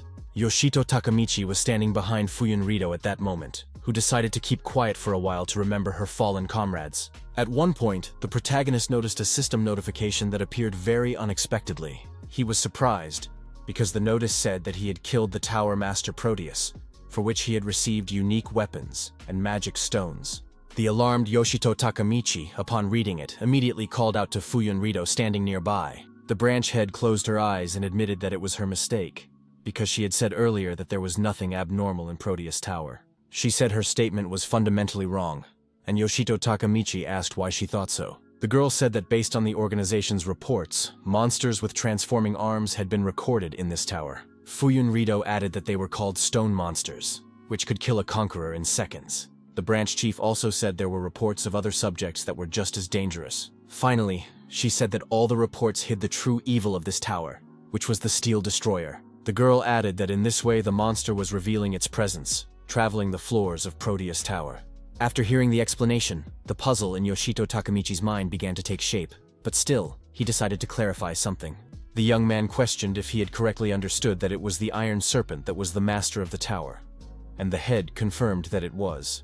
She said that normally the Tower Master wouldn't leave the upper room, but for that he appeared to be an unauthorized threat. Now the protagonist was clear, and asked if it was true that he had just finished off the Steel Destroyer. Fuyun Rido asked the young man if he had any objections to this, since he was so eager to ask. The hero scratched the back of his head, and said that wasn't the case at all, and the branch head tried to figure out what he meant. The young man said that the head, Kogura Okimomi, and the Ice Flower boys contributed much more to the battle than he did. The Conqueror King, meanwhile, kept his hand on the shoulder of the senior of the group, silently listening to the protagonist. Serious at the time, Yoshito Takamichi said that despite their best efforts, this battle was not without casualties. He then looked at the notification that said there were only 10 seconds left before the tower disappeared. The protagonist just wanted to become even stronger than he was now, and that was the only goal he had. Soon the tower began to dissolve into space, and he and the others were forcibly teleported to the real world. A short time later, Yoshito Takamichi and Kogura Okimomi were in the office of the head of the Tokyo branch. The young man placed a silver ring on the table and asked Fuyun Rido to take a look at it, believing it to be of value. She asked if it was true that it was the weapon that got him for defeating his boss, and the guy confirmed that it was. He also used the inventory window and dumped a whole bunch of magic stones on the table, which were also rewards. Fuyun Rido looked at them emotionlessly and asked if he was thinking of buying her. But the young man said that it wasn't like that at all. Yoshito Takamichi said that they defeated the Tower Master with their combined efforts, hinting that he should share with everyone. The guy then said he decided to give the award to them, adding that Kogura Okimomi supported his initiative. The protagonist asked the chapter to use this to support the rest of the conquerors. After a while, they were in a hallway where one of the agents approached Yoshito Takamichi. The young man immediately recognized the agent from the Ice Flower, and the serious man, on the other hand, introduced himself as Ryudo. He said he had business with them, and an interested Yoshito Takamichi immediately inquired as to what it was.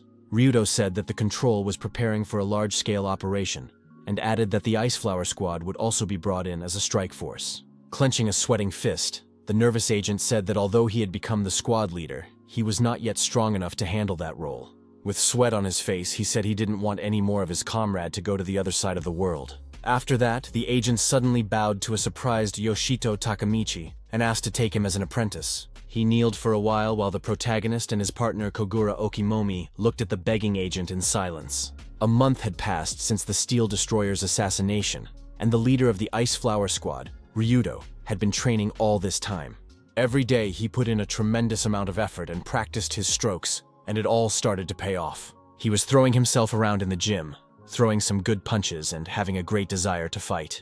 Watching this, Kogura Okimomi smiled as he noticed that the student had a pretty good grasp of the material he had learned. Ryudo was now very confident and fought with dignity against his teacher, which pleased him greatly. The young leader had been practicing in sweat, and it was evident in his skillful movements as well as his confidence. Kogura Okimomi was making him sweat and dodging punches, so the guy understands that there are tense situations in combat. The teacher really liked the young man's fighting attitude. But at one moment, Yoshito Takamichi suddenly appeared in the arena.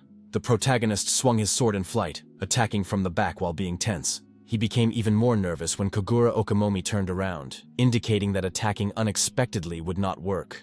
The Conqueror King, with a smile on his face, immediately repelled his attack without even making much effort. His loss of vigilance was immediately taken advantage of by Ryudo, who crept up from behind and swung his sword. Both students were thrown off in different directions by Kogura Okimomi's powerful strikes, which were astonishing in their skill. A nervous Yoshito Takamichi tried with all his might to slow his slip while holding the hilt of his sword tightly. Ryudo also made an effort to break, which he managed to do successfully, but he was exhausted. A cheerful Kogura Okimomi told the panting boys that they had shown themselves somehow weak this time.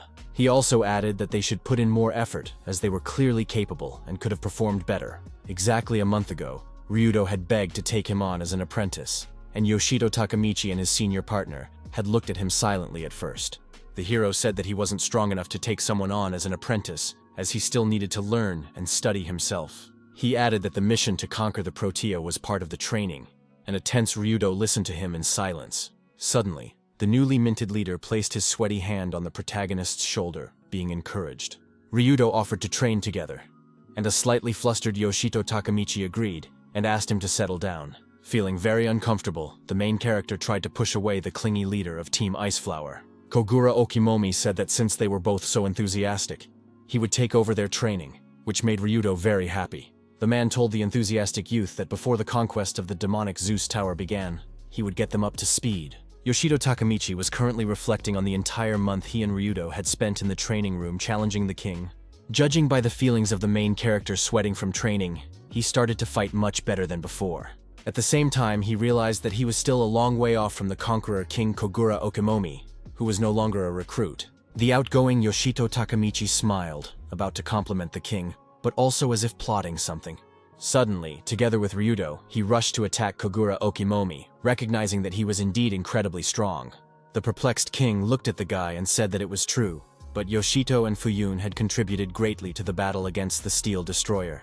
He said that it should not be forgotten that some conquerors might just be powerless against a certain type of monster. The king effortlessly repelled the attack of the attacking disciples, and said that if they became even stronger, a lot of things would change for him. Brushing them aside with a counterattack, the king said he wouldn't have to put any effort into the battle at all, if that was the case. Yoshito was saying in his mind that even though they fight with real weapons in training, they couldn't even manage to scratch the master. The unbeatable Kogura Okimomi was striking at the students with ease, and the hero was nervous and confused. Falling to the ground after another blow from the master, the protagonist immediately began to get up, albeit with difficulty. At that moment, Ryudo shouted to his comrade-in-arms that he was in danger. Shi-wary Takamichi immediately turned around. At that moment, the two disciples rushed to attack Kogura Okimomi, who was standing still and was ready to do so. Yoshito Takamichi made a leap for an airstrike, and Ryudo, on the other hand, lunged at the master with his sword while on the floor. Both attackers were confused because the teacher used the fire ability while being completely calm. With a sly smile, Kogura Okimomi said it was time to warm up the boys a bit, which sounded intimidating.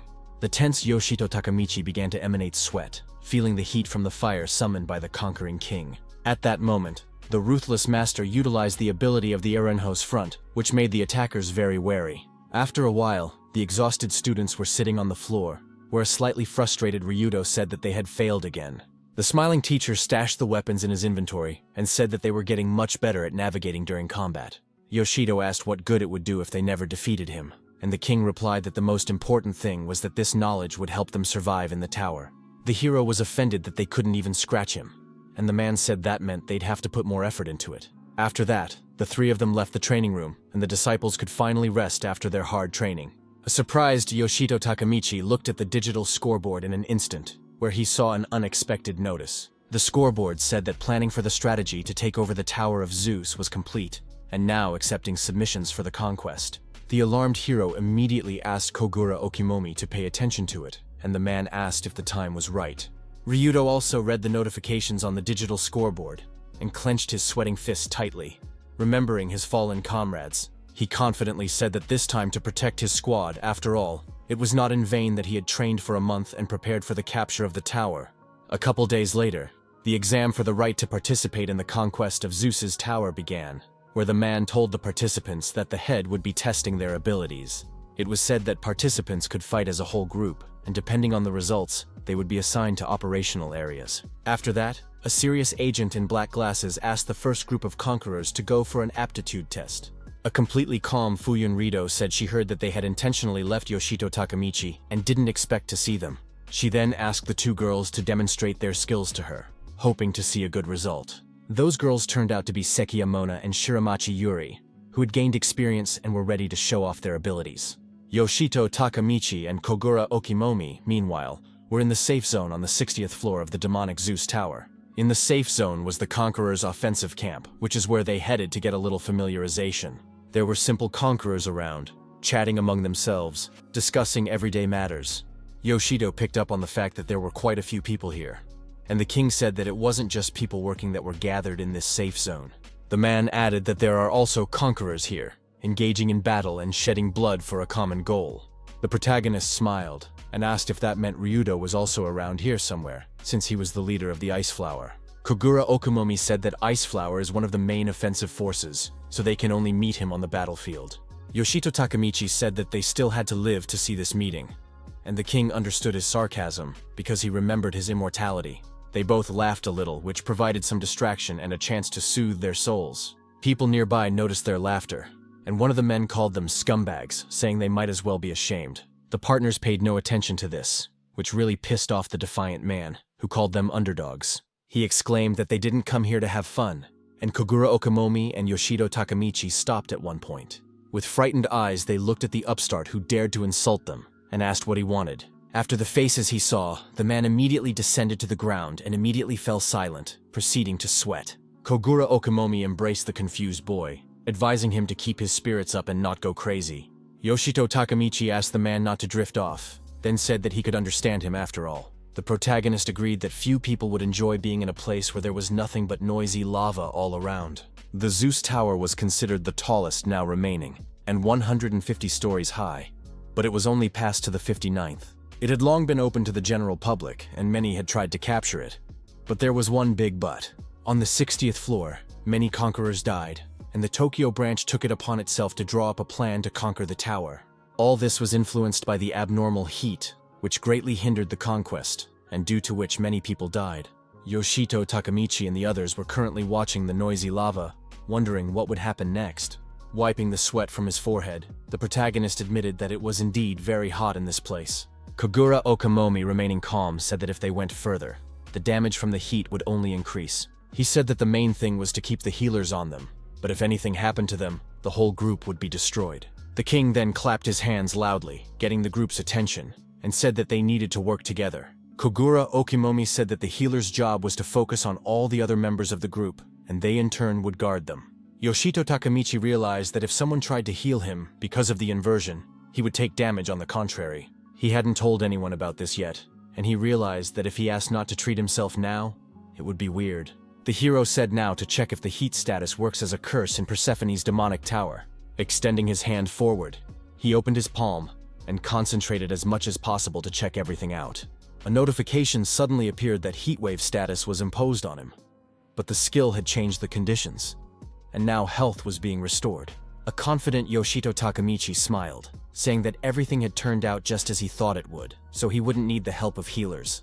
The protagonist then decided to address the Kogura Okimomi ahead of him, who was all ears. The young man said he could handle the heat pretty well, so he would go first to check things out and rushed forward. The king, like the rest of the group, was stunned and stared open-mouthed at the fleeing Yoshito Takamichi. No one even had time to say anything to the escaped protagonist, who was completely confident. The young man, meanwhile, was running at a breakneck pace, realizing that it was probably not the smartest decision. But he had no other choice. Being wary, he looked around while running, hoping to see something interesting. Losing his guard, the protagonist was suddenly attacked and immediately lost a large amount of blood. He immediately fell to the ground without realizing what was happening, but he no longer had the strength to wonder at that moment. Laying in a pool of his own blood, Yoshito Takamichi didn't realize what was happening, and his eyes gradually closed. Still, the young man could still think and tried to consider the strangers who had suddenly attacked him. A few meters away, the hero saw strange creatures in white robes whose eyes glowed red. With the ability, health was restored, and without thinking long, Yoshito Takamichi began to rise, while being ready for a fight. He stared his treacherous adversary straight in the face, with no fear or desire to step back. One of the cloaked assassins immediately grabbed a sharp blade, about to rush into the attack with his comrades. The whole trio rushed to attack the protagonist, who at that moment froze in place, thinking over a plan of action. The young man jumped up on the spot, preventing his sword-waving opponents from attacking himself. Much to their annoyance, he used the ability to push them back a bit, thus giving himself an advantage in further combat. Yoshito Takamichi then smiled slightly and said that he had been preparing for this trek for a whole month. After saying that, the hero rushed into the attack with a blade in his hands and said that they might not even think that they would finish him off so easily. With a sharp swing of his blade, he tried to strike at one of his opponents, who managed to dodge. The assassins in robes weren't slumbering either and swung their blades, which alarmed the hero, but he didn't panic.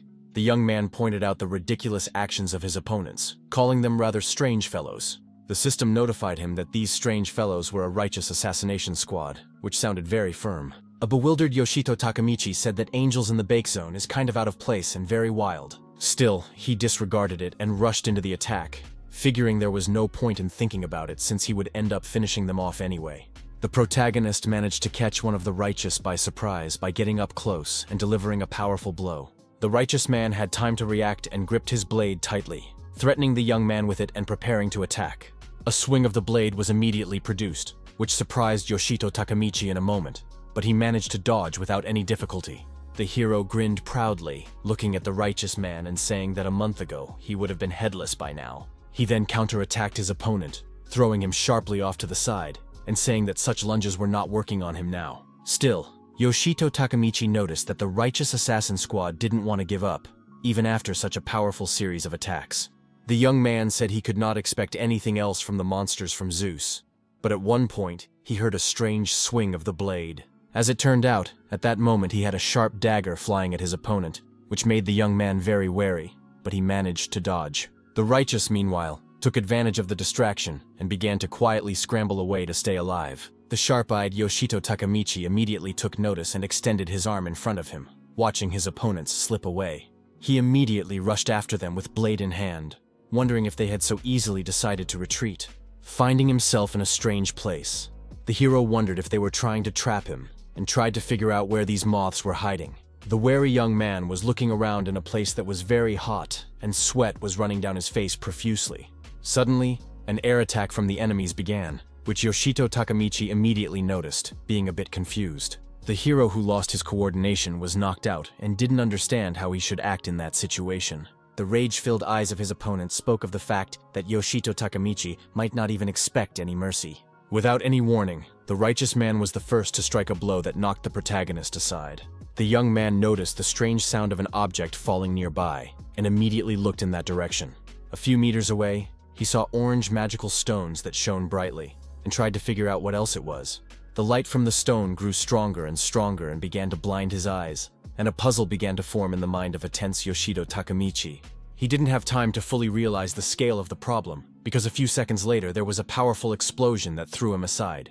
A dumbfounded Yoshito Takamichi wondered if the righteous were using explosive crystals. Another crystal not far from him exploded, causing the protagonist to scream in incredible pain. He was thrown aside again and slid about 10 meters on the ground, exhausted after everything that had happened. The righteous assassin squad took the chance and rushed to attack the weakened enemy, eager to finish him off. Yoshito Takamichi was on his knees at that moment, calling them scum and trying to come to his senses, while his opponents attacked him from a distance. Soon there was another explosion and the hero died, but with the help of the ability, he regained his lost 40 points to physical strength. Being filled with a thirst for revenge, the protagonist rushed to the attack and asked the righteous not to become arrogant. The young man swung his blade mercilessly, hunting down every member of the squad and eager to finish them off. The assassins in robes tried their best to hold back his onslaught, launching sharp throwing blades towards the hero. Yoshito Takamichi didn't care about their techniques, and he effortlessly jumped over the flying blades. Looking fearfully at one of the righteous men, the protagonist approached him, holding a sharp blade. After that, he swung his blade mercilessly, striking the confused opponent standing in front of him. But at that moment, there was another white-robed assassin in the rear of Yoshito Takamichi, who was eager to avenge his comrade. The protagonist immediately sensed his presence and turned around, staring embitteredly into his opponent's face and waving his blade. With a single powerful swing of his blade, the righteous man was thrown aside, where he crashed into the stone wall with a clatter. At first, Yoshito Takamichi was very surprised by this turn of events, because he didn't expect the punch to be so powerful. Then he still smiled though, realizing that a month of hard training had paid off and given him much more strength. About to finish off his opponent, the hero said he was just returning the favor for his death. After these words, a blow of incredible power was struck directly into the chest of the righteous man, who almost immediately lost consciousness. From the impact, orange magic stones that possessed explosive properties scattered in different directions. The half-beaten holy man was no longer able to resist and stretched out his arm in front of him. The protagonist managed to bounce to the side, and once at a safe distance, he waited for the inevitable explosion. A few seconds later, there was a powerful explosion that made Yoshito Takamichi feel the intense heat from the flames. Exhausted from the battle, the young man fell to his knees and began to catch his breath, looking up at the rising columns of smoke. Rising to his feet, he noticed the congealed blood around his wrist, which was immediately apparent. What surprised him was that despite the heatwave burns, the inversion healed them quickly, which was very convenient. The hero then read system notifications that the number of explosive crystals had decreased, and so had the heatwave damage. Looking carefully at the explosive crystals, the young man wondered if they were the reason why there was a debuff on this area. Looking around, he emphasized the fact that there were quite a few of them here and it was worth being careful. Yoshito Takamichi decided to think simpler, and realized that if he destroyed all the crystals, the debuff would evaporate accordingly. Then he rushed forward at full speed, realizing he had a bunch of other things he couldn't wait to get done with. With his actions, the protagonist provoked explosions of magic crystals, doing it very carefully and quickly. The team of conquerors led by Kogura Okamomi meanwhile moved forward through the tower, keeping vigil. One crew member was very nervous, reading the system notifications on the red digital signage. Shouting rudely to the healer, he asked her to cure him immediately, saying that his health was rapidly declining. The excited girl immediately used the staff and concentrated to improve his health. Healer stood in the center of the tentative circle, and the rest of the team she was replenishing health around her. In an instant the girl relaxed, expiring sweat like she had failed, and her gaze was frustrated. One of the group members asked her in a gruff tone why she was the one who had relaxed, and the healer became even more nervous. The man frighteningly said they would need treatment again soon and asked if she realized how many lives were at stake. Suddenly a hand was placed on his shoulder by Kogura Okimomi, who did not like this tone. He asked him to stop pressuring the girl, saying that she was not stupid and understood everything, and a man's words could very easily hurt a woman's heart. At the same time, the group leader himself began to get nervous, because he realized that all the team members were on edge and the situation was stalemate. The man realized that it was not surprising, as the agitated team members could not stop the debuff. He also feared that monsters might attack, and behind the distraught healer was suddenly a monster with red eyes. Kogura Okamomi immediately noticed the strange sounds and turned around, trying to figure out what had happened. One of the team members exclaimed that someone had injured the healer, and a second hitman immediately went over to help her. But suddenly, someone placed a hand on the blue-eyed girl's shoulder, causing her to freeze in place with fear. The strange man asked why she was doing this, which scared the girl even more, who was pouring out sweat. Odd asked what was the point of wasting energy on a useless person when you could take care of the rest. Suddenly, everyone heard strange sounds and began to realize that somewhere nearby there was an unknown creature that was approaching them. As it turned out, it was one of the Righteous Squad's assassins, who were eager to massacre the terrified group. The team immediately began trying to offer resistance, but one of its members froze in place and watched the enemy approach. Kogura Okimomi tried to keep a cool mind, swung his blade, preventing his opponent from attacking himself. The Righteous didn't care about his blows, and they only flew past the Conqueror King at high speed. The man watched them and wondered if they had been hiding somewhere nearby all this time to strike stealthily. The team began to panic and most screamed that they could no longer fight, begging for their health to be restored. Kogura Okimomi realized that the team members were at their limit, but he himself was not going to give up and tried to fight with all his might. That said, the team leader realized that at this rate they all risked death, and he had no plan of action.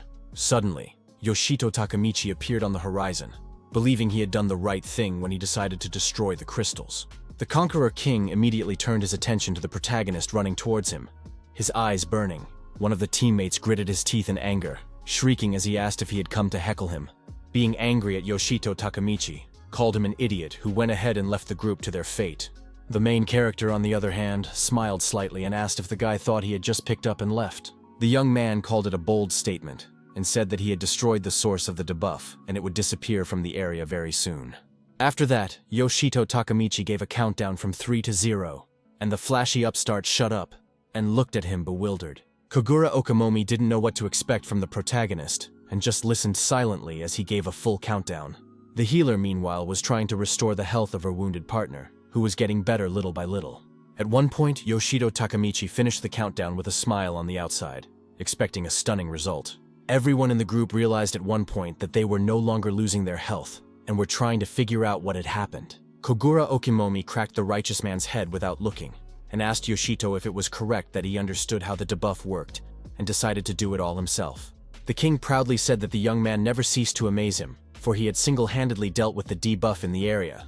The hero, however, looked at the previously screaming upstart and asked if the fool who left them and ran away was still a fool. The perpetually disgruntled guy with the scarred face acknowledged that he had helped them, while looking at the young man incredulously. Kogura Okamomi said that thanks to Yoshito Takamichi, the group's fighting spirit has been restored again, and it couldn't be happier. The king then looked into the hero's eyes and asked if he was ready to move on, while naming his partner, which surprised him. Both partners bumped fists, which spoke of the strength of the team and the firmness of their fighting spirit.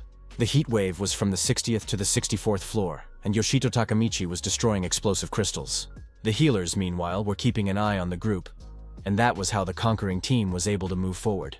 In a gloomy room not far from them, lit only by torches, strange sounds were heard. As it turned out, the source of the noise was one of the righteous men pulling on an iron chain with spikes. Using a carabiner, he hooked a spiked chain to an iron plate attached to the wall. After that, the white-robed holy man looked at his associate while muttering and making strange noises. The grates were opened, after which strange creatures began to slither out of them with a rumbling sound, making loud noises. A bloodthirsty dragon with 3 heads was released from captivity, which was on a chain, and had gotten very hungry during his imprisonment. The 3-headed dragon immediately started kicking in different directions, trying to break free from the thick chain. The team led by Kogura Okimomi, meanwhile, continued to wander the floors of the tower. The leader said that they had reached the 65th floor of the demonic Zeus Tower, and were in a safe zone at that moment. A wary Yoshito Takamichi looked around and noticed a blue portal a few meters away. The young man was a little surprised, for even the portal was open, giving comfort and convenience to the conquerors. Kogura Okimomi said with a smile on his face that it was now possible to move between the lower floors. The band leader then said that we should start by letting the guys rest, because not everyone could stand on their feet anymore. A disgruntled guy with a scar on his face, breathing heavily, asked the protagonist how he could stand on his feet after the journey he had traveled. Yoshito Takamichi pondered for a bit, trying to formulate a speech to answer the curious kid.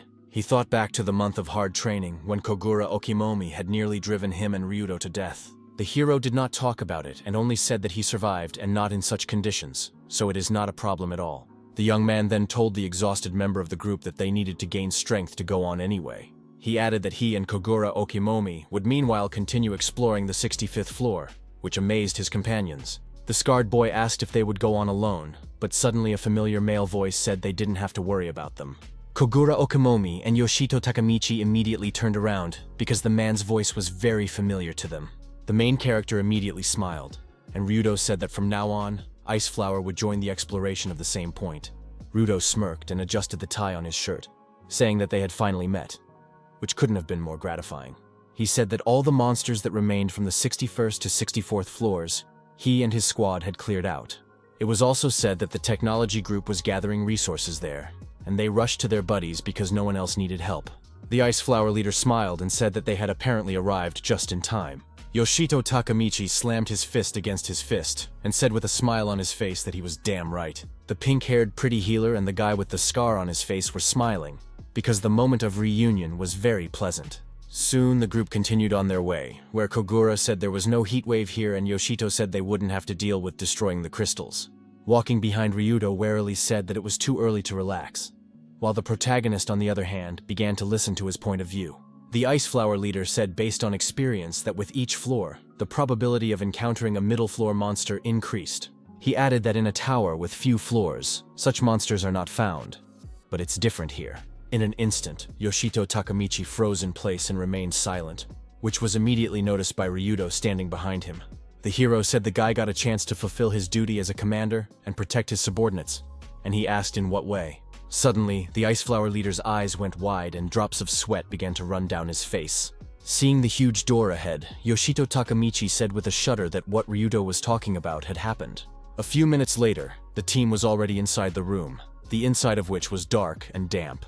Staring into the unknown, Yoshito Takamichi froze in place, concentrating on his senses. Somewhere in a dark corner of the poorly lit room lurked a three-headed dragon who realized he could get enough of the humans. He tried to get off the chain and free himself to fight his opponents without restraint. The three-headed monster turned out to be the bloodthirsty Hydra of Destruction, who was aggressively set against the people who disturbed its peace. A wary Ryudo immediately ordered his subordinates to get ready, and to be extra careful, for they were in the enemy's lair. The three-headed Hydra opened its mouth wide and immediately rushed to attack, ignoring the fact that it was chained up. Her eyes were frightening in their fury, and she herself let out a loud growl as she tried to pounce on the team. While the rest of the team rushed to attack, Yoshito Takamichi wondered why a dragon would be sitting on a chain. The wary young man immediately shouted to Ryudo that something was wrong with the monster, and it wasn't worth hitting it. But it was too late. In the same minute, all three heads of the Destruction Hydra were chopped off, but that didn't speak of victory over the monster yet. After cutting off the heads, the Hydra was freed from its iron fetters, though it no longer needed it. The team spread out in a perimeter around the dead monster's body, scrutinizing it closely. The tense Ryudo exhaled with relief at that moment, but suddenly he heard strange sounds from the Hydra. At that moment, the blood from her severed head stopped flowing out, and it was as if a regeneration process had begun. The rebel monster managed to grow ahead and once again glared furiously at the confused team, who hadn't expected it. A flustered Yoshito Takamichi couldn't believe that Hydra Destruction had the ability to regenerate. What made it even more stressful was that on top of all this, her collar had come off, and she now had complete freedom. The bloodthirsty monster opened its jaws wide again, intending to devour the entire team to satisfy its hunger a little. The Hydra of Destruction stared greedily at the frozen-in-place Ryudo, who didn't know how to confront her. A worried Yoshito Takamichi shouted to Ryudo because he was very afraid for him, but the group leader asked him not to worry.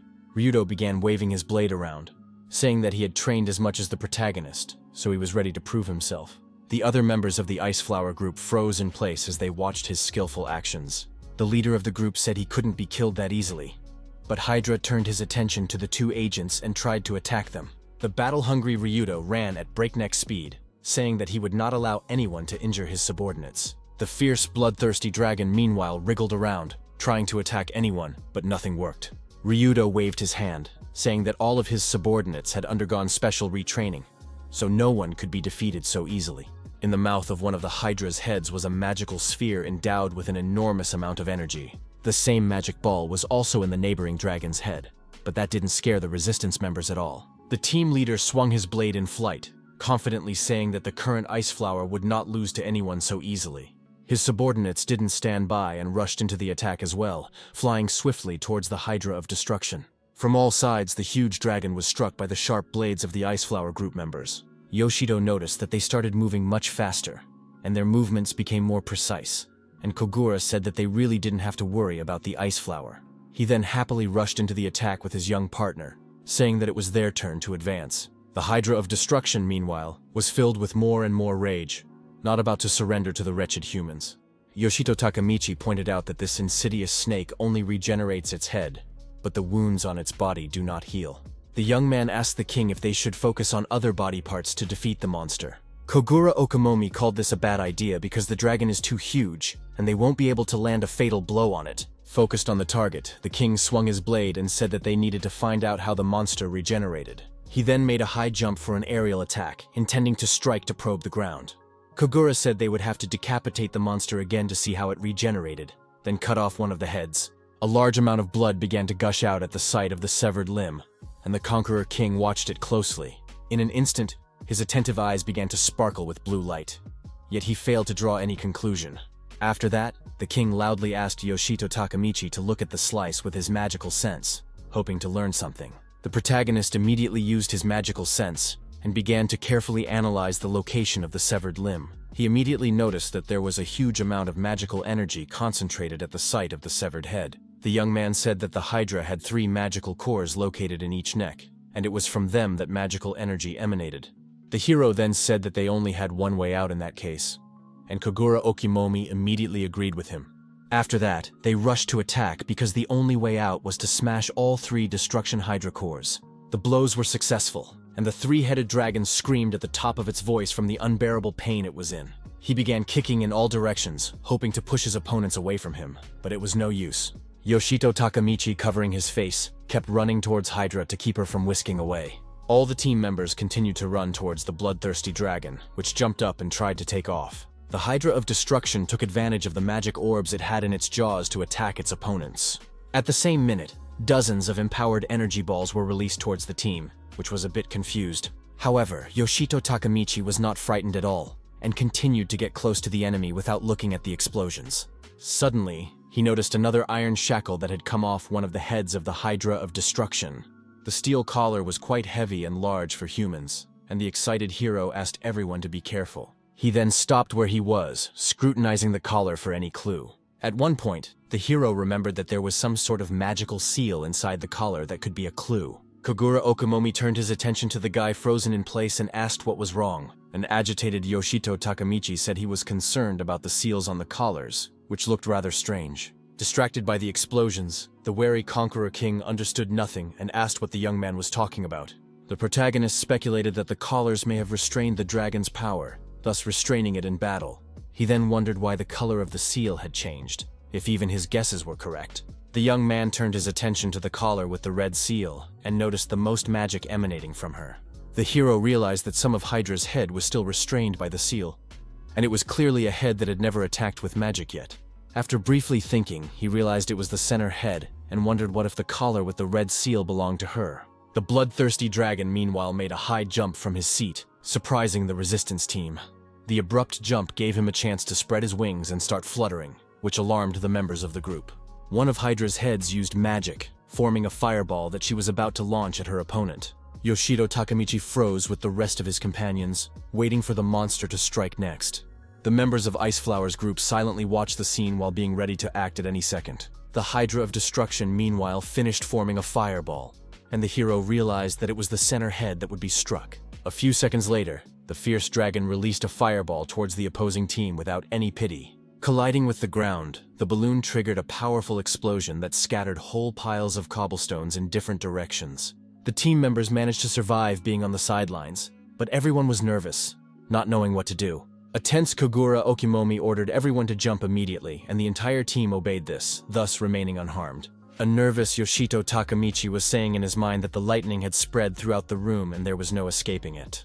Then he turned his attention to the current that was spreading through the room, and was visible to the naked eye. Only surrounded the team from all sides, clamping everyone in a vice, much to the delight of the 3-headed Hydra of Destruction. A very tense Ryudo understood the full extent of the tragedy, yet he had no plan of action.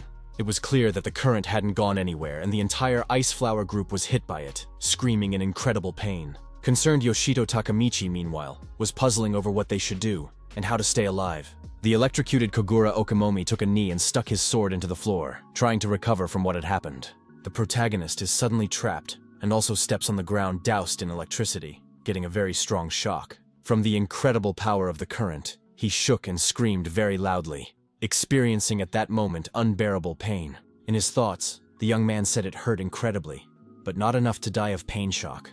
With a smile on his face, the hero turned around, realizing that the others were fine as well, but in an instant changed in his face. Yoshito Takamichi turned his attention to the members of the Ice Flower group lying on the floor, who showed no signs of life. The stunned hero in the moment, frozen in place, did not understand how this could happen, because he managed to survive the electric shock.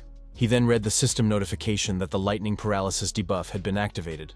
The debuff was changed to a buff, and the effects were removed from the hero, and he noticed that his companions were unable to even get up. With sweat on his face, Yoshito Takamichi began to think about the pressing matter at hand, and realized that he was different from the members of the Ice Flower group. The bloodthirsty and insidious 3-headed Hydra, meanwhile, began to approach him because he was the only one left. The protagonist very quickly realized that he was left with this nasty monster one-on-one, and prepared for battle. The 3-headed monster opened its mouth wide, showing its aggressive mood and desire to finish off the young man. A tense Yoshito Takamichi didn't know what to do, as he was sure he couldn't defeat the monster alone. He then looked at his wounded companions, who at that moment couldn't even move. The young man realized that if the dragon tried to attack Koguru Okimomi or the Ice Flower squad, it would be impossible for them all to survive. That thought created panic in the mind of Yoshito Takemichi, who was in great pain to even imagine such an outcome. However, he had no time to think, because the insidious dragon was not slumbering and attacked the hero. Yoshito Takemichi was thrown aside, and one of the heads began to form a magic ball to launch the next attack. The exasperated protagonist grabbed the ledge, hitting his torso in the process, but by no means was he going to give up. He cushioned his fall a bit, and as he landed he wondered if the monster thought he would lose so easily. At that minute, an energized dragon magic ball was released towards the hero, which was meant to destroy him. The young man died, but the ability immediately returned his lost points to health, and Hydra turned her attention to the wounded. Bouncing aside, an enraged Yoshito Takemichi exclaimed at the top of his voice that he wouldn't let the monster attack his friends. The dragon got fed up with him and attacked the guy again, killing him, but once again the points were returned. Upon seeing the revived hero, the enraged Hydra once again used the energy balls to finish him off for good. A tense Yoshito Takemichi was tired from the battle, and said that it was very hard to fight against such a huge monster. The bloodthirsty creature grinned maliciously at the hero standing there, who was a bit confused. But suddenly, the protagonist heard a familiar female voice that said attack the monster on the right. Sekiyamona asked her companion to attack from the left to knock her opponent out and take her by surprise. Shiramachi Yuri listened to her friend carefully, and realized what needed to be done, then proceeded. A flustered Yoshito Takemichi, meanwhile, froze in place, trying to figure out what was going on around him. Sweet Yuri had honed her magic skills during her absence, and said everything would be done to the best of her ability. Then, with a smile on her face, she released a magic ball charged with powerful energy towards the three-headed Hydra. A shocked Yoshito Takemichi was shocked because he didn't expect his girlfriends Mona and Yuri to come to his rescue. The confident Sekiyamona deftly moved in different directions and maneuvered, holding her sharp blades firmly in her hand. She did a somersault right in flight, intending to stick her daggers right into the neck of the three-headed Hydra. The girl was approaching her target at great speed, looking at her like a victim, and confident in her abilities. A series of dagger strikes were successfully executed, after which Sekiyamona quickly bounced to the side. Experiencing incredible pain, Hydra spat out the magic ball she wanted to launch at Yoshito Takemichi. The empowered ball of energy was released into the ceiling, creating destruction and further enraging the dragon. Concerned Yoshito Takemichi, meanwhile, was looking around trying to figure out what the monster would do. The Hydra released the magic orb again, and the tense hero exclaimed that they wouldn't be able to stop it. Shiramachi Yuri confidently exclaimed that there was no need for that because she would repel the dragon's attack with a single blow and release the sphere. The incredibly powerful magic sphere was flying forward rapidly, keeping a clear flight path. The precise magic strike converged in flight with the dragon's energy sphere, which spoke of the success of the girl's actions. After that, there was a powerful explosion that created a strong wave, and the three-headed Hydra's attack was successfully repelled. Such a move on the part of the opponent startled the three-headed serpent, and one of its heads was severed at that moment. Yoshito Takemichi, who was standing nearby, watched the blood flowing from the monster's severed head. The girls immediately approached him, and Sekiyamona asked the discouraged boy how he was feeling. Laughing sweetly, Shiramachi Yuri asked her old buddy if they had gotten stronger in his opinion. The astonished protagonist, with his mouth open in amazement, asked what they were doing here, since they had previously set out to conquer the tower. Mona said they wanted to get involved too, but had to get permission from Fuyun to meet with him. Shiramachi Yuri then told the frozen Yoshito Takemichi that they would no longer be a burden to him. At that moment, the hero remembered how at the very beginning of the journey they underestimated him and considered him ballast, even though he tried to prove otherwise. Afterward, a moment came to mind when his girlfriends complained that he was forever defending them. Then they said they couldn't even do anything to help him, and Yoshito Takemichi didn't know how to stop them. The moment when the girls clenched their fists tightly and Sekiyamona asked the hero to wait for them to build up their strength also came to mind. Remembering all this, Yoshito Takemichi smiled, and now it was clear to him that the girls had already gained enough strength. With a sly smile, he kneeled down and said that since that was the case, then they would end this monster together. The protagonist said that in order to stop the enemy's regeneration, the core inside the body must be destroyed. He immediately turned to Yuri, ordering her to use her magical sense to see their location. The girl immediately obeyed his request, and saw the location of the nukes in the dragon's body. Shiramachi Yuri said she found them, and the young man asked if she could break through those cores with magic. After that, she focused on her magical sense, replying to the protagonist that she could handle the task. The girl then used her magic ability to strike directly at the cores of the three-headed Hydra. The knocked-out monster, meanwhile, was trying to recover from chopping off one of its heads. Maximizing her attacks, Yuri wasn't going to stop, and began to prepare for the next strike. Another orb charged with magical energy was sent towards the Hydra that had yet to recover. The monster immediately noticed the ball flying at him, but there was no time to dodge it. The magic sphere at that moment successfully hit the three-headed Hydra, passing through the neck and destroying the core. Hydra cried out in pain at the top of her voice, and all that was left in the place of the destroyed core was a through hole in her neck.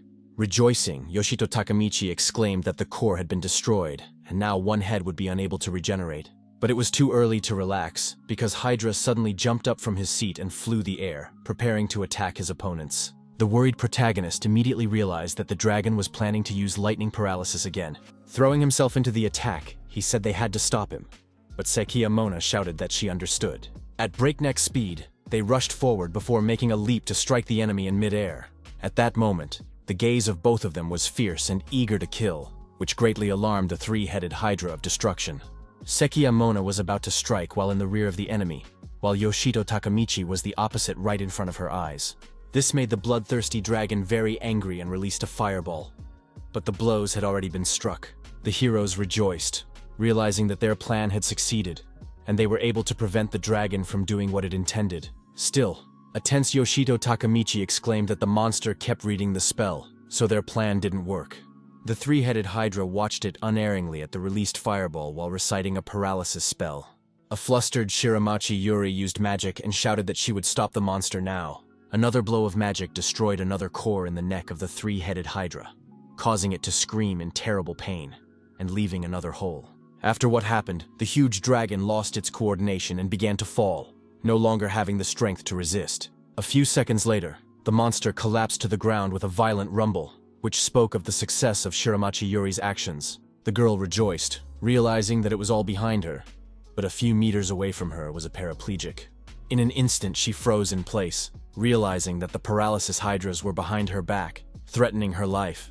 A worried Sekiyamona immediately took notice and was very scared for her friend, but there was nothing she could do to help. Yoshito Takamichi was also incredibly worried, and immediately shouted that Shiramachi Yuri was in danger. Ryudo, meanwhile, woke up and said that he was lucky to come out of the paralysis first, and now he would definitely be able to protect everyone. The protagonist could not believe that his comrade-in-arms had recovered from such a strong electric shock and was doing quite well. The young man immediately rushed towards the leader of the Ice Flower group, shouting at him to leave the unsafe area right now. The pensive Ryudo sighed heavily, pondering the pressing issues at hand while expiring sweat. Then a slight smile appeared on his face, and his blue eyes even sparkled a little, as if there was hope in them.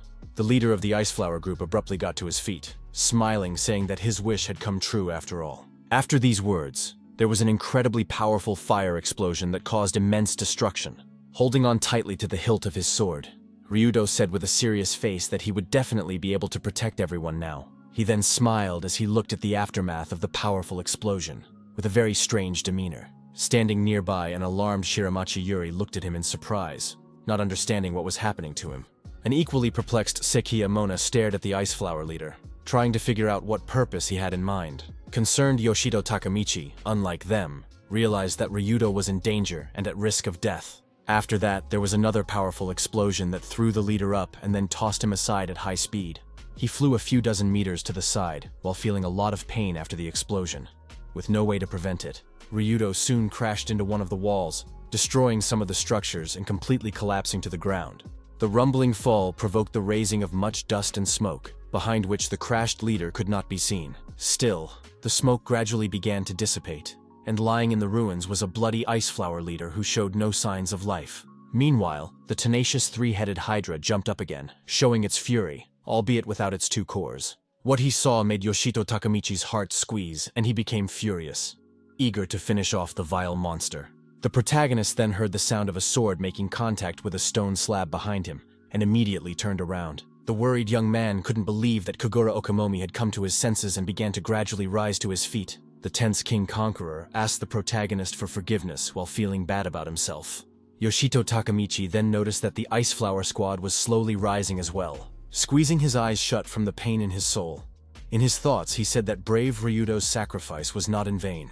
The protagonist then turned to a nervous Kogure Okimomi rising from his knees, who was all ears. The guy said he was going to chop a couple heads off that nasty monster and asked if he'd keep him company in doing so. The sweating, conquering king remained silent at first, closing his eyes to catch his breath a little. Then a battle-hungry fighter with sword in hand jumped up and asked if Yoshito Takamichi doubted it. After that, the partners rushed into the attack, fueled only by their thirst for revenge for their comrades and hatred for the bloodthirsty dragon. With great fervor, they ran with their blades at the enraged Hydra, who wasn't about to give up either. One of the monster's heads immediately formed a magic ball to at least somehow hold back the onslaught of opponents. In the same second, the sphere was released towards the partners from the mouth of the fierce monster that fought to the last. Included in the game at that moment was Shiramachi Yuri, who clearly understood that her job was to fend off the opponent's attacks. The girl immediately activated her magic ability, thus repelling the monster's attack, and counterattacked it. She was as focused as possible and kept a cool mind to make sure she didn't make any mistakes. The three-headed Hydra, meanwhile, had caught a blow back, trying to recover from it while still not intending to give up. The fierce monster rose into the air again, trying to keep out the assertive Yoshito Takamichi, who was getting close. To help the protagonist at that moment came the equally fierce Sakiya Mona, who unexpectedly attacked the monster from the air. The girl acted very carefully and prepared to deliver a sudden strike with 2 daggers straight into the enemy's neck. The incredibly powerful blow was delivered exactly as planned, causing the Hydra to scream in pain. After that, the dragon came crashing to the ground again with a rumble, and Sakiya Mona was about to land. Jumping to the ground, she looked at the 3-headed Hydra with long tongues sticking out of 2 of its heads. Eager to kill Kogura Okimomi, meanwhile, ran towards the monster to cut off its head and avenge Ryudo, who had fallen. He realized his wish. With a sharp swing of his blade, he severed the head of the Hydra, which could no longer resist. The bloodthirsty dragon's entrails were sticking out of its severed head, and it was deprived of any chance of survival. At that moment, Yoshito Takamichi was approaching him from on high, about to play the final chord in the dragon's story. Burning with a thirst for revenge, the protagonist repeated that he was not going to retreat from his goal and wanted to strike a decisive blow. The impulsive young man exclaimed that he would not let the Hydra of Destruction resurrect and stuck the blade right into its protruding innards. At that moment, the insides were like a crystal that emitted a yellow light that blinded the eyes. The exasperated Yoshito Takamichi paid no heed to this and continued to push the dagger inward with all his might. Suddenly, a yellow-haired maiden appeared and asked who dared to take the life of her favorite servant. The team members, meanwhile, gathered around the dying Ryudo and couldn't believe that such a fine man was no longer with them. A worried Yoshito Takamichi held his head, realizing that the guy was still alive and there was hope for survival. At that moment, Ryudo struggled to mumble the name of the main character, and his eyes began to gradually roll upwards. Tears began to involuntarily roll down the hero's eyes, and the leader of Ice Flower's group asked him not to make such a face. With a tight grin, he said he already thought he was going to die, but Fortuna bent over him and let him live. The blue-eyed Ryudo said it looked like he would live, which gave hope within the associates gathered around him. Extending his arm forward, the guy said that he would be patched up and rest for a while, and then burst back into the fray. Yoshito Takamichi cried, looking at his comrade with pain and realizing that all these were just words, but in reality, he was dying. Closing his eyes, Ryudo muttered softly one last time that he would definitely burst into battle with him soon. After that, his snow-white arm weakened, and the brave leader of the Ice Flower group no longer showed any signs of life. The main character couldn't believe his demise, and screamed, and his eyes poured uncontrollably with words of heartache. The strange yellow-haired maiden mumbled that this person possessed the gift of endless rebirth. She then raised her hands up in front of her, experiencing a mental countenance inside, and realizing that now everything would change. With a strange smile on her face, the girl said that now they could finally meet again. Yoshito Takamichi, meanwhile, was screaming in heartache and couldn't believe that Ryudo was no longer with them. Soon he was taken to the first aid tent, which was located in a safe zone on the 60th floor of Zeus Tower. The losing hopeful protagonist stood for a long time near Ryudo, who was in intensive care. At that point, the band leader was hooked up to a life support machine, and it was unknown if he could survive. A few minutes later, a saddened Yoshito Takamichi came out of the medical aid tent. His close, worried loved ones were standing outside, and Kogura Okimomi asked how Ryudo was doing. The sad hero replied that due to timely treatment his wounds had healed, but he still hadn't regained consciousness. The king said that this guy was lucky to have survived such a thing, because it was very rare. The man added that we can only wait and hope that the Ice Flower band leader will recover. Sakiya Mona suddenly asked Yoshito Takamichi what he would do in this situation. And he, being surprised, didn't realize what she meant. The girl said she thought what had happened to Ryudo had shaken him badly, and asked if he wanted to rest for a while. To her surprise, the protagonist replied that he couldn't rest right now, a smirk appearing on his face. He said that if he stopped now, Ryudo wouldn't forgive him, so he needed to keep fighting. Smiling at his companions, the young man confidently said that the leader would wake up soon, but he would go ahead for now. The blonde-haired maiden meanwhile turned to her subordinates and said that they should bring their master here. From her lofty throne, she addressed a righteous band of assassins who obeyed her in all things. The leader said their lord was hiding modestly in the crowd of mortals, but he must be found. Then she blushed and said in an intimidating voice that such a wretched brat didn't deserve to see the lord's countenance. In a loud tone, the empress ordered the squad to get rid of these plebes and make way for the lord to come to them. The maiden said that by killing these mortals, she would finally meet him, the possessor of infinite rebirth. After that, the mad laughter began, and the eccentric empress herself could not wait to meet the gentleman.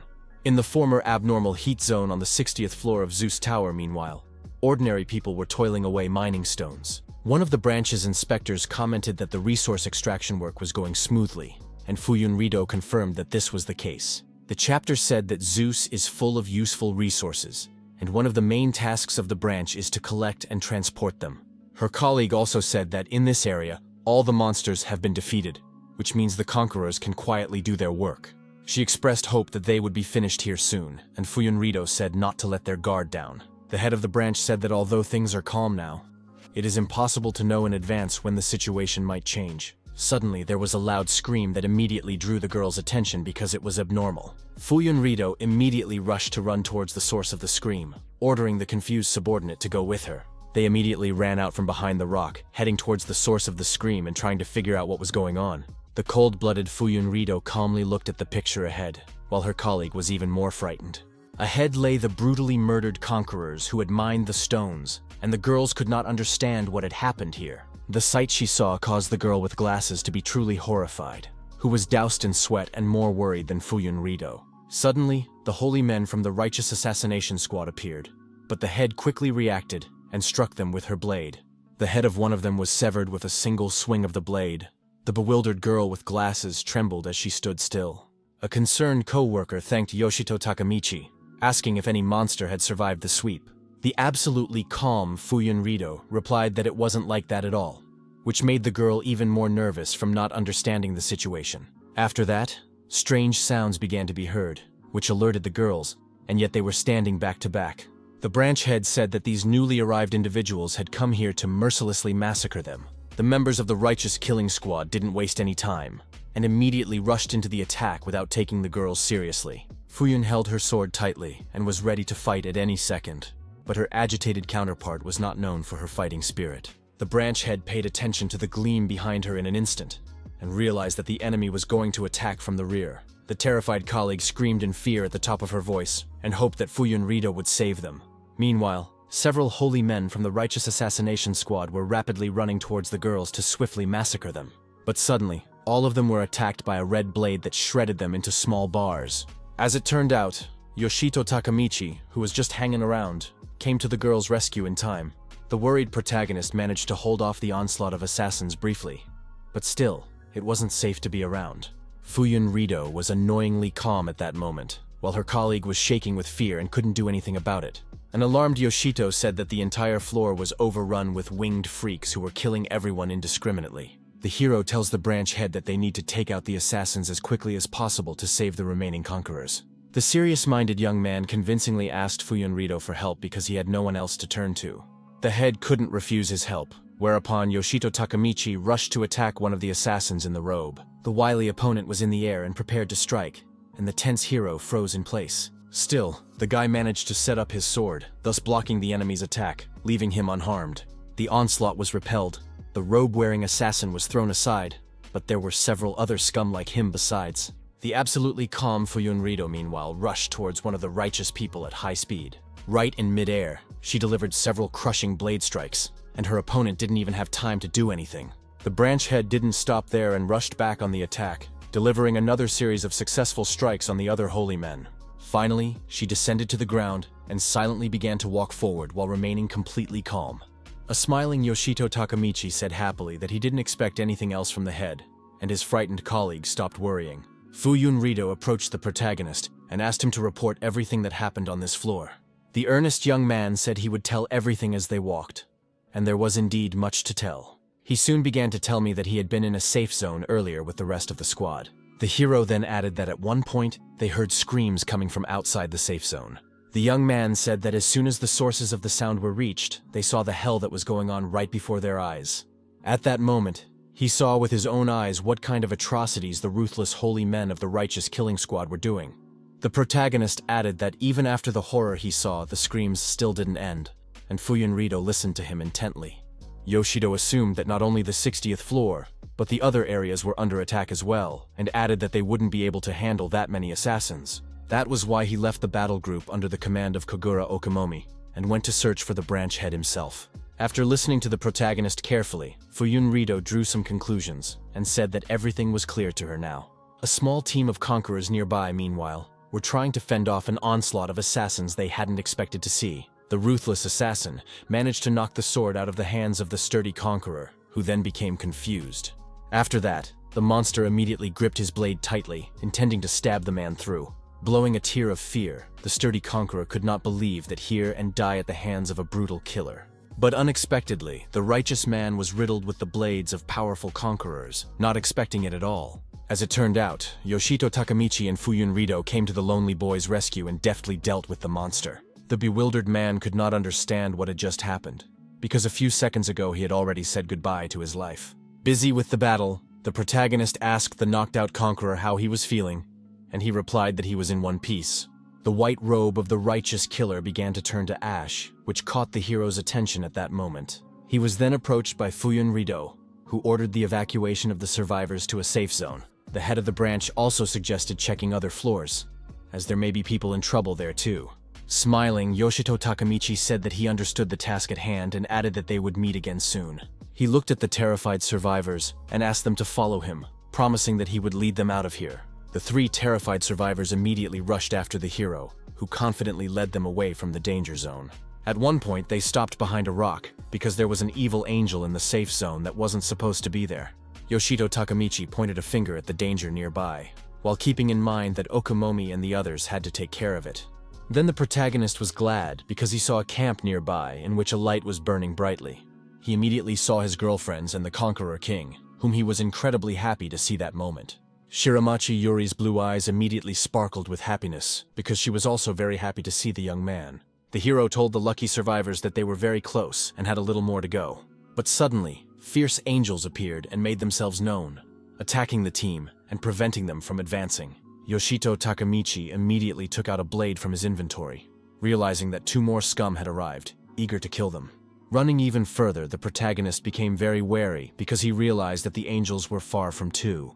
Ahead of him was a large number of righteous assassins who held their blades at the ready to massacre him. The companions immediately saw this and rushed to attack, with Sakiyamona running ahead of everyone who could get up close. A wary Yoshito Takamichi at that moment turned his attention to the yellow portal that had suddenly appeared. At the same minute, a fierce angel came out of the portal and immediately began to attack the hero, but he managed to block the blow. The tense young man shouted for the survivors to run away from here immediately, because it was very dangerous around. Stunned by what was happening, the survivors froze in place, not knowing if running away was the right thing to do in this situation. Still, they apologized to Yoshito Takamichi with a tremor in their voices, then rushed to run away.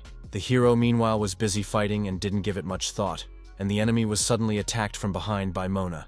She had planned to strike stealthily, taking her opponent by surprise. But suddenly, the situation changed. The survivors continued to run away while the two righteous killers froze in place, much to Yoshito Takamichi's alarm. The atmosphere around them was tense, and the hero and his team realized they were surrounded on all sides by assassins. A wary Shiramachi Yuri and Sakiyamona stood back to back, ready to engage in battle at any second.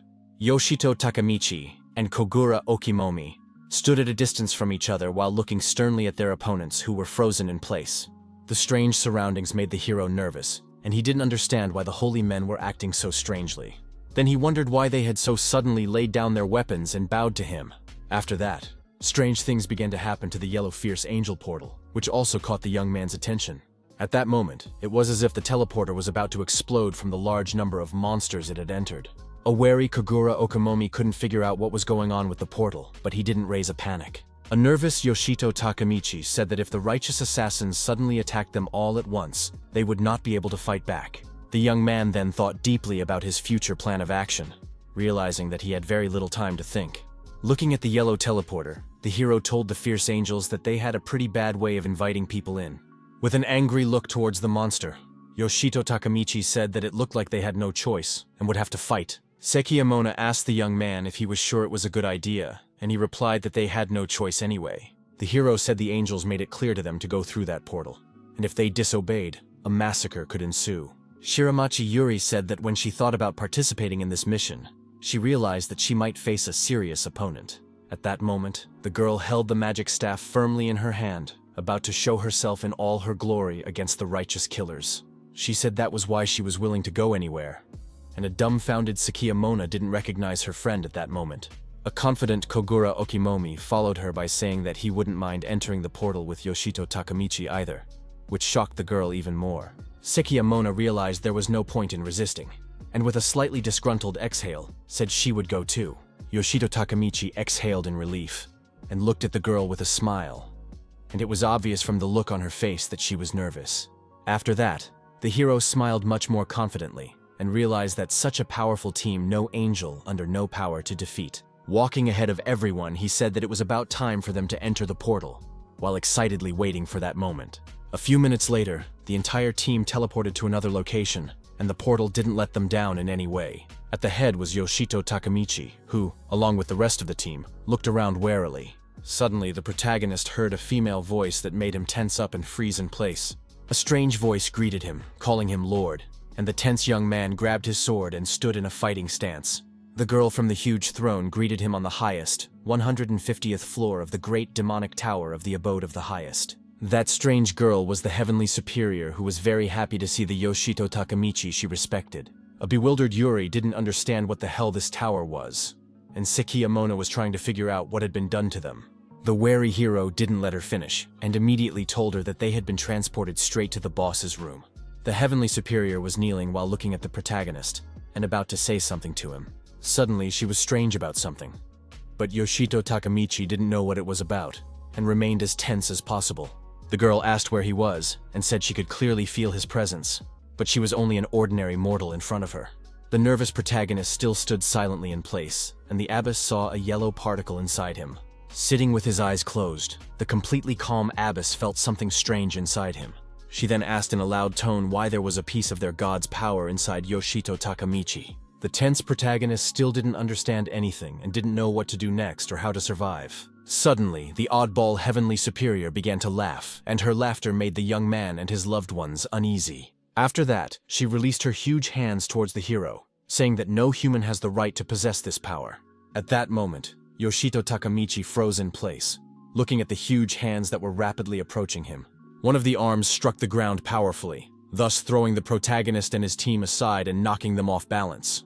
Then a huge hand swung, coming towards the hero, who was a bit confused, not knowing how to act. Still, he was grabbed and squeezed in an iron hand, and the heavenly superior said in an intimidating tone that she would turn him into dust. She then said she would break his spirit, and the young man barely managed to breathe while being squeezed by the iron hand. The furious abbess said she would do anything to bring back a piece of their god, namely infinite rebirth. His hand clenched tighter and tighter on Yoshito Takamichi, who turned red from the exertion and began to grit his teeth while breathing heavily. The pressure was so high that all the veins in the hero's face protruded, and he felt like his eyes were about to pop out. At one point, the iron arm opened up and dropped the protagonist, who began to freefall from the height. During the fall, he did not give any signs of life. Because of the strong pressure, he lost consciousness. Right in flight, a hand intercepted the falling young man who didn't care anymore, but no one was going to spare him. At that moment, Yoshito was incredibly tightly squeezed in his hand, causing a large amount of his blood to scatter in different directions. The system immediately notified him of his death, and the worried Shiramachi Yuri was very worried about the hero. A few seconds later, the panting youth revived, and the inversion skill gave him back the lost 20 points to his attack power. Gradually coming away from what had happened, Yoshito Takamichi looked sternly at the treacherous celestial superior. She said again that minute that the gift of infinite rebirth should not belong to mortals. The abbess added that if the hero dies a few more times, the power will take away everything they have, and she will return the gift of their god. Yoshito Takamichi was perplexed by what he heard and assumed she was talking about infinite debuffs. The girl then swung her arms out to the sides, thus taking control of the huge iron hands. Hands were immediately sent toward Yoshito Takamichi, whom she wanted to end as soon as possible. Engaging one of the special techniques, the Heavenly Superior began to destroy the floor right under her opponent's feet. Sekiya Mona and Kogura Okimomi managed to bounce to the side, unharmed but highly stressed. A tense Takamichi dodged the enemy's attacks along with the rest of the team, thinking of a further plan of action. He immediately decided to go around the Heavenly Superior from the rear to strike a surprise blow, taking her by surprise. A few seconds later, a high jump was made that gave the protagonist a slight advantage in the air. Swinging his blade, a furious Yoshito Takamichi said it was better to attack than to run away from the abyss endlessly. Suddenly, she stuck her arm out in front of her, using magic against him to stop the guy right in midair. The magic worked immediately, and the golden glowing chains were meant to stop the protagonist. A knocked-out Yoshito Takamichi didn't understand how this could happen, yet he was stuck in midair and unable to move. He was shackled in magical chains, and the gloating abyss laughed in his face at the top of her voice.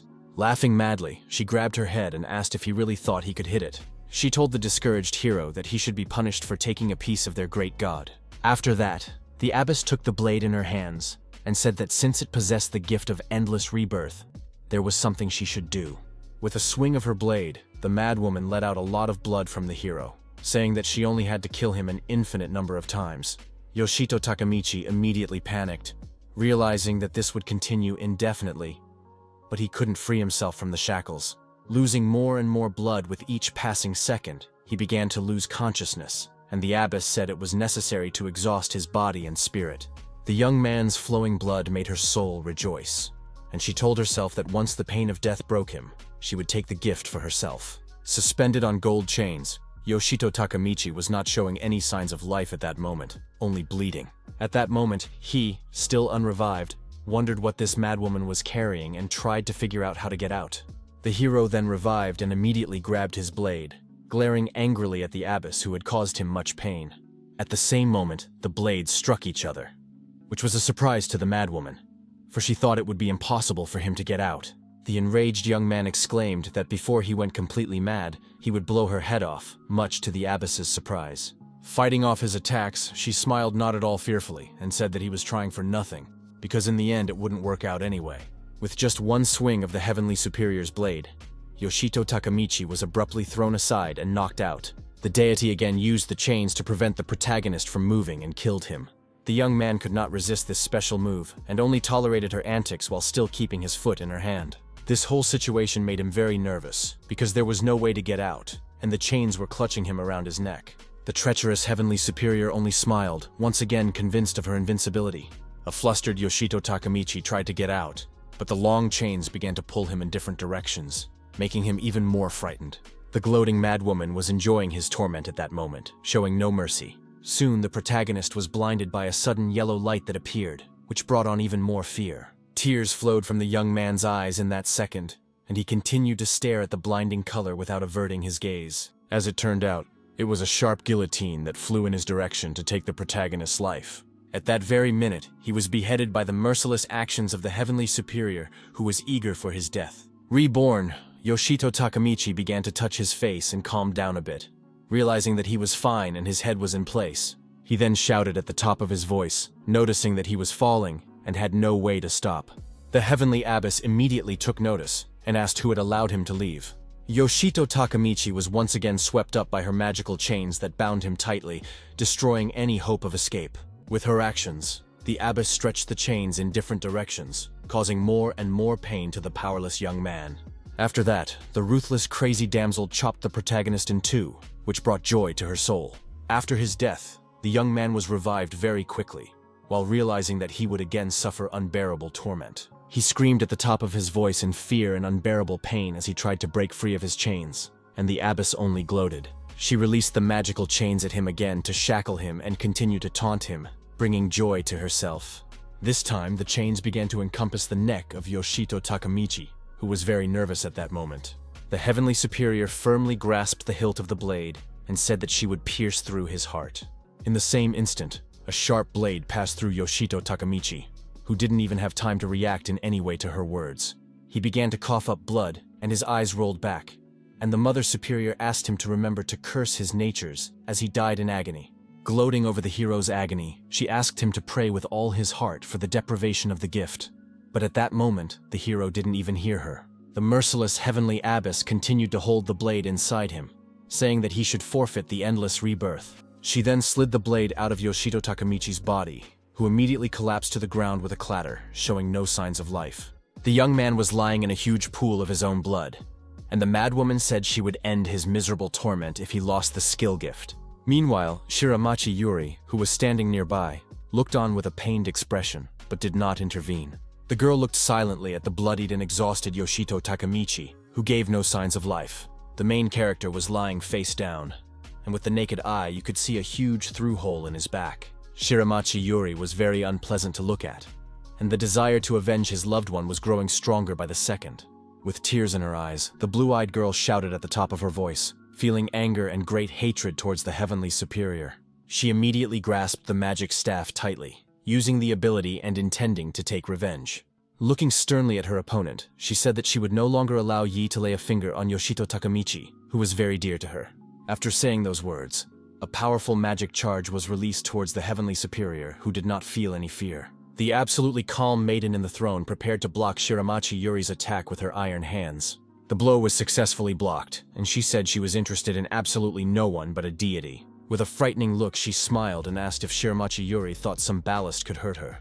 After that, the heavenly superior prepared to return the blow to the sender, confident in her abilities. But in an instant, she froze in place, being wary because she sensed something very strange. Looking at the opened palm, the girl noticed that there was no energy or charge in it.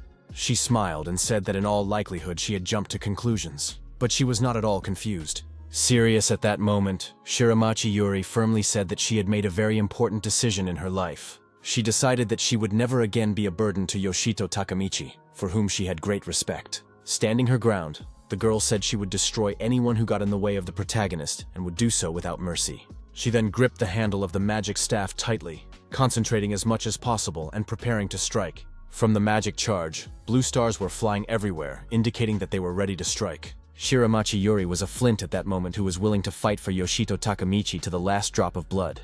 A few seconds later, several powerful charged spheres were sent towards the heavenly superior. The heavenly essence prepared to repel the attacks, remaining completely calm and unaffected by the effects of panic. Extending her palm in front of her, the heavenly superior called Shiramachi Yuri's attacks careless in a calm tone. The orbs endowed with powerful energy were meanwhile already flying towards her high throne, but she wasn't going to let them reach their goal.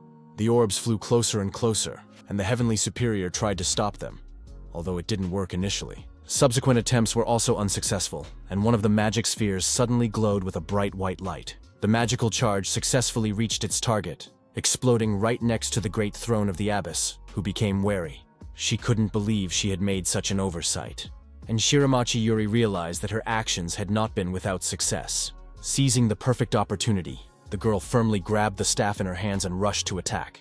The girl used her ability to summon another huge sphere, which triggered a powerful explosion. The soil around them began to crumble, the wind nearly blowing away Shiramachi Yuri herself, who was struggling to stay on her feet. With a little effort, she created a protective barrier around herself, after which she was completely safe. The bewildered celestial superior could not understand how such a thing could happen, yet she did not panic. Still sitting on her throne, she looked up at the huge blue charge that threatened her life at that moment. All of this was very annoying to the heavenly abbess. A vein even protruded on her left cheek. Spreading out several huge white wings, the heavenly abbess prepared to give a befitting reply to the enemy. With a few flaps of her wings, she managed to cut the magical charge, thus disarming it in mid-air. After her mighty strike, the blue sphere gained a yellow light that greatly blinded her eyes. The agitated Shiramachi Yuri was bleeding sweat from her nerves, previously not expecting the abbess to be able to repel her attack. Frozen in place, the girl turned her attention to the yellow rings in the air, which were getting bigger by the second. As it turned out, Kogura Okimomi came to her aid, using the Erenho's front ability, and a massive fire started around her. The Conqueror King with vast experience asked Shiramachi Yuri to stay out of the way. Realizing that the enemy was very strong, looking sternly at the heavenly abbess, the man said that Yuri wasn't the only one who wanted to protect Yoshito Takamichi. After that, he smiled kindly at the girl, telling her that she could rely on them for this matter and get some rest. The blue-eyed beauty smiled and felt safe in saying that the king was right. The celestial superior meanwhile said that it was ignorant to be distracted, which drew attention to herself as well. Her huge hand suddenly hovered over Shiramachi Yuri and Kogura Okimomi, who didn't know what to do at that moment. But suddenly, Sekiya Mona told the blonde weirdo that she shouldn't be distracted either. The cautious heavenly superior didn't understand anything, yet she was even a little confused from surprise. After that, sneaking up from the back, the girl delivered a series of blows to the iron arm, taking her opponent by surprise. The series of strikes seemed so successful that the huge arm was shattered and scattered in different directions. Upon landing, Mona told her opponent that she realized she was only interested in Yoshito, but asked that the three of them not be forgotten about as well. Smiling, the confident girl said that together, they would definitely defeat the heavenly superior. The blonde-haired weirdo, meanwhile, was not frightened and smirked strangely. Looking down on her opponents, she continued to slyly grin, as if plotting something and preparing to strike a surprise blow. Suddenly, the heavenly superior laughed madly at the top of her voice, which looked very strange and frightening. Her terrified laughter alerted the trio, who watched silently below, while slowly expiring sweat. Stopping laughing, the abbess apologized to them for giving them false hopes. She then said that she should have shown them the difference in their abilities from the beginning to prevent this from happening. Looking down at her opponents, the blonde-haired weirdo began to smile, preparing to show off her full power. After that, the heavenly abbess closed her eyes and turned to her esteemed master, saying that she would lend his strength. Folding her arms across her chest, the blonde-haired girl began to recite the spell, muttering it to herself. After reciting the spell, she successfully summoned a continuous god's light that was to overpower all enemies in her path. A surprised Sekiya Mona watched and couldn't believe that her destroyed arm was beginning to recover. The huge hand actually began to recover rapidly while under the influence of the ability. The abbess said that it was the grace of God himself, and no matter how much they tried to wound her, their attacks would have no effect. She added that her wounds would be healed in seconds, and said that now they would know the taste of despair. The lordess also ordered and learned the taste of fear, while exalting her arms upwards and laughing frighteningly. The abbess told her opponents to feel how weak and feeble they were before the power of her mighty deity. Yoshito Takamichi was suddenly revived and caught everyone's attention, asking if it was just a recovery with a buff. The blue-eyed Shiramachi Yuri was immediately happy when she saw the main character who was whole, unharmed. The young man, however, looked at the heavenly superior with sweat on his face, gambling that in that case, defeating her would be the easiest thing to do. He immediately used the Phos Animos blade, after which he rushed with burning eyes to attack the opponent, which caused him a lot of pain. Admired Shiramachi Yuri was very happy to see the protagonist in battle. While energetic and very strong, the bewildered abbess said she had killed him 3 times already and didn't understand how he was still alive. She was sure that the infinite rebirth was supposed to punish the guy, but for some unknown reason, he was still able to move. Clutching her head, the weirdo wondered if Yoshito Takamichi had found a way to get rid of the punishment of the gift. The completely calm protagonist smiled and said she didn't know why she thought punishments made him weaker. After that, he followed up with a high jump from his seat, aiming for an incredibly powerful airstrike. While in the air, Yoshito Takamichi said that the more he dies, the stronger he becomes afterward. Striking a blow, the hero exclaimed that the abbess's plan was initially a failure, but she desperately believed that victory was hers. The bewildered heavenly superior called it unthinkable, while trying her best to fend off the onslaught. Still, the attack was repelled, and the protagonist was thrown aside, while doing little to no damage to her. A huge hand immediately reached out to grab him, but the lordess asked what the young man had done with his body. Yoshito Takamichi, on the other hand, turned his wary gaze to the huge hand that was approaching him faster and faster. He didn't want to fall into that trap again at all, and tried to bounce to the side to outwit her. Luck was on the hero's side, and he successfully managed to bounce aside without getting hit by the huge arm. The heavenly superior, meanwhile, raised her index finger upwards, using supreme analysis. After that, the activation of the ability immediately began, and a bright red light began to envelop the room around him. Yoshito Takamichi's call immediately turned to the strange glow on his body, which was alarming. The hero immediately realized that the celestial superior was analyzing his body, trying to find any clues. The young man was saying in his thoughts that there was no way he could let her know about the inversion he possessed. After that, he immediately rushed forward to run forward so that he wouldn't stand still and let himself be analyzed. Running towards the heavenly superior, the protagonist firmly said that he would defeat her. But she still wasn't afraid of him. The young man firmly declared that he would defeat her with a single blow, then attacked with both of his huge hands while remaining unharmed. The abbess asked her not to make it difficult for her and said he should stand still when analyzing. She continued trying to analyze Yoshido Takamichi, saying that on top of all that, he should also keep quiet. Unexpectedly, Shiramachi Yuri came to the protagonist's aid, stealthily attacking the enemy with magic. After that, the girl looked seriously at the heavenly superior who was trying to recover from what had happened. The enraged blonde weirdo immediately realized that Yuri had done it and lit up with a desire for revenge, and, pointing a finger at Shiramachi Yuri, she called her an inferior being and told her to disappear immediately. At that moment, the attack was aimed directly at the girl, who from nerves froze in place did not know what to do. At the same time, she tried not to panic and stared firmly at her opponent, trying to anticipate her actions. Suddenly, the girl cried out in fright at the top of her voice because the ruthless heavenly superior had attacked her. At the last moment, Sekiyamona came to the rescue, grabbing Shiramachi Yuri in her arms and bouncing off to the side with her. The savior, with a smile on her face, remarked that her friend had lost weight, for she had become much lighter. A shocked Shiramachi Yuri couldn't believe that Sekiyamona had come to her rescue and saved her from death. It was too early to rejoice at that moment, because the heavenly superior didn't slumber and continued to attack them. Sekiyamona did not have time to be frightened, but instead rejoiced because Koguru Okimomi, who got involved in the game. The charismatic conqueror king smiled confidently, using his ability and preparing to strike. The man swung his flaming sword sharply and said that he was about to deal with this upstart who had taken up so much of their time. With an ability, he formed a cut in the ground that was filled with fire and approached the heavenly superior. At that moment, the High Throne and the Lordess herself were attacked by a huge wave of fire that was impossible to stop. The heavenly abbess, who had become furious, called them bugs and asked them how they dared to resist. Yoshito Takamichi caught her off guard and told her she was looking in the wrong place, then stabbed the weirdo through her. The abbess immediately regenerated, and the hero realized that one blow would not kill her, because wounds heal too quickly. He decided that in that case, he'd have to beat her until she could finally recover. The enraged blonde-haired monster immediately used the ability and rushed at him to attack with magic chains. This time, the nimble Yoshito Takamichi dodged the attack and said he wouldn't fall for it a second time. Looking fiercely into the eyes of her opponent, the protagonist firmly grasped his sword and prepared to deliver the final blow. A strike of incredible power was successfully struck, and the knocked-out heavenly superior froze in place. For the fatal blow, Yoshito Takamichi used an incredibly strong ability, the inflorescence chain, which helped him a lot. The defeated heavenly superior was in unbearable pain, going through the agony that the hero went through. After a few seconds, half of her body dissolved, but the protagonist still didn't relax. Being tense, with sweat on his face, he wondered if he had actually killed her while looking at his opponent. At that moment, half of the heavenly superior's body wasn't there. But still, she said in an intimidating tone that the analysis was complete.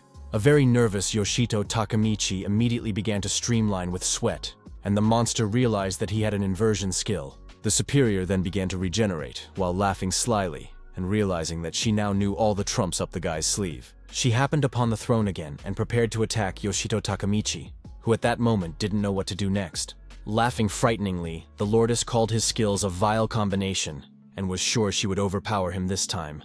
The abbess said she could share the blessing with him, only needing to reborrow the power of the deity itself. Raising her hands up with a smile on her face, she once again took advantage of the continuous divine light. A tense Yoshito Takamichi was in the center of the trap, and the monster called the incredibly fast healing of wounds a wonderful sensation.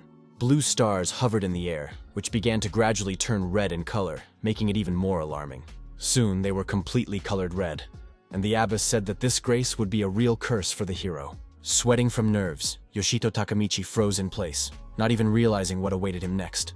Laughing crazily, the blonde-haired weirdo said that he would now die countless times. The hero was again subjected to agonizing torture, and a large amount of blood suddenly spurted from his mouth. The abbess wondered how soon he would break, whereupon the hero died, but quickly woke up elsewhere. He said to use the above recovery on it, knowing the inversion is a real effort. Yoshito Takamichi realized that her magical light was repairing any damage in seconds and killing him in the same instant. No matter how hard Yoshito tried or what he did, death would come in the end. He wanted to see what would happen to the light the next time he returned. Of course, the situation was extremely unpleasant, but there was no other way. He had to check it this way. A few seconds passed, and Yoshito found himself back in the game, standing once again before the pedestal of the heavenly matron. Barely coming to his senses, the boy felt that the light had disappeared. This was excellent news. But then the heavenly matron, smiling predatorily, told the young man not to worry. She would bestow her god's blessing on him again and again. She planned to do this as many times as necessary, and the light fell on the main character again. And then came another death. And the heavenly matron was going to repeat this until Yoshito finally broke down. A new rebirth meant a new attempt at survival. But the heavenly matron insisted that she would find the young man even if he changed his point of rebirth. And again death, and again, over and over through pain. Reborn, died, reborn, died. Yuri and Mona watched their friend with pain in their eyes. They didn't understand how he could endure such a thing. But there was nothing they could do to help in this situation. And the heavenly matron, continuing her deadly mission, also mocked him, saying that he should enjoy the gift of her god and accept everything he gives, even if he gives death. After several more cycles of rebirth and death, Yoshito literally hated this world and everything connected with it. It was a very sad sight. The young man's exhausted body lay in a pool of his own blood, while the heavenly matron remained unharmed. Yuri could no longer bear to see her friend being tormented. She called out to him, but the young man did not respond. Tears of anger and pity sprang from the girl's eyes, and, no longer able to restrain herself, she aimed her weapon at the heavenly matron. The villainess immediately began to flit about at high speed, moving from one part of the room to another, trying to avoid the blow. Seizing the moment, she raised her vile light and aimed its beam at Yuri. The girl's eyes filled with pain and horror. But at the last moment, Mona jumped forward, shielding her friend with her body, and knocked the blow aimed at Yuri away with her weapon. Finally, Okini joined the battle, trying to distract the heavenly matron from the girls. The heavenly matron dodged all the blows and did not understand how much longer these insects would try. After all, they could not defeat her anyway. Okina did not react to her words, realizing that there was no choice, and that only active action could change the course of the battle. Okina decided to continue fighting in the name of his fallen comrade. With a sword in his hands, he walked towards the villainess, declaring that his weapon would not rest until she was dead. All his power was activated and concentrated in a single blow, and the man raised his arms, preparing to deliver a deadly thrust. But the heavenly abyss, as always, was stronger and faster and was able to dodge the blow again by simply moving out of the way. In addition, the huge stone hand that was helping the heavenly matron had already been activated and was approaching Okina from behind. At the last moment, the man noticed the movement behind him and managed to jump back, and the blow hit the wall. The hand crashed to the ground, and then Okina swung his sword with all his might and cut off several fingers. But that was nothing compared to what Yoshito had gone through, dying countless times. The heavenly abyss activated her divine light, thanks to which her wounds healed so quickly that she did not even have time to feel the pain. With a nasty smile, she said that she was unfamiliar with the feelings of such lowly and weak creatures as these humans. Meanwhile, sweet-talking the player, the heavenly matron activated her stone hand and knocked Okina off his feet. Okina was simply knocked out cold, and the girls realized that their second companion had also fallen victim to the heavenly matron. The villain herself first decided to extract endless rebirth from Yoshito's lifeless body, and then planned to kill his friends. Yuri and Mona had no intention of giving up, knowing that their chances were slim, but they wanted to make a final stand. Yoshito still lay lifeless in the middle of the hall, showing no signs of life, while his friends were subjected to continuous attacks from the heavenly matron. The young man felt that he was between worlds. He was neither alive nor dead, as if standing at a crossroads. He had to move to one world or the other. Numerous instances of harm caused by divine powers were confirmed, but in response, a limited expansion of inversion abilities was received. An interpretation of Godslayer also became available, something new and probably interesting. Yoshito realized that he would now go and test this skill. It turned out that the inversion of the God Killer was when the usual inversion skill was applied to enemies. Yoshito took a lot of damage because the heavenly matron had cast instant healing on him. It also worked on the villain, which meant it was time to return. The young man prepared to repay her in kind. This time, he would return to the game and take a fresh look at what was happening. There was nothing to smile about, because his friends could die at any moment. They had all exhausted their abilities and received a huge amount of damage from the heavenly matron. She planned to destroy Yoshito's mind and body in order to regain infinite rebirth. The young man died once again. He noticed that the others were fighting at their limits, and he himself had died so many times that soon his psyche might not be able to withstand it. That is why Yoshito needs to finish off the heavenly matron as quickly as possible. Before being reborn again, the main character activated the God Killer interpretation and prepared for a counterattack. The villainess was surprised to see something new in the guy's hands, and even distracted herself from the other players, staring at Yoshito. The guy prepared to attack. He had an energy ball in his hand, which he was going to test on his opponent. The Heavenly Abbess realized that she should not miss this blow and immediately tried to attack the young man, but he managed to dodge all her attacks. Yoshito, once again revived after his death, rushed into a counterattack. It didn't matter to him how many more times he would have to die. If he could finally attack the Heavenly Matron, the battle would be over. Another resurrection, and another attempt to counterattack with the God Killer's interpretation. A barrage of incredibly powerful counterattacks, and again, death, and again pain, and again resurrection. And then another attempt to reach his opponent, another barrage of counterfire from her defenses. But the young man was sure that he would defeat her. The Heavenly Abbess could no longer afford to be distracted by other actions, because the process was becoming exhausting. Yoshito was getting closer and closer to her, and most of the villainess's blows missed. After another resurrection, Yoshito was able to get close to the pedestal, dodging her attacks and avoiding her blows. His fist was full of energy and ready to strike, and his gaze carried destruction and death. He had forgotten what pain was because he himself had become pain. Despite the barrage of return fire and stones, the young man was already in close proximity to his opponent. It got to the point where Yoshito was climbing the pedestal, and the Heavenly Matron was forced to attack almost herself. The Heavenly Matron's chains were used to bind the young man's legs, but he managed to break them, though it cost him another life. At one point, it seemed that Yoshito would not be reborn again. Even the Heavenly Matron felt tired. This was followed by many more deaths and resurrections. The villainess was killing herself with her own power. She knew she was strong and did not believe that anyone could harm her, because her opponent still showed no serious resistance. But suddenly, after another rebirth, the lifeless body of Yoshito was no longer where it had been. The stone floor was covered with cracks and dents. The Heavenly Abbess immediately tensed, realizing that the enemy was somewhere nearby, but for some reason she couldn't see him. At that moment, completely unnoticed by his opponents, Yoshito crept up behind her and was ready to attack. Since she had bestowed divine light upon him, he was now going to share his blessing with her. The young man raised his hand to strike, and the villainess found herself powerless, as if trapped by her own pedestal. A loud, piercing scream filled the room as the opponents stared at each other with immense hatred and anger. The young man's fist struck the Heavenly Abbess in the stomach, and immediately afterwards he jumped aside, realizing that she could retaliate. The villain shook as if struck by lightning. She did not understand what he had done to her. Everything around her glowed and trembled.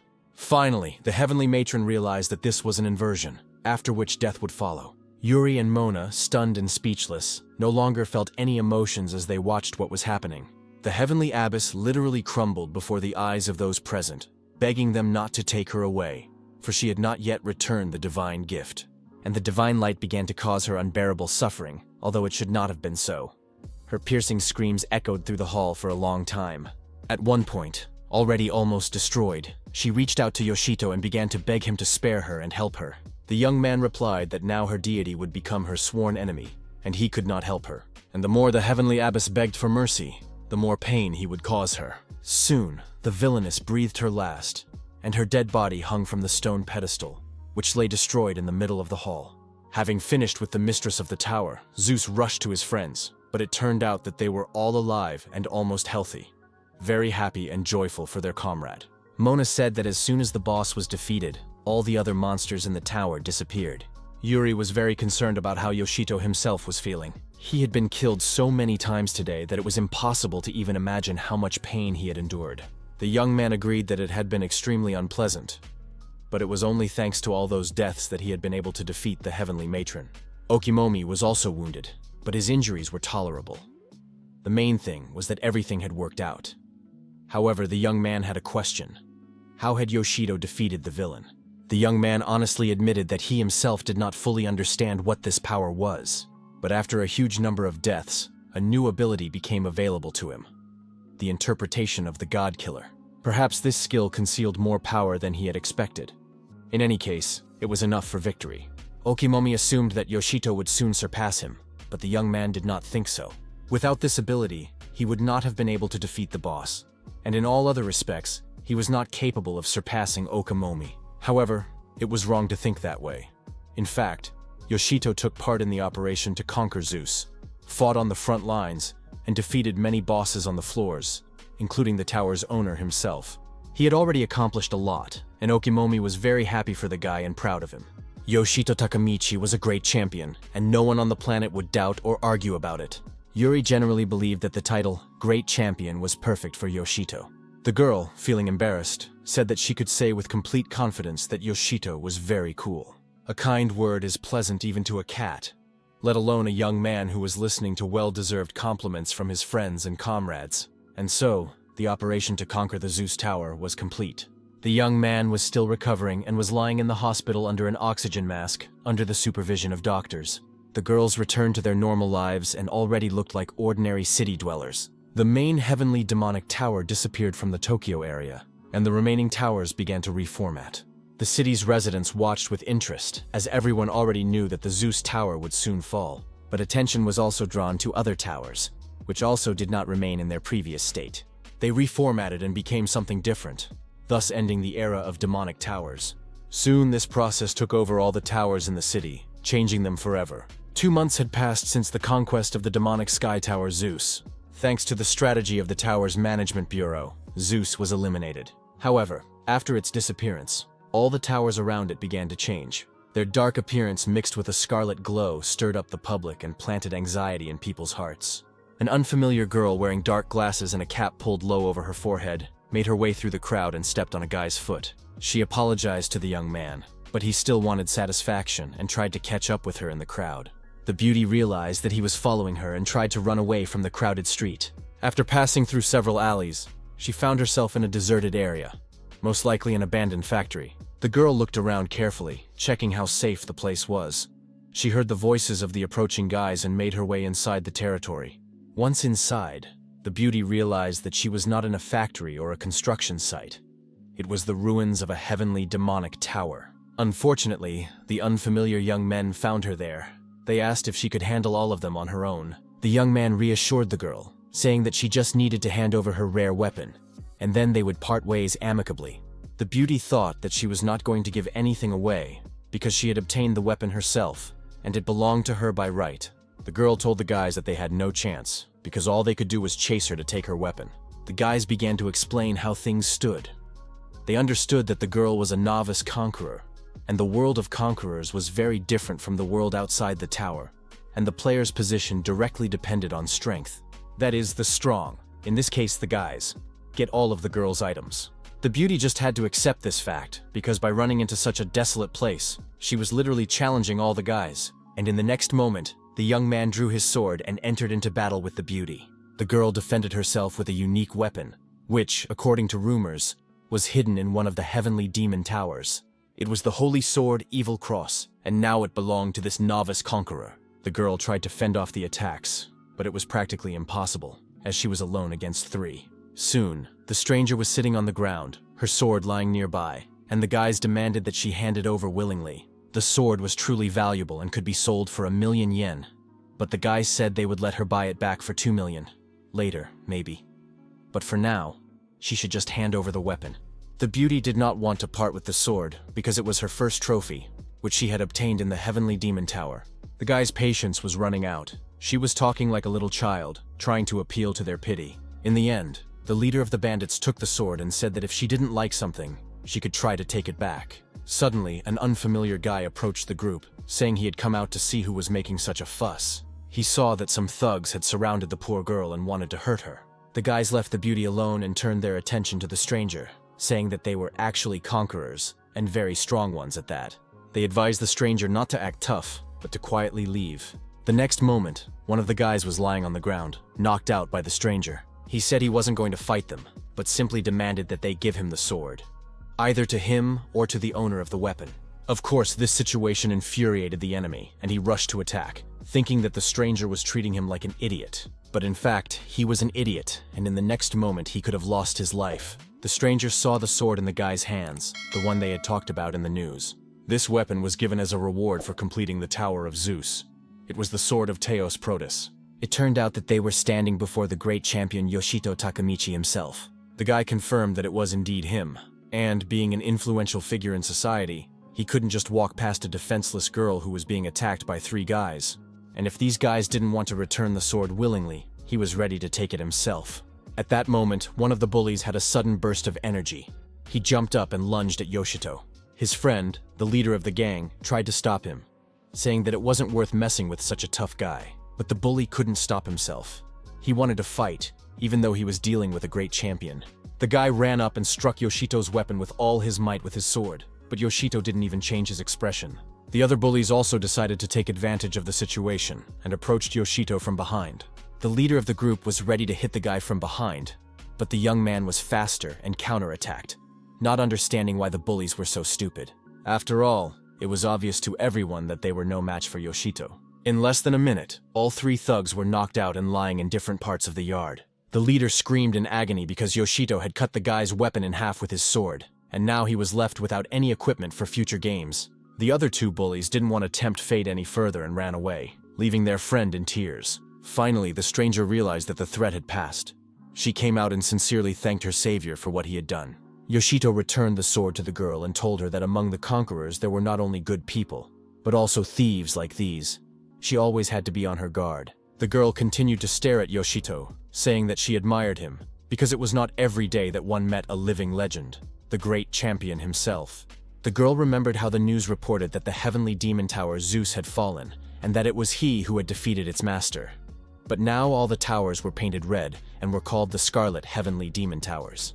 The Control Bureau blocked access to them for the safety of the conquerors. It conducted investigations to identify the reasons for such drastic changes, and people were afraid of the unknown.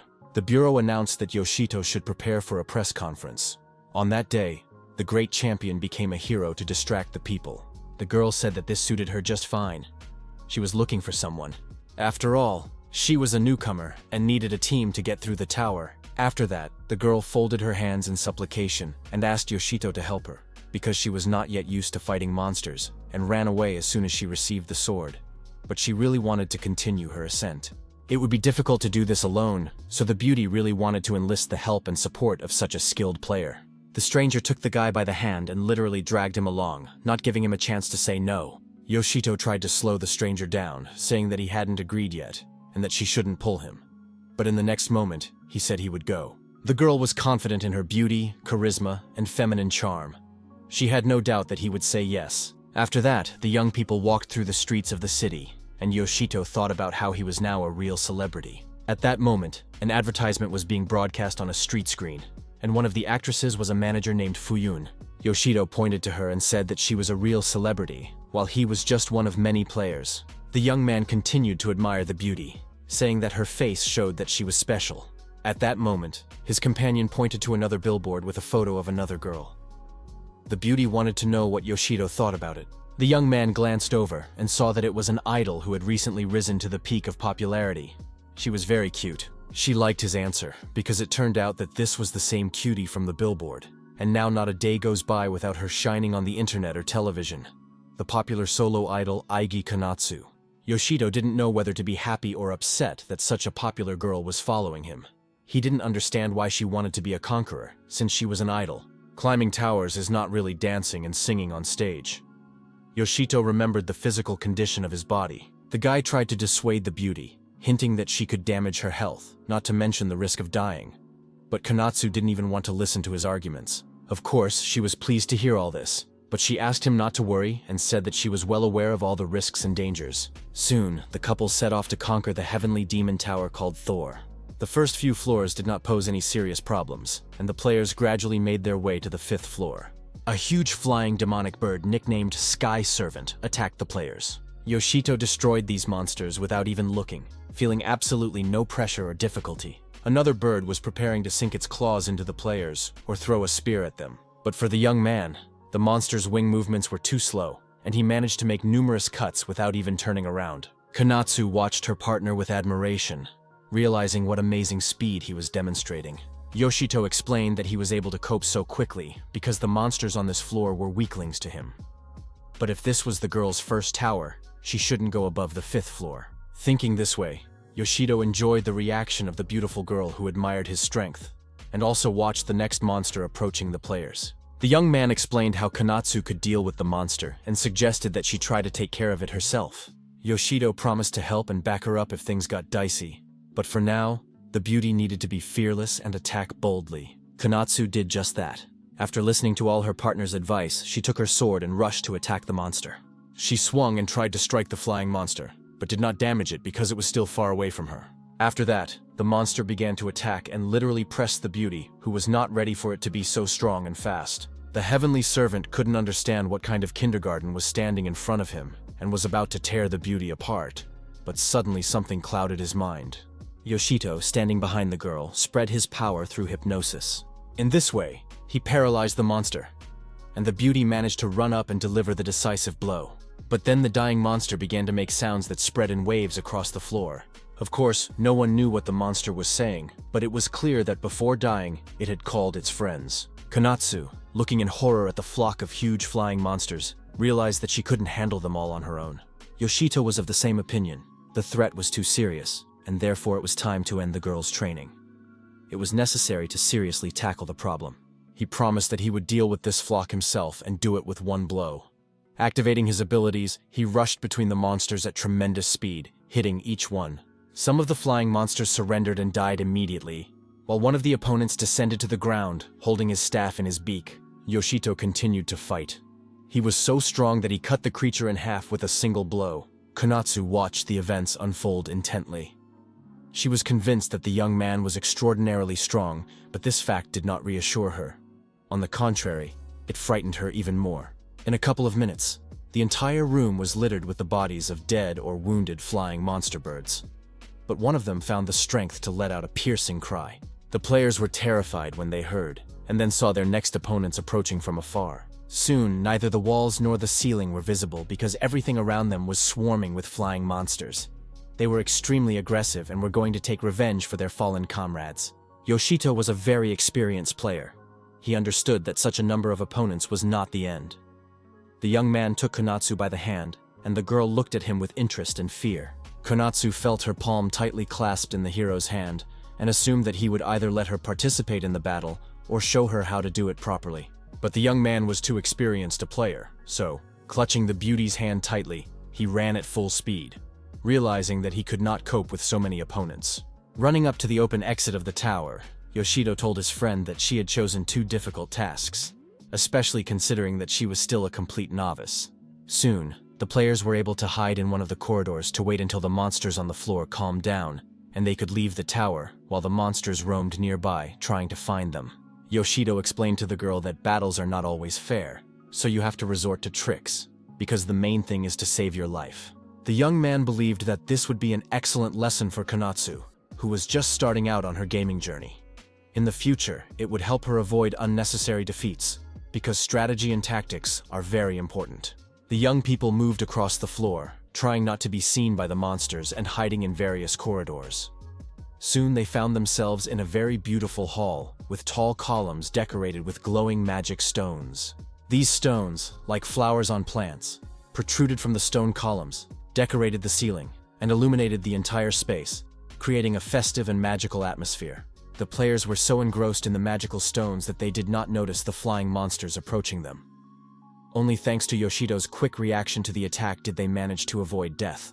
The young man realized that he needed to kill several flying monsters urgently before they called for help, and prepared to attack.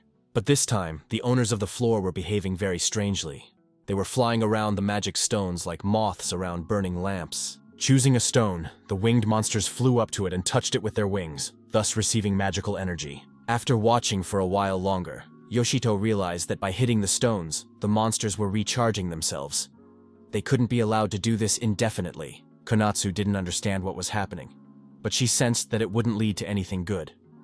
The birds were clearly doing this to strengthen their attack on the players. Sure enough, the magical energy accumulated in the stones after the birds' attacks began to gather and move toward the boy and girl. At some point, this energy began to connect with each other, passing from one magic stone to another, and creating an open-work energy network. In addition, the energy released by the stones strengthened the flying monsters. Yoshito realized that the situation was becoming not just bad, but catastrophic. Because with each passing moment, the enemies were becoming stronger and more dangerous. Finally, the energy merged into one powerful magical stream and was unleashed in one direction. At first, it seemed that the blow was aimed at Konatsu, but no. It hit the wall above the entrance to the dungeon. As a result, the exit was blocked, and the players were cut off and left with no choice but to fight to survive. Yoshito rushed to attack the monsters, intending to destroy them quickly and decisively, as well as to stop the energy of the stones so that the birds would not be able to strengthen their abilities. At this time, the feathered enemies, having restored their power, used their staffs, spinning them in front of them and protecting themselves. The stick spinning in his hands was so fast that it created a protective shield in front of the monster, allowing him to direct the flow of magical energy in the right direction. Soon, this led to Yoshito being killed right before Konatsu's eyes. The girl watched in horror and with a wild scream as her partner and protector was gone. After a while, Yoshito recovered thanks to his endless rebirth. But now he understood what he was dealing with. At first, the boy thought that the birds used magic stones only for recharging. But now it was clear that the monsters were capable of creating weapons from the energy of the stones, spinning their staffs and directing the flow at their enemies. It soon became clear that Yoshito was in for a rough time. He had to dodge the energy streams that could destroy him again at any moment. The young man writhed and tried to avoid the new weapon, leading the birds into a dead end. But suddenly, a huge explosion thundered behind him. The fact was that Konatsu was standing right there, shocked, watching what was happening and realizing that she was unable to protect herself. Yoshito couldn't let his friend die, and managed to shield the beauty from the magical charge aimed at her. The hit was direct and extremely painful, even for an experienced player like Yoshito. It felt as if a million lightning bolts had pierced his body, and the electric current burned the young man to ashes. The frightened girl, who was in such shock that she was barely aware of what was happening, only managed to realize that her companion was gone. The young man lay on the floor of the hall, unresponsive, and smoke rose from his body like charred wood. Konatsu knelt down beside him, sobbing, trying to revive him. She screamed and begged the young man to wake up and get up. The beauty wailed, shed tears, and cursed herself for taking Yoshito on this mission. He shouldn't have come here to help such a useless novice like her. Meanwhile, another flying monster appeared under the ceiling. The girl continued to cry and repeat how sorry she was that such a misfortune had befallen the guy, while the flying monster had already prepared its spear for attack. Yoshito was very pleased to hear all her lamentations. He sat down and told her not to worry. He wasn't going to die, and she just needed to wipe her tears. The last thing he needed was for such a popular idol to cry over him. The young man pushed the beauty away and rushed at the approaching enemy. The feathered monster was killed, and it turned out that Yoshito had once again saved the beauty's life. Konatsu couldn't find the words to express her gratitude and admiration. She just looked at the young man as if he were some kind of mythical deity, because she had managed to see the skill that had been talked about in the news. Yoshito confirmed that he possessed the unique skill of infinite rebirth, which meant he could not die, and the beauty could use the young man as a shield if necessary. Konatsu had no intention of doing so. Even if the young man did not die, she could not allow him to perish, because her heart simply could not bear it. Konatsu was very worried that she lacked the level and stats, because she could be much more useful, but now she was just a burden.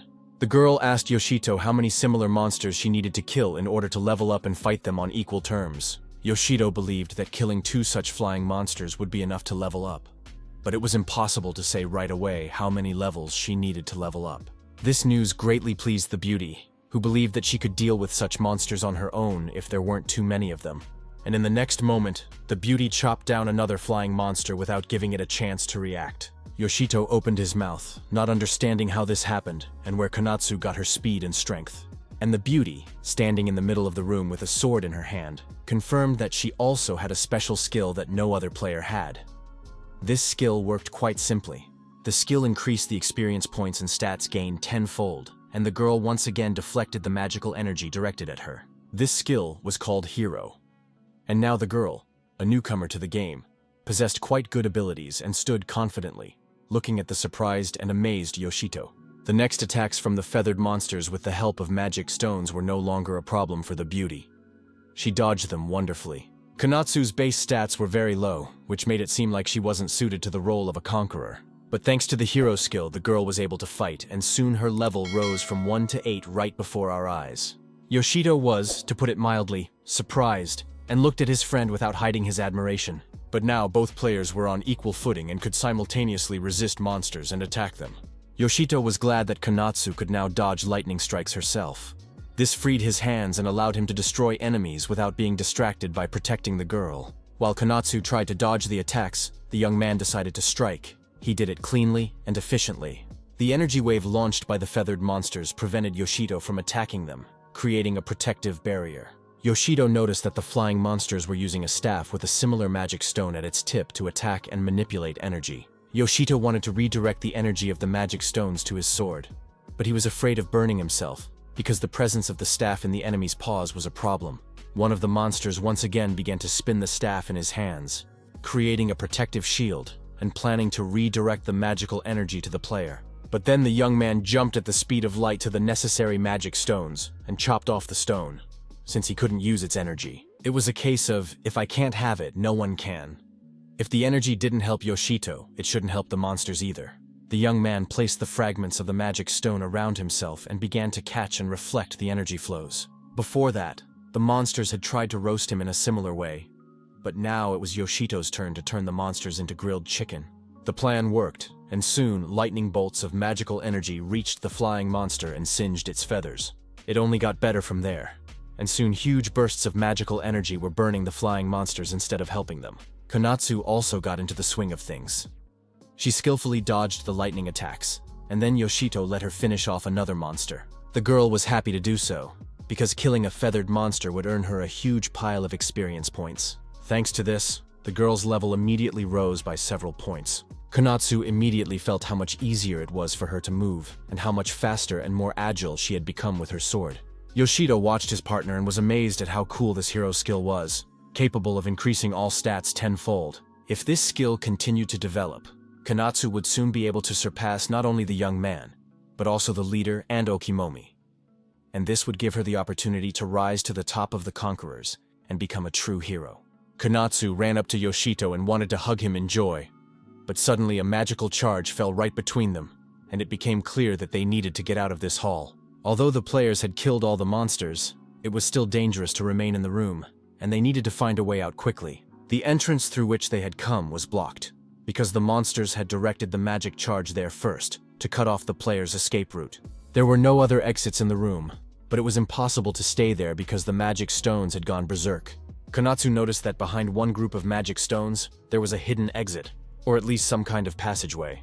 Yoshito activated his sword, because if the passage was blocked not by debris, but by huge magic stones, then they would have to be broken. The young man prepared his sword and rushed into the attack.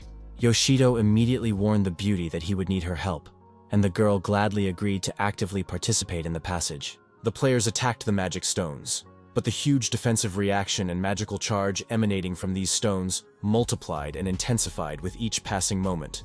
And now, a powerful discharge was directed at the players.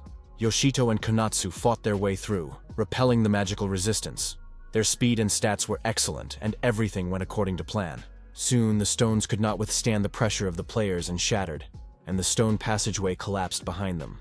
Konatsu hoped that the exit would be cleared, but it turned out quite differently, and now the girl felt disappointed. It turned out that the new passage was also blocked. It seemed as if the tower was directing the players without asking their opinion. Konatsu felt like they were going deeper and deeper into the tower instead of getting out of it. Yoshito also thought it was bad. They had entered a room that was a tall, round tower. There were separate stone slabs for steps along the walls, and at the very top, an exit to the street was visible. Konatsu looked around in surprise, not understanding where they had ended up. Yoshito decided to tell her the truth, because he actually had some personal business in this tower. Initially, the young man intended to help Konatsu practice her skills, and then he planned to escort the girl to a safe place. Yoshito wanted to search this huge space alone. It seemed that a report had recently come in that a whole group of conquerors had disappeared in this tower. These players were very strong in their day. They had participated in serious cleanups of other problematic areas, but this group was unable to defeat the boss of Thor's tower. So Yoshito was tasked with surveying the area and figuring out what was really going on here. At that moment, a loud, very powerful explosion rang out at the other end of the room, destroying the wall and sending stones flying toward the players. A huge paw with sharp claws emerged from the dust, most likely belonging to the boss from the middle floors, who was clearly stronger than the usual ones. Soon, a snout with glowing yellow eyes and a mouth full of sharp teeth appeared from the dust. This was the boss the young man was looking for. He had to kill the creature. This huge, terrifying creature resembling a giant lion was called the Evil Horn. The day before, the following events took place at the Tokyo branch of the Conquerors. Manager Fuyun was literally buried in work. There were tall stacks of papers on her desk, and she spent day after day sorting through all kinds of issues and situations. Yoshito was summoned to her office, and he was acting strangely, constantly looking around, trying not to run into strangers who had been literally terrorizing him after the young man freed the Tower of Zeus. The guy was constantly dragged to all kinds of press conferences, talk shows, and interviews. But Fuyun reassured Yoshito, saying that there was no one else here but them. In addition, the manager was sure that no one was forcing the player to participate in all these events. Everything was done by mutual agreement.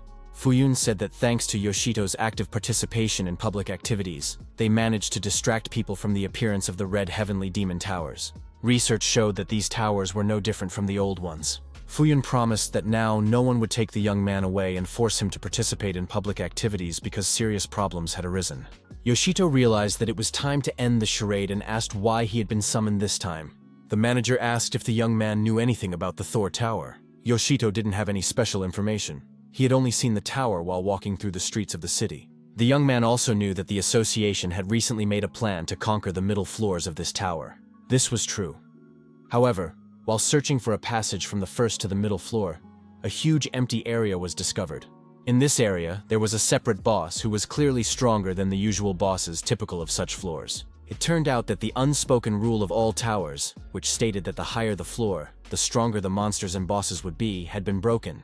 This was the principle on which all towers and dungeons in games were always built. And now, there was a large space between the first and middle floors. In this space was a very strong monster, completely atypical for such a level. According to the association's data, the strength of this monster was comparable to that of ordinary bosses. Fuyun wanted Yoshito to destroy it. The conquerors had never encountered such a creature before. Even if the young man couldn't defeat this monster, the leader would assign him the status of unauthorized threat. Yoshito knew that the status of unauthorized threat was given to very powerful monsters. If this monster was similar to the Iron Snake, many conquerors were in danger right now.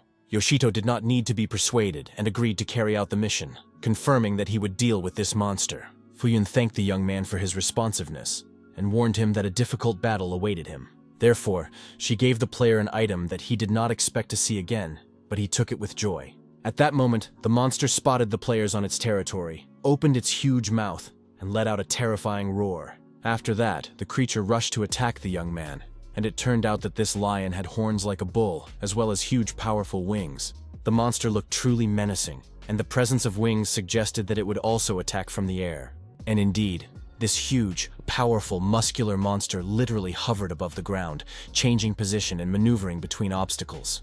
Konatsu had no idea how they would get to the monster, but Yoshito had an idea, in case the enemy proved too fast. The young man decided to use this item right away, and rolled up the sleeve of his jacket. It turned out that he was wearing a bracelet on his wrist, a reward for killing the Iron Snake in the Proteus Tower. It was a unique piece of equipment from a Peiron Mikani, an unusual bracelet. It was a weapon that could be used to hit a target at long range. The bracelet was a spear on a flexible cable that could be fired in the desired direction. Yoshito never thought he would use this weapon again. But now he released the spear and aimed it at the monster. Hooking onto it, the young man pulled himself up to the monster and cut it with his sword.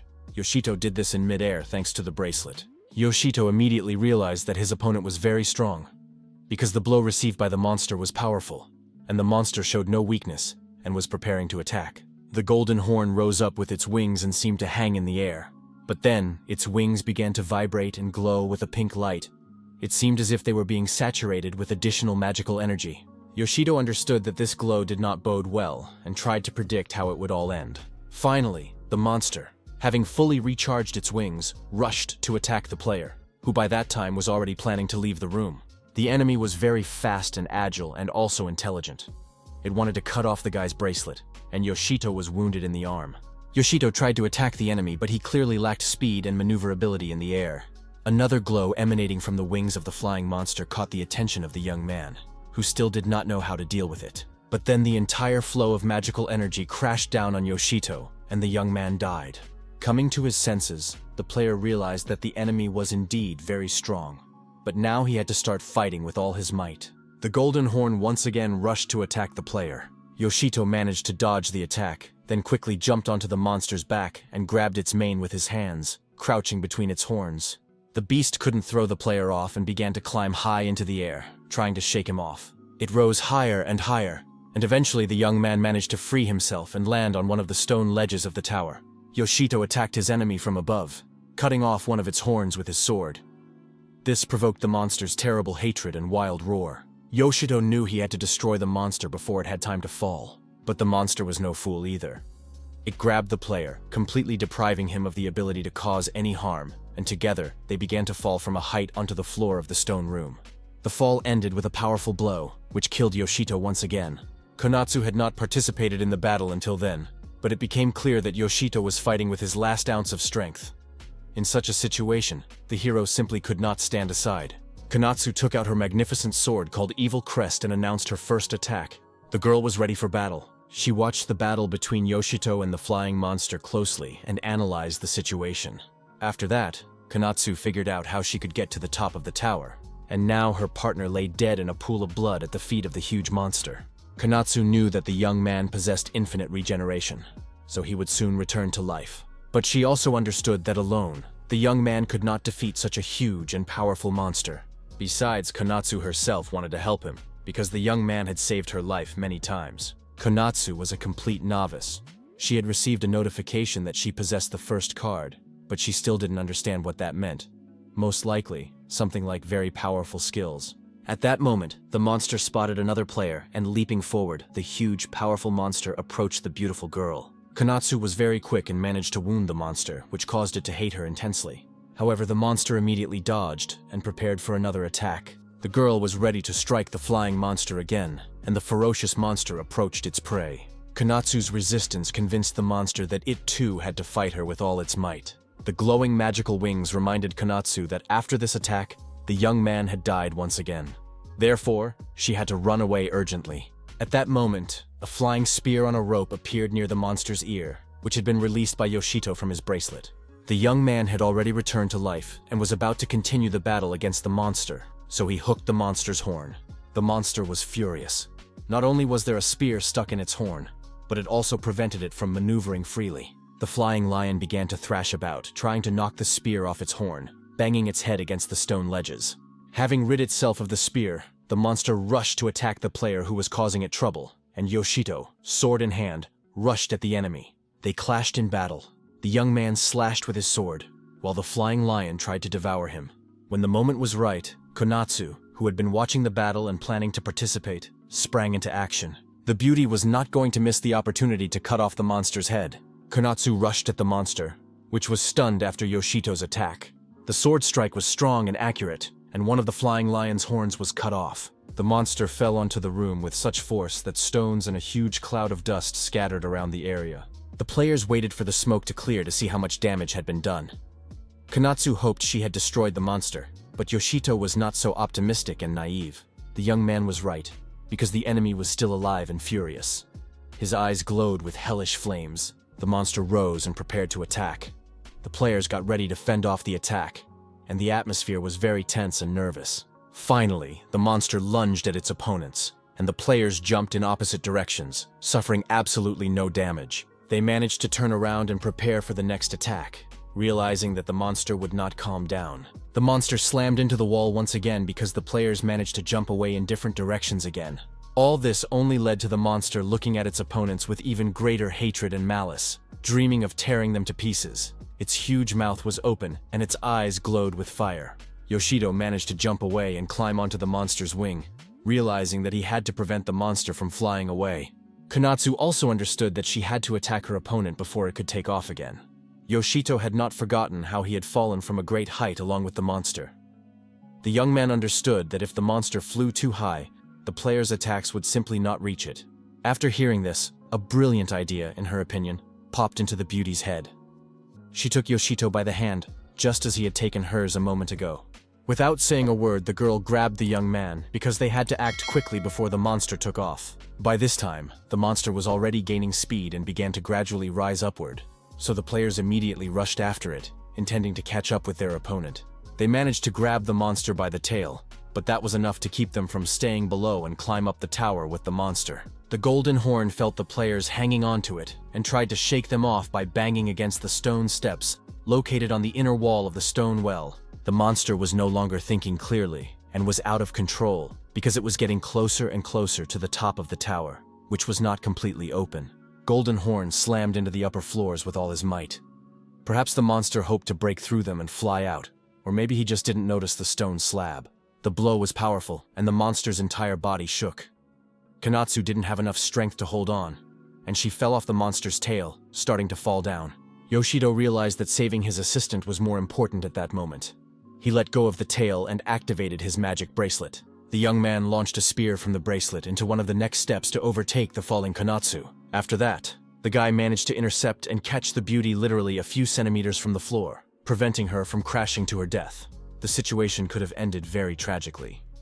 Yoshito sat the girl down and told her not to move or struggle, because he had to abandon another attack on the monster to save her life. At that moment, the already beaten and wounded monster, which was also on the ground after hitting the upper floors, rushed at the player, intending to tear him to pieces.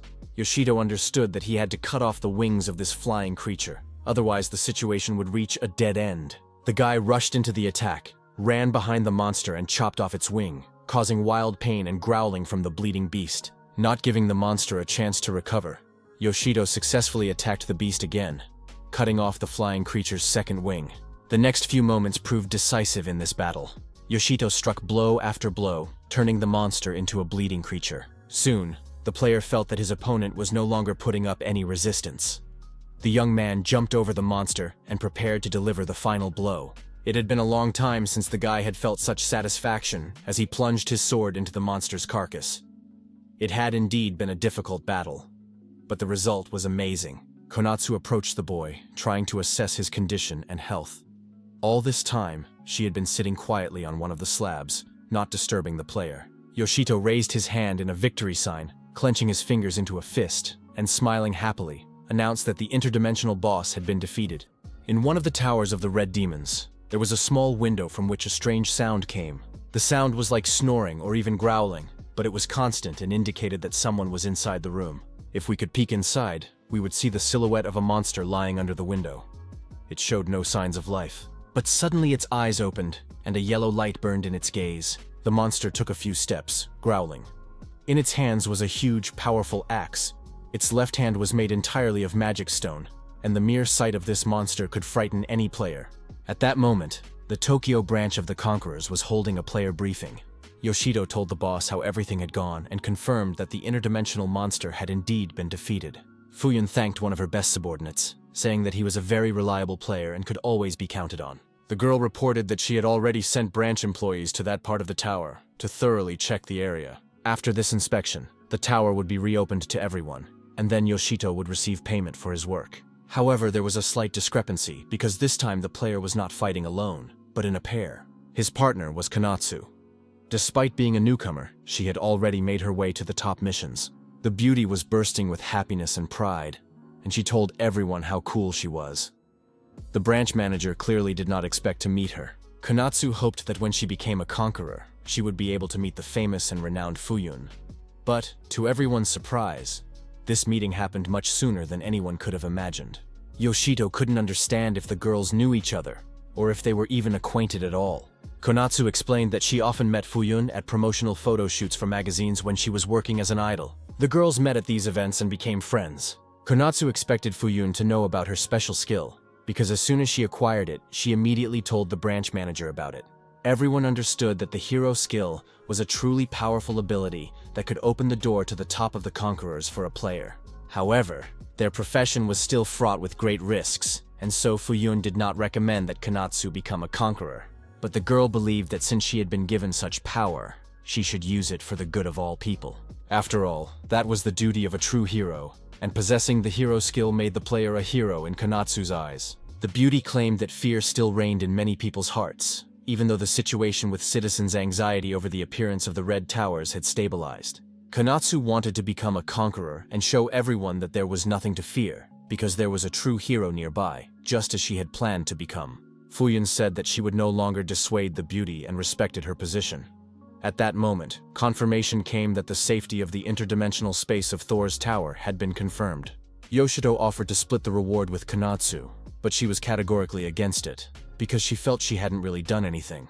After defeating the boss, Yoshito decided to check the interdimensional space for other monsters. He found a passage with a teleport on one of the upper floors and opened it. Fuyun said that this made their work much easier, as they now had a clear path to the tower's master. Fuyun forbade Konatsu from going there because the girl still had too little experience to fight the master. The beauty was very upset by this turn of events. Yoshito didn't want to go against the tower boss alone and was about to leave the branch when suddenly familiar voices called out to him. After all, if there was no one else to challenge the boss, Yoshito could count on them, and they would gladly go with him. The young man turned around and saw his good friends, Mona and Yuri, who were ready to join him in the cleanup. Yoshito was genuinely surprised and happy to see his friends, whom he hadn't seen for a couple of months after the Zeus Tower was cleared. The girls admitted that they had also recently begun carrying out assignments from Fuyun and were thus working for the branch. They had just arrived to inform their common boss that they had completed the mission assigned to them. The beautiful blue-eyed Yuri was very happy to see Yoshito again. At that moment, Konatsu interrupted the conversation and asked the young man who these cuties were, and asked him to introduce her to the girls. And then, literally, lightning struck the room. It seemed as if the earth shook, and the sky and the earth completely switched places. Yuri was literally crushed morally and mentally, because she saw that Yoshito had a new girlfriend. It seemed that they were very close. Yoshito was literally stunned to hear these words, and even Konatsu looked genuinely surprised. The young man clung to the beauty, and demanded that she tell him that everything was not as it seemed, and that in reality there was nothing between them. But huge tears were already welling up in the eyes of the beautiful Yuri, who couldn't believe and accept such a truth, because she had seen how beautiful Konatsu was. The girl was angry and upset, and all this resulted in a huge stream of tears, screams, energy, and a fountain of water literally pouring out of the branch building. The 40th floor of the Divine Demon Tower. Thor was where the players gathered to defeat the next boss. Mona was very happy to be working with Yoshito again. She believed that together they could defeat the tower's master. Yoshito, although he had not yet established a normal relationship with Yuri, the girl continued to sulk at him. Still noted that this was the first time the three of them would fight the boss alone. It was very exciting for everyone, but Mona wanted the young man to see for himself how much the girls had leveled up. There was no point in standing at the door any longer, so the trio prepared to enter the dangerous room. After all, no one knew what kind of monster awaited them there. The whole group was in a combative and optimistic mood. They wanted to show how much stronger they had become over the last period of time. Mona began asking questions that could cause another argument. She asked the guy if it was okay to leave Konatsu at the branch. Yoshito didn't want to bring up the subject in front of Yuri, but the young man confirmed that Konatsu was too inexperienced and her level was very low. Yoshito believed that the girls should first hunt on the lower floors of the tower and raise their level. He did not know that Konatsu was following the trio and had heard the entire conversation. The beauty agreed that she was a novice and her level was low, but today there would be a battle against the master of the Heavenly Demon Tower. Konatsu dreamed of catching at least a glimpse of him. She wasn't going to interfere or cause any trouble. She just wanted to watch. The girl followed Yoshi in his company, studying the players' tactics. After all, on the way to the Tower Master's room, they had already killed all the monsters. Konatsu admitted that these players' strategy was simply unmatched, and she could learn a lot just by observing their strategy and tactics. Besides, the girl had no intention of entering the room where the tower boss was located. She just wanted to look in from outside through the open gate, and while the beauty was peeking through the door, she was noticed by one of the floor guards.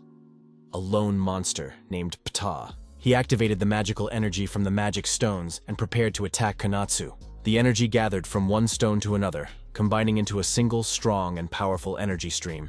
Konatsu saw Ptah and remembered how her battle with similar flying monsters had gone, and how they had dispersed the magical energy strike. Everything was beautiful and wonderful until the flying monster began its attack against the girl, and she could no longer hold back, screaming at the top of her lungs and rushing after the players. Yoshito heard a strange screech coming from behind them.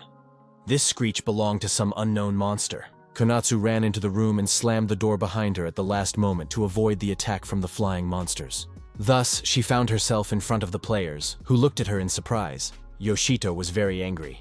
He immediately began to scold the beauty, saying that she had no business being there, and ordered her to leave the room immediately before it was too late. But it was probably already too late, because the door slammed shut behind Konatsu, and the monster, the boss of this tower, sensed that someone had entered his domain. It was too late to leave, and there was nowhere to go. The players took out their weapons and took up fighting stances, preparing to face their opponent. They saw a huge, motionless monster in front of them, showing no signs of life.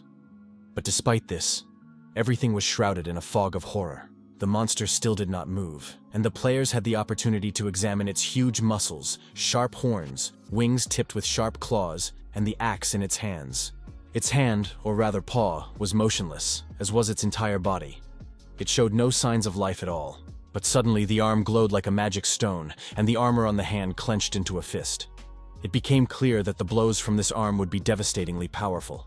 And then it finally came to life. It was the devil gargoyle. His eyes glowed with hatred, and he was ready to attack anyone at any moment. Konatsu couldn't utter a word, paralyzed with horror, and the only thought that flashed through her mind was that this was the master of the tower. Yoshido shouted at the girl to stand behind the players and not even think about coming out until the tower boss was dead.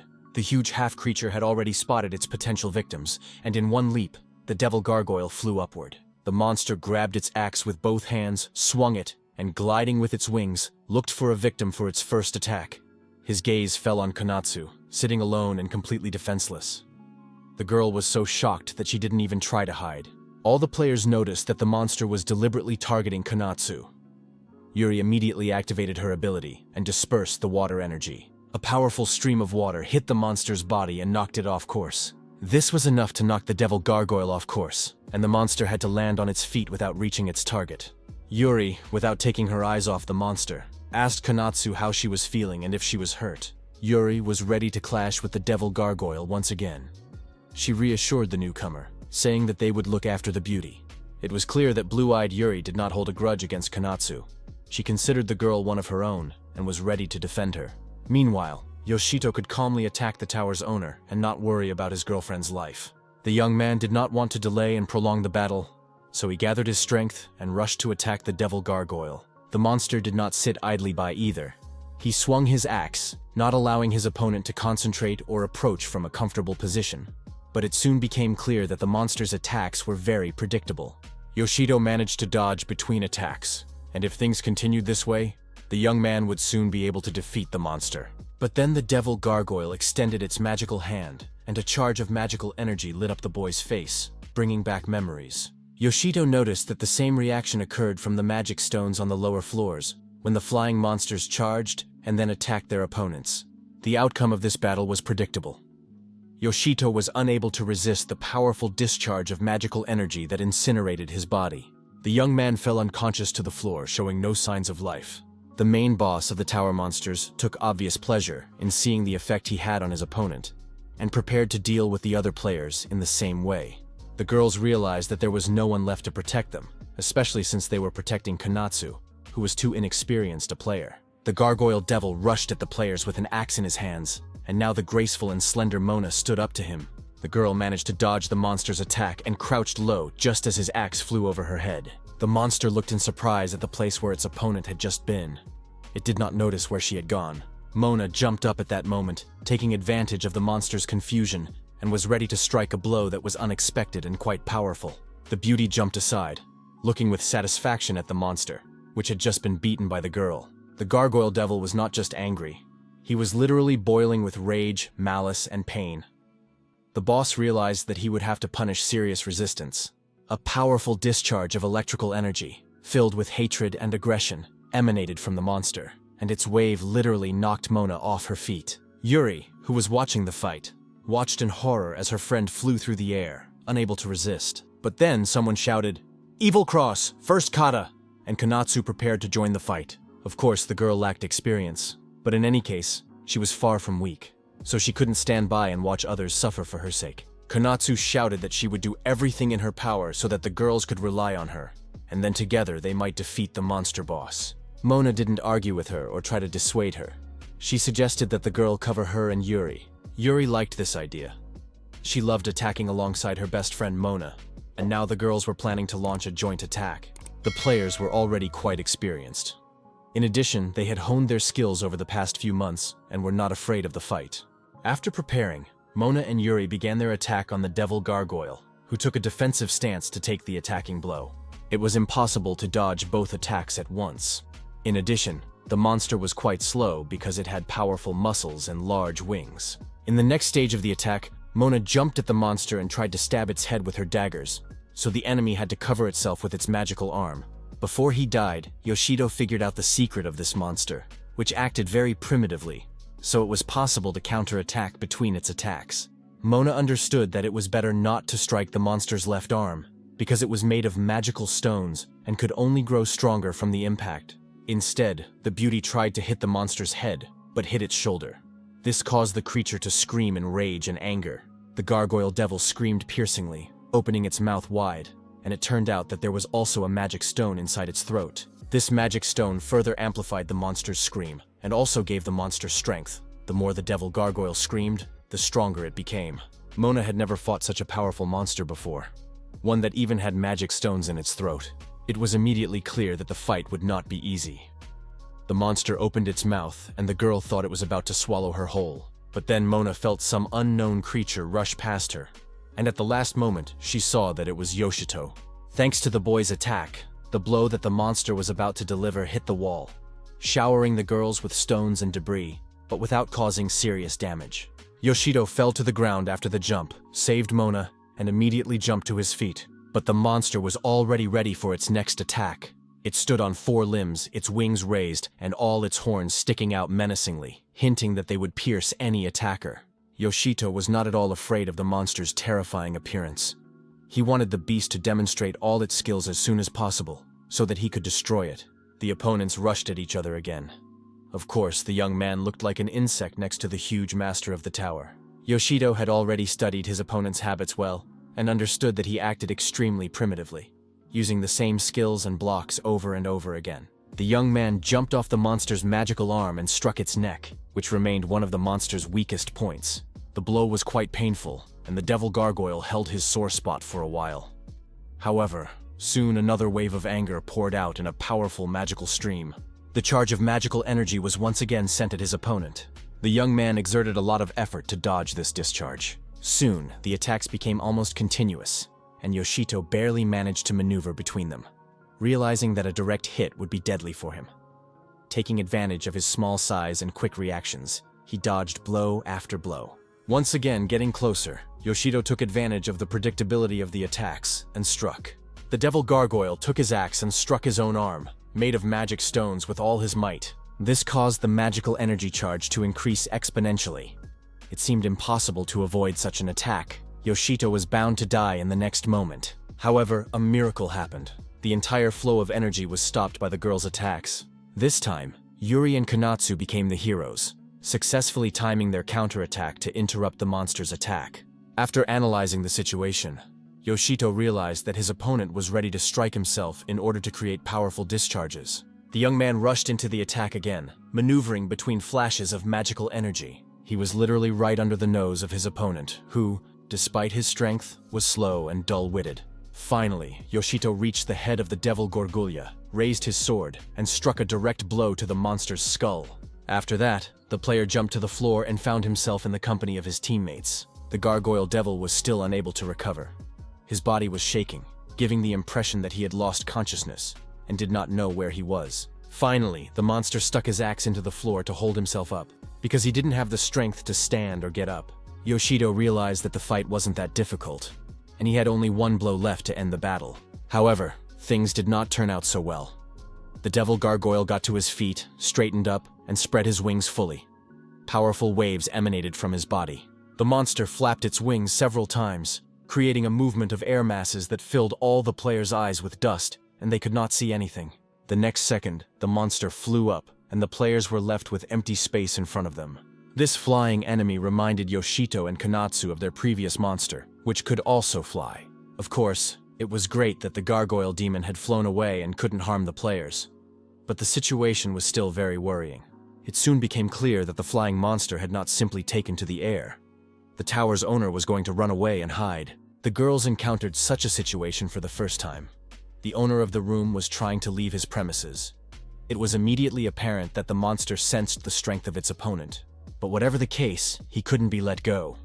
Yoshito immediately went to get the necessary item. It turned out to be very convenient that the young man had not had time to return his extremely necessary bracelet to the branch. Yoshito reached out his hand toward the fleeing monster and activated the magical item. A sharp spear attached to a strong rope flew at tremendous speed after the tower's owner. The spear stuck into the monster's paw before it managed to fly out the window. Yoshito made a tremendous effort to pull the rope and drag the monster toward him. It was hellish work. The young man braced his feet, but he lacked the strength. He realized that he would not be able to hold the monster on his own, so he decided to act differently.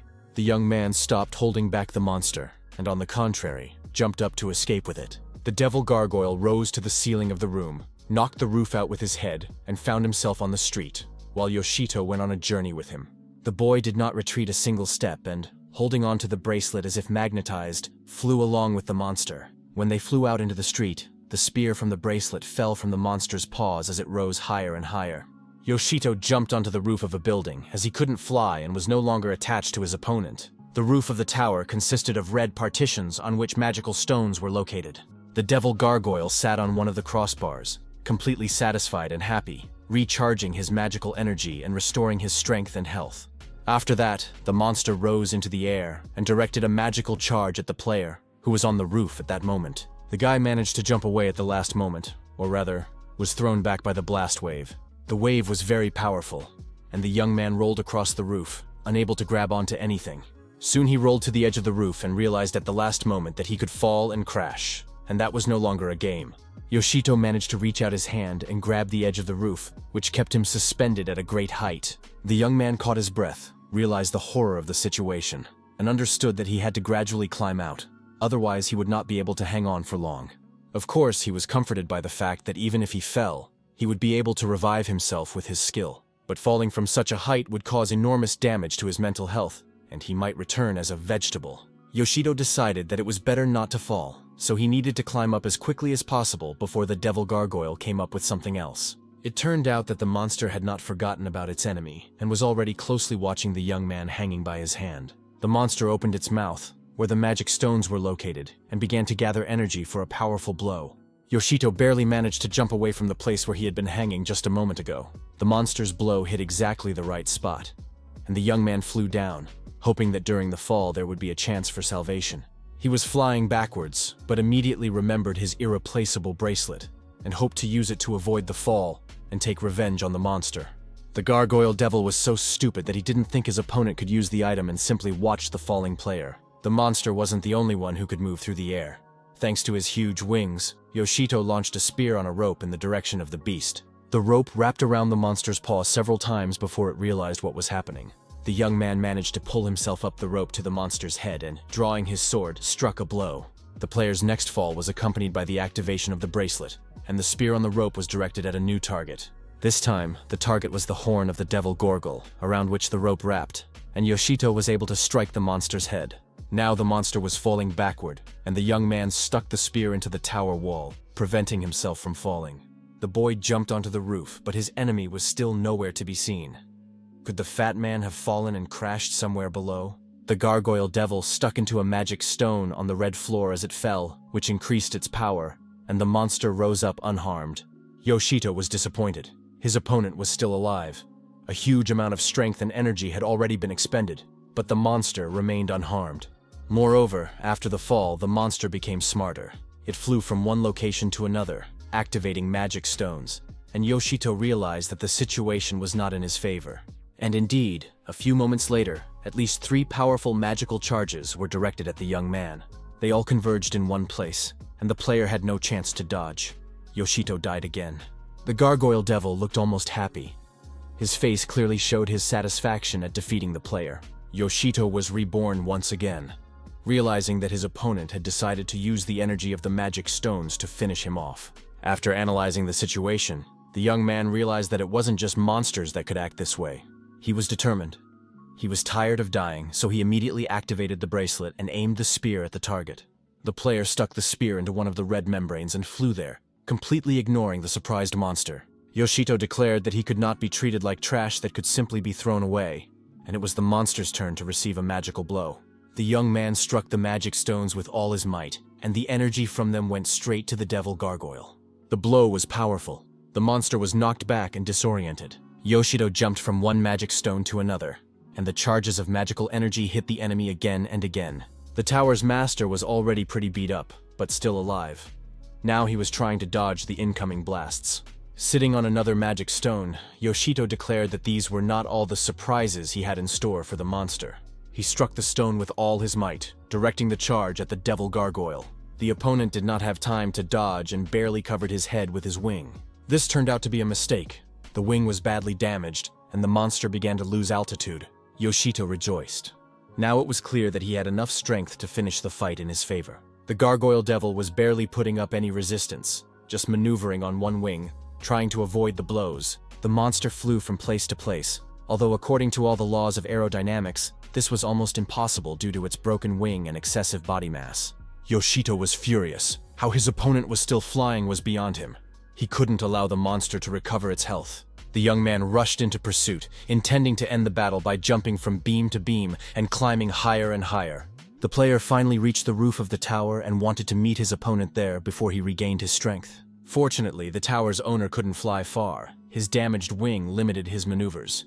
The rivals looked at each other with hatred, realizing that the final moment had come, and did not rush into a head-on attack to find out who would die first. Their eyes burned with equal intensity, and both were eager to end the battle. Soon they were neck and neck, and until the very last moment it was unclear who would win.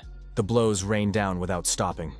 The rivals struck each other and immediately tried to avoid counterattacks. The speed was insane, and it was Yoshito's reaction that allowed him to inflict damage and change position before the monster could respond.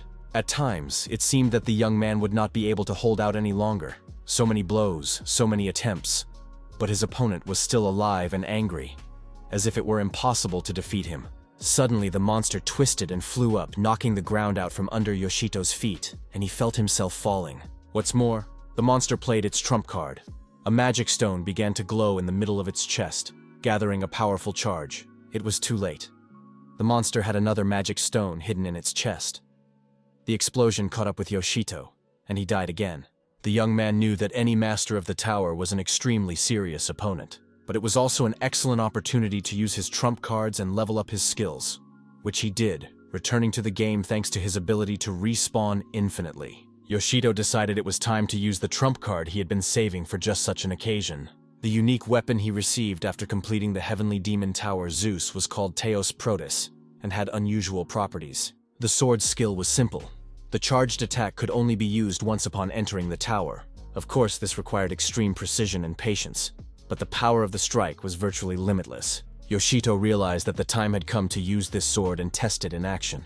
He intended to end the battle with the tower's owner with a single blow. The devil gargoyle raised his hands with his axe, preparing to repel the attack. Yoshito exclaimed, "Theos Protus, crush the enemy with your divine power," and rushed at his opponent. This unique skill was supposed to defeat the tower's master. A heavenly pillar appeared where the monster had stood just moments before, and the creature's piercing screams echoed throughout the area. Soon the huge stone pillar split in two. Yoshito was completely exhausted and could not even stand on his feet. He sat down on the roof, unable to do anything. A notification appeared. The master of the heavenly demon tower, unique weapons, and magic stones had been added to the player's inventory. Soon, Thor's tower would disappear completely. At that moment, the branch manager, Fuyun, was walking down the corridor when suddenly the phone rang. She was informed of an emergency, and the girl's gaze immediately became alert. Fuyun received complete information and learned about the disaster that had occurred. She gave orders to immediately block the passage to the Surth Tower and relay instructions to all employees. Outsiders had to leave the area immediately, and the Ice Flower Squad was urgently convened to discuss the current situation. Konatsu watched what was happening with surprise. She had never before been present at such an important event. Before the players' eyes, the demonic Tower of Thor disappeared after Yoshito's victory. Konatsu saw this with her own eyes for the first time. Yuri noted that the girls had hardly participated in the destruction of the tower boss. When he left the room, they were powerless. Indeed, they had only glimpsed Yoshi's battle against the devil Gorgulia through the hole. Suddenly, there was a powerful explosion, and for a while the girls couldn't understand whether it was good or bad. Perhaps their comrade had died. Mona couldn't even imagine how Yoshito had survived such an epicenter of the explosion, since he was in close proximity. At that moment, Yoshito approached and said that he was upset, but he certainly did not have the same foolish expression on his face as Mona. The girls greeted him with enthusiasm, looking at him with equally admiring eyes. Passers-by also began to pay attention to the guy. The news had already reported on the great player who had defeated the master of Thor's tower. Such popularity was burdensome. It was impossible to go about his business without attracting the attention of strangers. Yoshito didn't want to brag, but on the other hand, defeating the boss single-handedly deserved praise, and that felt good. It was especially nice when unfamiliar girls started telling him how much they adored him and had been following his life for a long time. To distract attention from Yoshito a little, Konatsu went out to her fans, who were admiring their favorite idol. Unexpectedly, the director of the Fuyun branch appeared on the street and congratulated the guy on his victory and conquest of Thor's tower. She immediately got down to business, announcing that she had not come by chance, but because she was looking for Yoshito. The branch manager recounted the latest events, and everything was so terrible that Yoshito felt as if there was no one left in the world. Hearing the story, he was shocked and agreed. The situation was indeed catastrophic. There was a serious problem with one of the demon towers. A spatial distortion had been detected around the heavenly demon tower of Surt. At the moment, the entire surrounding area of the city was under its control. It was hard to believe, but it turned out to be the terrible truth. The entire area had become part of the tower's space as a result of large-scale spatial erosion. The spread of erosion has been slowed down, but it has not been completely stopped. If the process does not stop, the entire city will be swallowed up and become part of the demonic space. Under no circumstances could this be allowed to happen. Otherwise, the remaining monsters would scatter throughout the city. Yoshito understood perfectly well what this meant for the inhabitants, and what responsibility lay with the conquering players. The root of the evil and the main problem was the Surt Tower. The essence of the plan was simple: get inside and destroy the boss. Fuyun contacted the other members of the department, who were already on their way to the tower. Accompanying them was the Ice Flower group, which would also take part in clearing the tower. The leader asked Yoshito to cooperate with the department and work together with his group of players. Yoshito couldn't refuse. He understood the importance of clearing the tower, and his group wasn't strong enough for such a mission. At moments like this, the young man felt the absence of Okimomi, who had not appeared for several months, particularly keenly. It turned out that Okimomi had moved to his native area when the Red Demon Towers began to appear there. And now he lives and works there. In fact, he does almost nothing there, just preparing to move, because all the important events take place in the city. Yoshito understood that such anomalies could occur not only in the demonic tower of Surt, but also in other towers. Fuyun reported that she had already contacted Okimomi and asked him to return to the city as soon as possible, because the main task now was to defeat the mid-floor boss. Yoshito honestly admitted that he didn't think he would have to conquer 2 demon towers in one day, but there was no choice. For the sake of the peace of the city and its ordinary citizens, sometimes you have to work overtime. And so, the group led by Yoshito, consisting of 4 girls, appeared on the territory of the demonic tower of Surt. They were moving forward when suddenly Mona, who was walking at the back, collapsed to the floor for no apparent reason. The girl lay on the floor, tears streaming from her eyes, and confessed that the second battle of the day had been too much for her. Her friends began to lift Mona, trying to figure out what was wrong with her and where it hurt, as there were no external signs. Mona understood that it would sound strange, and explained. The problem had started in the previous tower, but she didn't want to spoil the team's mood. It turned out that the girl had twisted her ankle and injured her ankle. Her foot was swollen and caused severe discomfort when walking. Yoshito was upset that Mona hadn't admitted it earlier and hadn't told him about the injury. She simply didn't want to dampen the team's fighting spirit before going to the Surt Tower. But now, in this condition, she could die because she couldn't even defend herself. Fuyun, who possessed healing skills, put on a glove and began to diagnose the injury. She examined Mona's leg, checked her temperature and other vital signs. The department employees who had been sent earlier should have already set up first aid tents in safe areas. Mona needed to be taken to the healers nearby. Yoshito picked up the girl. She wrapped her arms around his neck and pressed herself against him with immense gratitude. He carried Mona, while Fuyun created a cooling effect to relieve the pain in her injured leg. The whole group slowly made their way through the tower, giving the impression that they were simply strolling through a park. Finally, the players reached the first aid tents, where healers were ready to provide treatment. The tents were set up right inside the tower, which was convenient. The injured could receive immediate assistance. Other players were walking around the area, also receiving support and treatment. Incidentally, Ryudo still hadn't regained consciousness. 2 players were fighting monsters in the dungeons, looming over them like ghosts. The player realized that no matter how many of these creatures he killed, they would still reappear. Moreover, the ghost monsters were rebelling in even greater numbers than before. The 22nd floor of the Surt Tower was terrifying. Konatsu was very worried about the injured Mona, who was unable to participate in the mission. High-level healers were working with the girl, and her best friend Yuri remained by her side. If the injury wasn't too serious, Mona would soon join them, so it was too early to get upset. Yoshito tried to support the newcomer. Now, he suggested clearing the way to the tower's owner while they had the chance. Besides, the young man was sure that this would cheer Mona up. At that moment, a group of ghosts appeared in front of the players. With swords in their hands, the ghosts rushed to attack. Konatsu used her sword and managed to fend off the attacks of 2 ghosts at once. Then she struck. and the ghosts were forced to retreat. The next wave of ghosts armed themselves with bows and fired arrows at Konatsu. Yoshito intervened, parrying the attacks with his sword and protecting his partner. Konatsu activated her powerful sword and shouted, "Evil Cross! First kata!" The blows were precise and deadly. Several ghosts were instantly destroyed. Yoshito wasted no time. He crept up on one of the ghost leaders and delivered a fatal blow. In this way, the room was cleared of monsters in just a few minutes. Fuyun literally crashed into the center of the ghosts, and they froze, their mouths open in amazement. The girl found herself in the thick of the enemies, but they did not have time to harm her. She masterfully swept them away with a single swing of her weapon. It was an impressive attack, and all the players recognized Fuyun's leadership and strength, an example for everyone. Fuyun suggested splitting up to clear the floor faster. Yoshito stayed with Konatsu and she went with another player. Yoshito wasted no time and suggested starting the sweep immediately. To reach the room of the tower's master, Surth, they decided to work in pairs. Thus, the path to the tower master was divided into sections, each of which had to be cleared by a separate pair of players. All the pairs gradually advanced through the corridors, trying to destroy all the ghosts they encountered. Yoshito understood that there was no boss room on the lower floors, so it made sense to clear them in small groups so that all players could participate in the battle and not stand idle. The monsters on the lower floors were harmless, mostly ghosts. They posed no serious threat, so Yoshito destroyed several of them with a single swing of his sword. Together with Konatsu, he encountered another pair of ghosts, and was about to deal with them without any problems. Indeed, they quickly dealt with them, cutting the ghosts down without even feeling any difficulty. At some point, the young man experienced déjà vu. After each battle, he was left with a strange feeling. He turned to Konatsu and asked if she had noticed anything unusual during the mop-up. At that moment, one of the ghosts with a magic ball in his hands suddenly attacked the players. Yoshito cut it down with a single blow, leaving it no chance, but his inner unease did not leave him. The feeling came back again. It seemed like he wasn't fighting this ghost for the first time.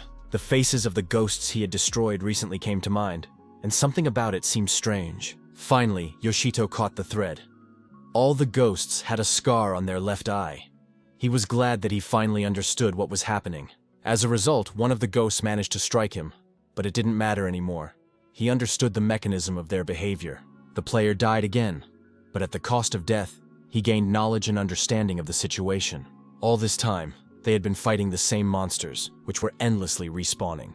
Konatsu, losing her vigilance, rushed to the young man, still not accustomed to his regular deaths and resurrections. A group of ghosts took advantage of this, ready to attack the lone player. It would have ended tragically for Konatsu, but Yoshito managed to revive and cut off the heads of 4 ghosts with a single swing of his sword. After all, it wasn't just ghosts that could come back to life, but he himself as well. Konatsu was saved again and thanked Yoshito, but that's what real partners do. They were together again, preparing for their next attack. The ghosts had risen once more. Their resurrection process turned out to be identical to Yoshito's. They did not hide or appear somewhere else. The young man figured out their ability to resurrect, which should help him figure out how to deal with them. He knew that infinite resurrection came with a price. Ghosts could not resurrect indefinitely without effort. He needed to understand the principle behind their resurrection. Konatsu rushed into the attack while Yoshito analyzed the situation. The girl was able to repel the archer's attack. It felt like her skills were growing with every battle. The next wave of resurrected ghosts appeared, and Konatsu used her talisman sword to destroy them. She raised her sword high and activated the first seal, removal of restrictions. As a result, her speed and attack power became astonishing. Even the ghosts were surprised. A few strikes, and the group of ghosts was cut in half. Konatsu analyzed her stats and was disappointed. Her level had barely increased, even though the hero skill was working properly. It was necessary to stop the ghosts from resurrecting. Otherwise, the players would not gain experience. First of all, it was necessary to understand the mechanism of their resurrection. Ultimately, the player's strength was not infinite, so Yoshito decided to avoid combat until they figured out the ghosts' weaknesses. The ghosts resurrected again and began to chase the players, trying to wear them down and prevent them from reaching the next floor. Yoshito noticed that, unlike his infinite resurrection, the ghosts' stats were not affected by debuffs. It was simply pointless to kill them over and over again. He and Konatsu ran through the corridors, fleeing from the ghosts, when suddenly something flashed ahead and instantly disappeared around the corner. Konatsu confirmed that it was something incomprehensible, and Yoshito suggested rushing after it to track down the object. However, a new group of ghosts caught up with them, and there was no way to escape. They had to fight. Yoshito fought the ghost, but noticed something new in this battle. The ghost became more ferocious, active, and powerful. It could no longer be destroyed on the first try. Yoshito was still stronger and made an effort to defeat his opponent. At that moment, a pair of ghost archers fired arrows at the players. Once again, it was clear that the ghosts were attacking more fiercely than before, and Yoshito struggled to fight back. Konatsu also joined the battle, activating the power of her sword. As soon as the group was destroyed, a new batch of ghosts appeared before their eyes. It was noteworthy that the ghosts appeared all at once, unlike the previous waves, when they were scattered throughout different parts of the room. Konatsu guessed that the ghosts were trying to block the players' path and prevent them from advancing further down the corridor. It seemed that they were afraid that the players would find what had just disappeared from this corridor. This something was very important to the ghosts, and now it was up to the players to find out what it was. Yoshito realized that whatever had escaped down the corridor was the main and only weakness of these ghosts. The young man rushed to attack the group of ghosts with great enthusiasm. Knowing the enemy's weakness gave him a great advantage. He moved at incredible speed, destroying the ghosts so that the players could advance.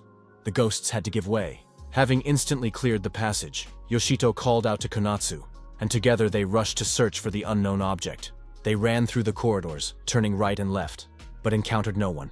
It seemed that the unknown had simply vanished. Finally, a huge, empty hall opened up before them.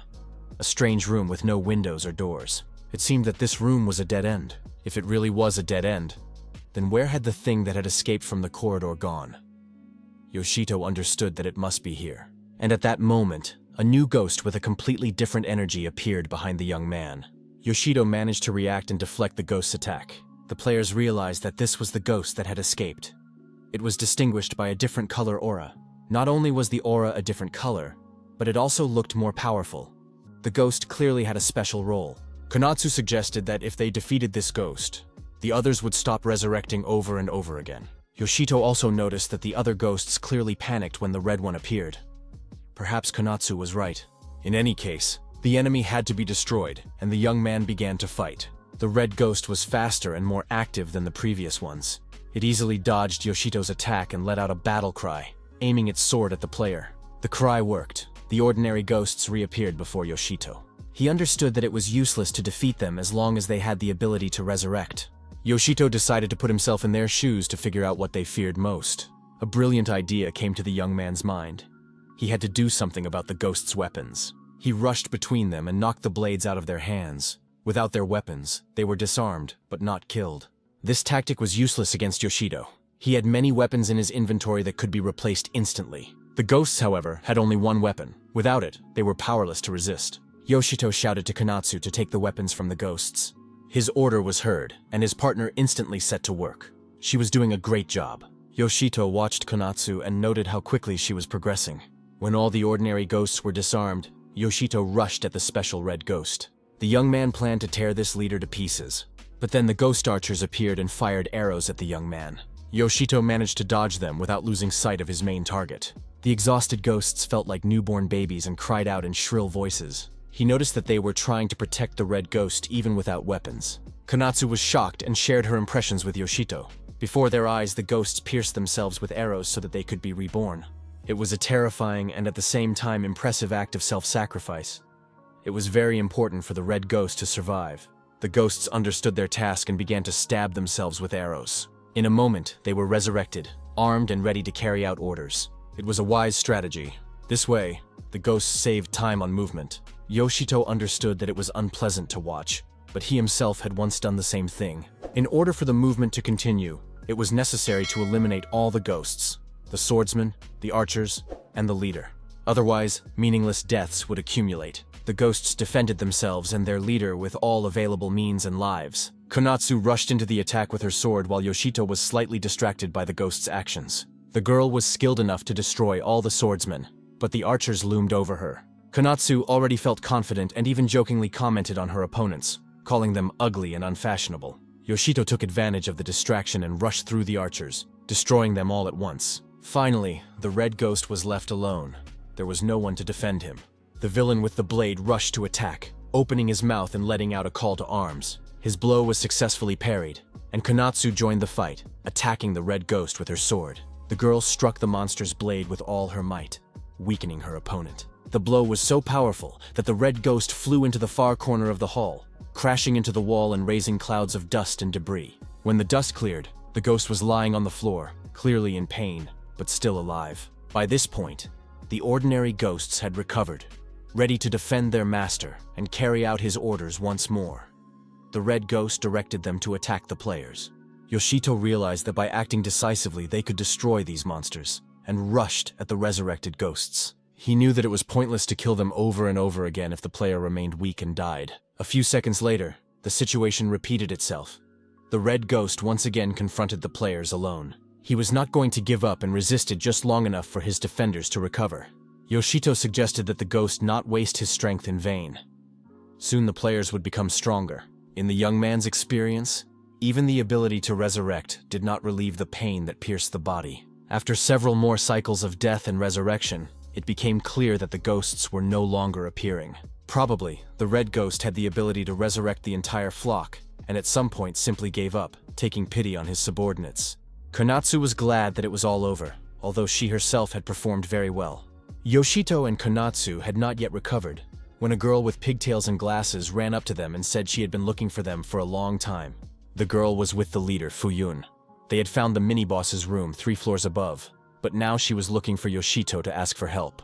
The girl said that Fuyun had been fighting the ghosts every time they resurrected, ignoring them and moving forward with extraordinary force. Leader Fuyun had gathered Hyoka's squad, who continued to explore the room in pairs, and was now preparing them to face the mini-boss. Fuyun invited Yoshito to join their team.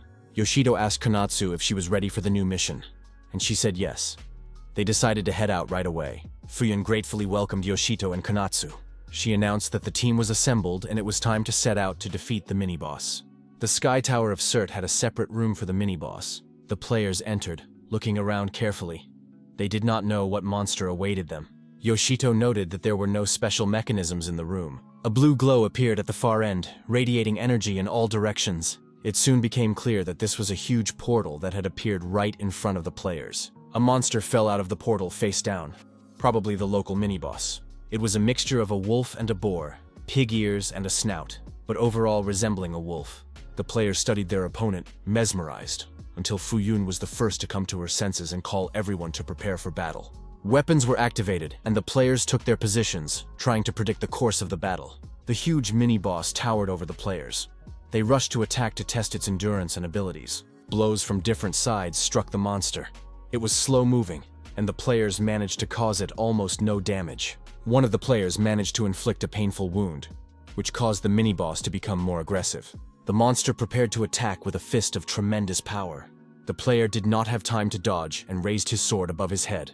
The blow fell on him. It was impossible to withstand such a blow, and the young man fell. At that moment, the other players attacked the monster. The girl with pigtails accurately struck the mini-boss in the forehead, causing bleeding and partially covering his eye. The monster was distracted, and its vision was impaired. The players with swords took advantage of the situation to attack. But the pain and injury provoked a counterattack from the monster, and it scattered the players who had not managed to dodge. Several participants had already lost their lives in this battle. Leader Fuyun personally rushed to attack the mini-boss. The girl delivered several powerful blows, distracting the monster from the vulnerable player. Without pausing, she continued her attack, realizing that she had to defeat the boss as quickly as possible. Her blows were extremely powerful and aimed directly at the enemy. The monster was fast enough to avoid a direct hit and jumped back, watching the aftermath of the blow. Yoshito and Konatsu prepared to attack together, now with complete coordination. The partners rushed at the mini-boss at tremendous speed so that it would not realize what was happening. They ran and struck, but the space in the room began to shake, as if the tower had been attacked from outside or hit by an earthquake. The players were confused, looking around. The mini-boss remained motionless, taking no action.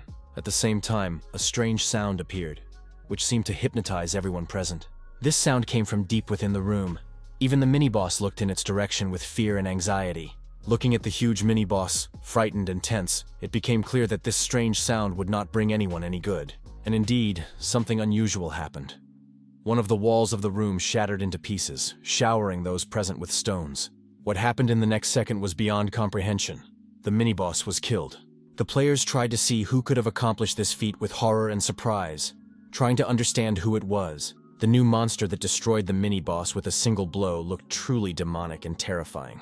The monster lifted the mini-boss's body with one hand and growled something at him, although the dead enemy didn't care. Then the monster spun the mini-boss around in its hand and threw it across the room without the slightest effort. Leader Fuyun, standing with her sword in her hands, was outraged. Someone had broken into the hall during the battle and destroyed the door. This monster was clearly an irregular, one that did not recognize the law. All players knew that an irregular monster was a first-class threat. This was the kind of enemy they were about to face. The monster held a giant hammer in its hands, similar to a meat cleaver. Yoshito was genuinely indignant. The players needed to get through the tower quickly, and now this obstacle had appeared. Fuyun explained that Hyoka's squad was originally created as a specialized unit to combat confirmed threats. Now their leader was absent, and the players needed to prove their effectiveness. In addition, Ryudo was still between life and death. Leader Fuyun gave the order to prepare for the upcoming battle. The target was a first-class monster that had to be eliminated. The players immediately joined the attack, trying to inflict damage, but their efforts had little effect. Fuyun rushed into battle using all her strength and abilities. Her blows had little effect on the monster. It remained unharmed. The villain himself came to his senses and, armed with a hammer, went on the attack against Fuyun. Without pause, the other players joined the fight. Yoshito and Konatsu attacked the monster together. Their blows were almost useless. It felt like hitting a wall with peas. The villain activated the magic stones on his chest and stomach, raised his arms, and swung his hammer. Yoshito estimated the distance. The threat seemed minimal. The hammer was too far away. But the monster struck the floor with his hammer with great force, causing a powerful wave of energy. It felt as if the room had been shaken, and the energy waves rushed towards the players. Konatsu didn't have time to dodge and was thrown into the far corner. The monster raised its arms again, preparing to strike several opponents. Yoshito rushed to the point of the supposed strike. He covered his comrades with his sword, trying to protect them from the hammer. It was an act of self-sacrifice, but the forces were unequal. Soon the monster's hammer fell on Yoshito. After a while, the young man revived and stood before the monster again, surprising it. Death was painful. The bones in his legs seemed to be shattered, and the sensations did not disappear even after his resurrection. Fuyun suggested that Yoshito retreat if it was too difficult, but that sounded unconvincing. Why call him then? The monster continued to strike with its hammer, creating energy waves and damaging the players. Yoshito knew the attack would happen again. Sure enough, the hammer struck again with full force. But this time, the players were ready. Yoshito and Fuyun withstood the blow without hiding. As soon as the waves dissipated, they attacked the monster from both sides, and the monster barely had time to defend itself. Yoshito noticed that the trajectory of the blows had changed. He shouted for everyone to dodge urgently. The monster was attacking atypically. Not everyone managed to hide. Several players' clothes caught fire from the magical energy. The guys started to panic, jerking around, trying to put out the fire but only fueling it. While they were distracted, the monster launched its hammer at them at tremendous speed. The players had almost no chance of escaping, but the foggy ice skill was activated. Deploying the skill allowed the players to slide across the room, changing the trajectory of the hammer's blows. Fuyun took advantage of this and rushed towards the flying hammer. The girl managed to knock it down and protect the players who were busy putting out the fire. Fuyun not only protected the team, but also sent the hammer back to the monster, who managed to catch it but couldn't stay on his feet on the slippery ice. Approaching the enemy, Fuyun continued to analyze. She noticed that the previous fire attack had changed the trajectory of the hammer. This meant mana manipulation. The flame itself was a special magic that burned mana. It was called Demonic Flame. By this point, the monster was fully prepared for the next round of combat. At first glance, it seemed that the monster relied on brute force, but in reality, it used magic. It was a first-class threat with a wide arsenal and mana manipulation comparable to Fuyun herself. The girl put her hand out, preparing to use her abilities. Fuyun now acted on the same principle as the monster's change in the trajectory of the demonic flame. The misty ice, reinforced by mana, instantly froze certain areas. The monster was immobilized. Its leg could no longer move. Fuyun addressed it, saying that its efforts were in vain. The ice was reinforced with her mana. The girl rushed into a direct attack on the monster, which could no longer dodge. Then she activated the maximum deployment of mist ice, but it was impossible to maintain it for long. Therefore, all attacks had to be carried out lightning fast. Just a few seconds were enough. It was one of those cases where a moment was enough to destroy the enemy.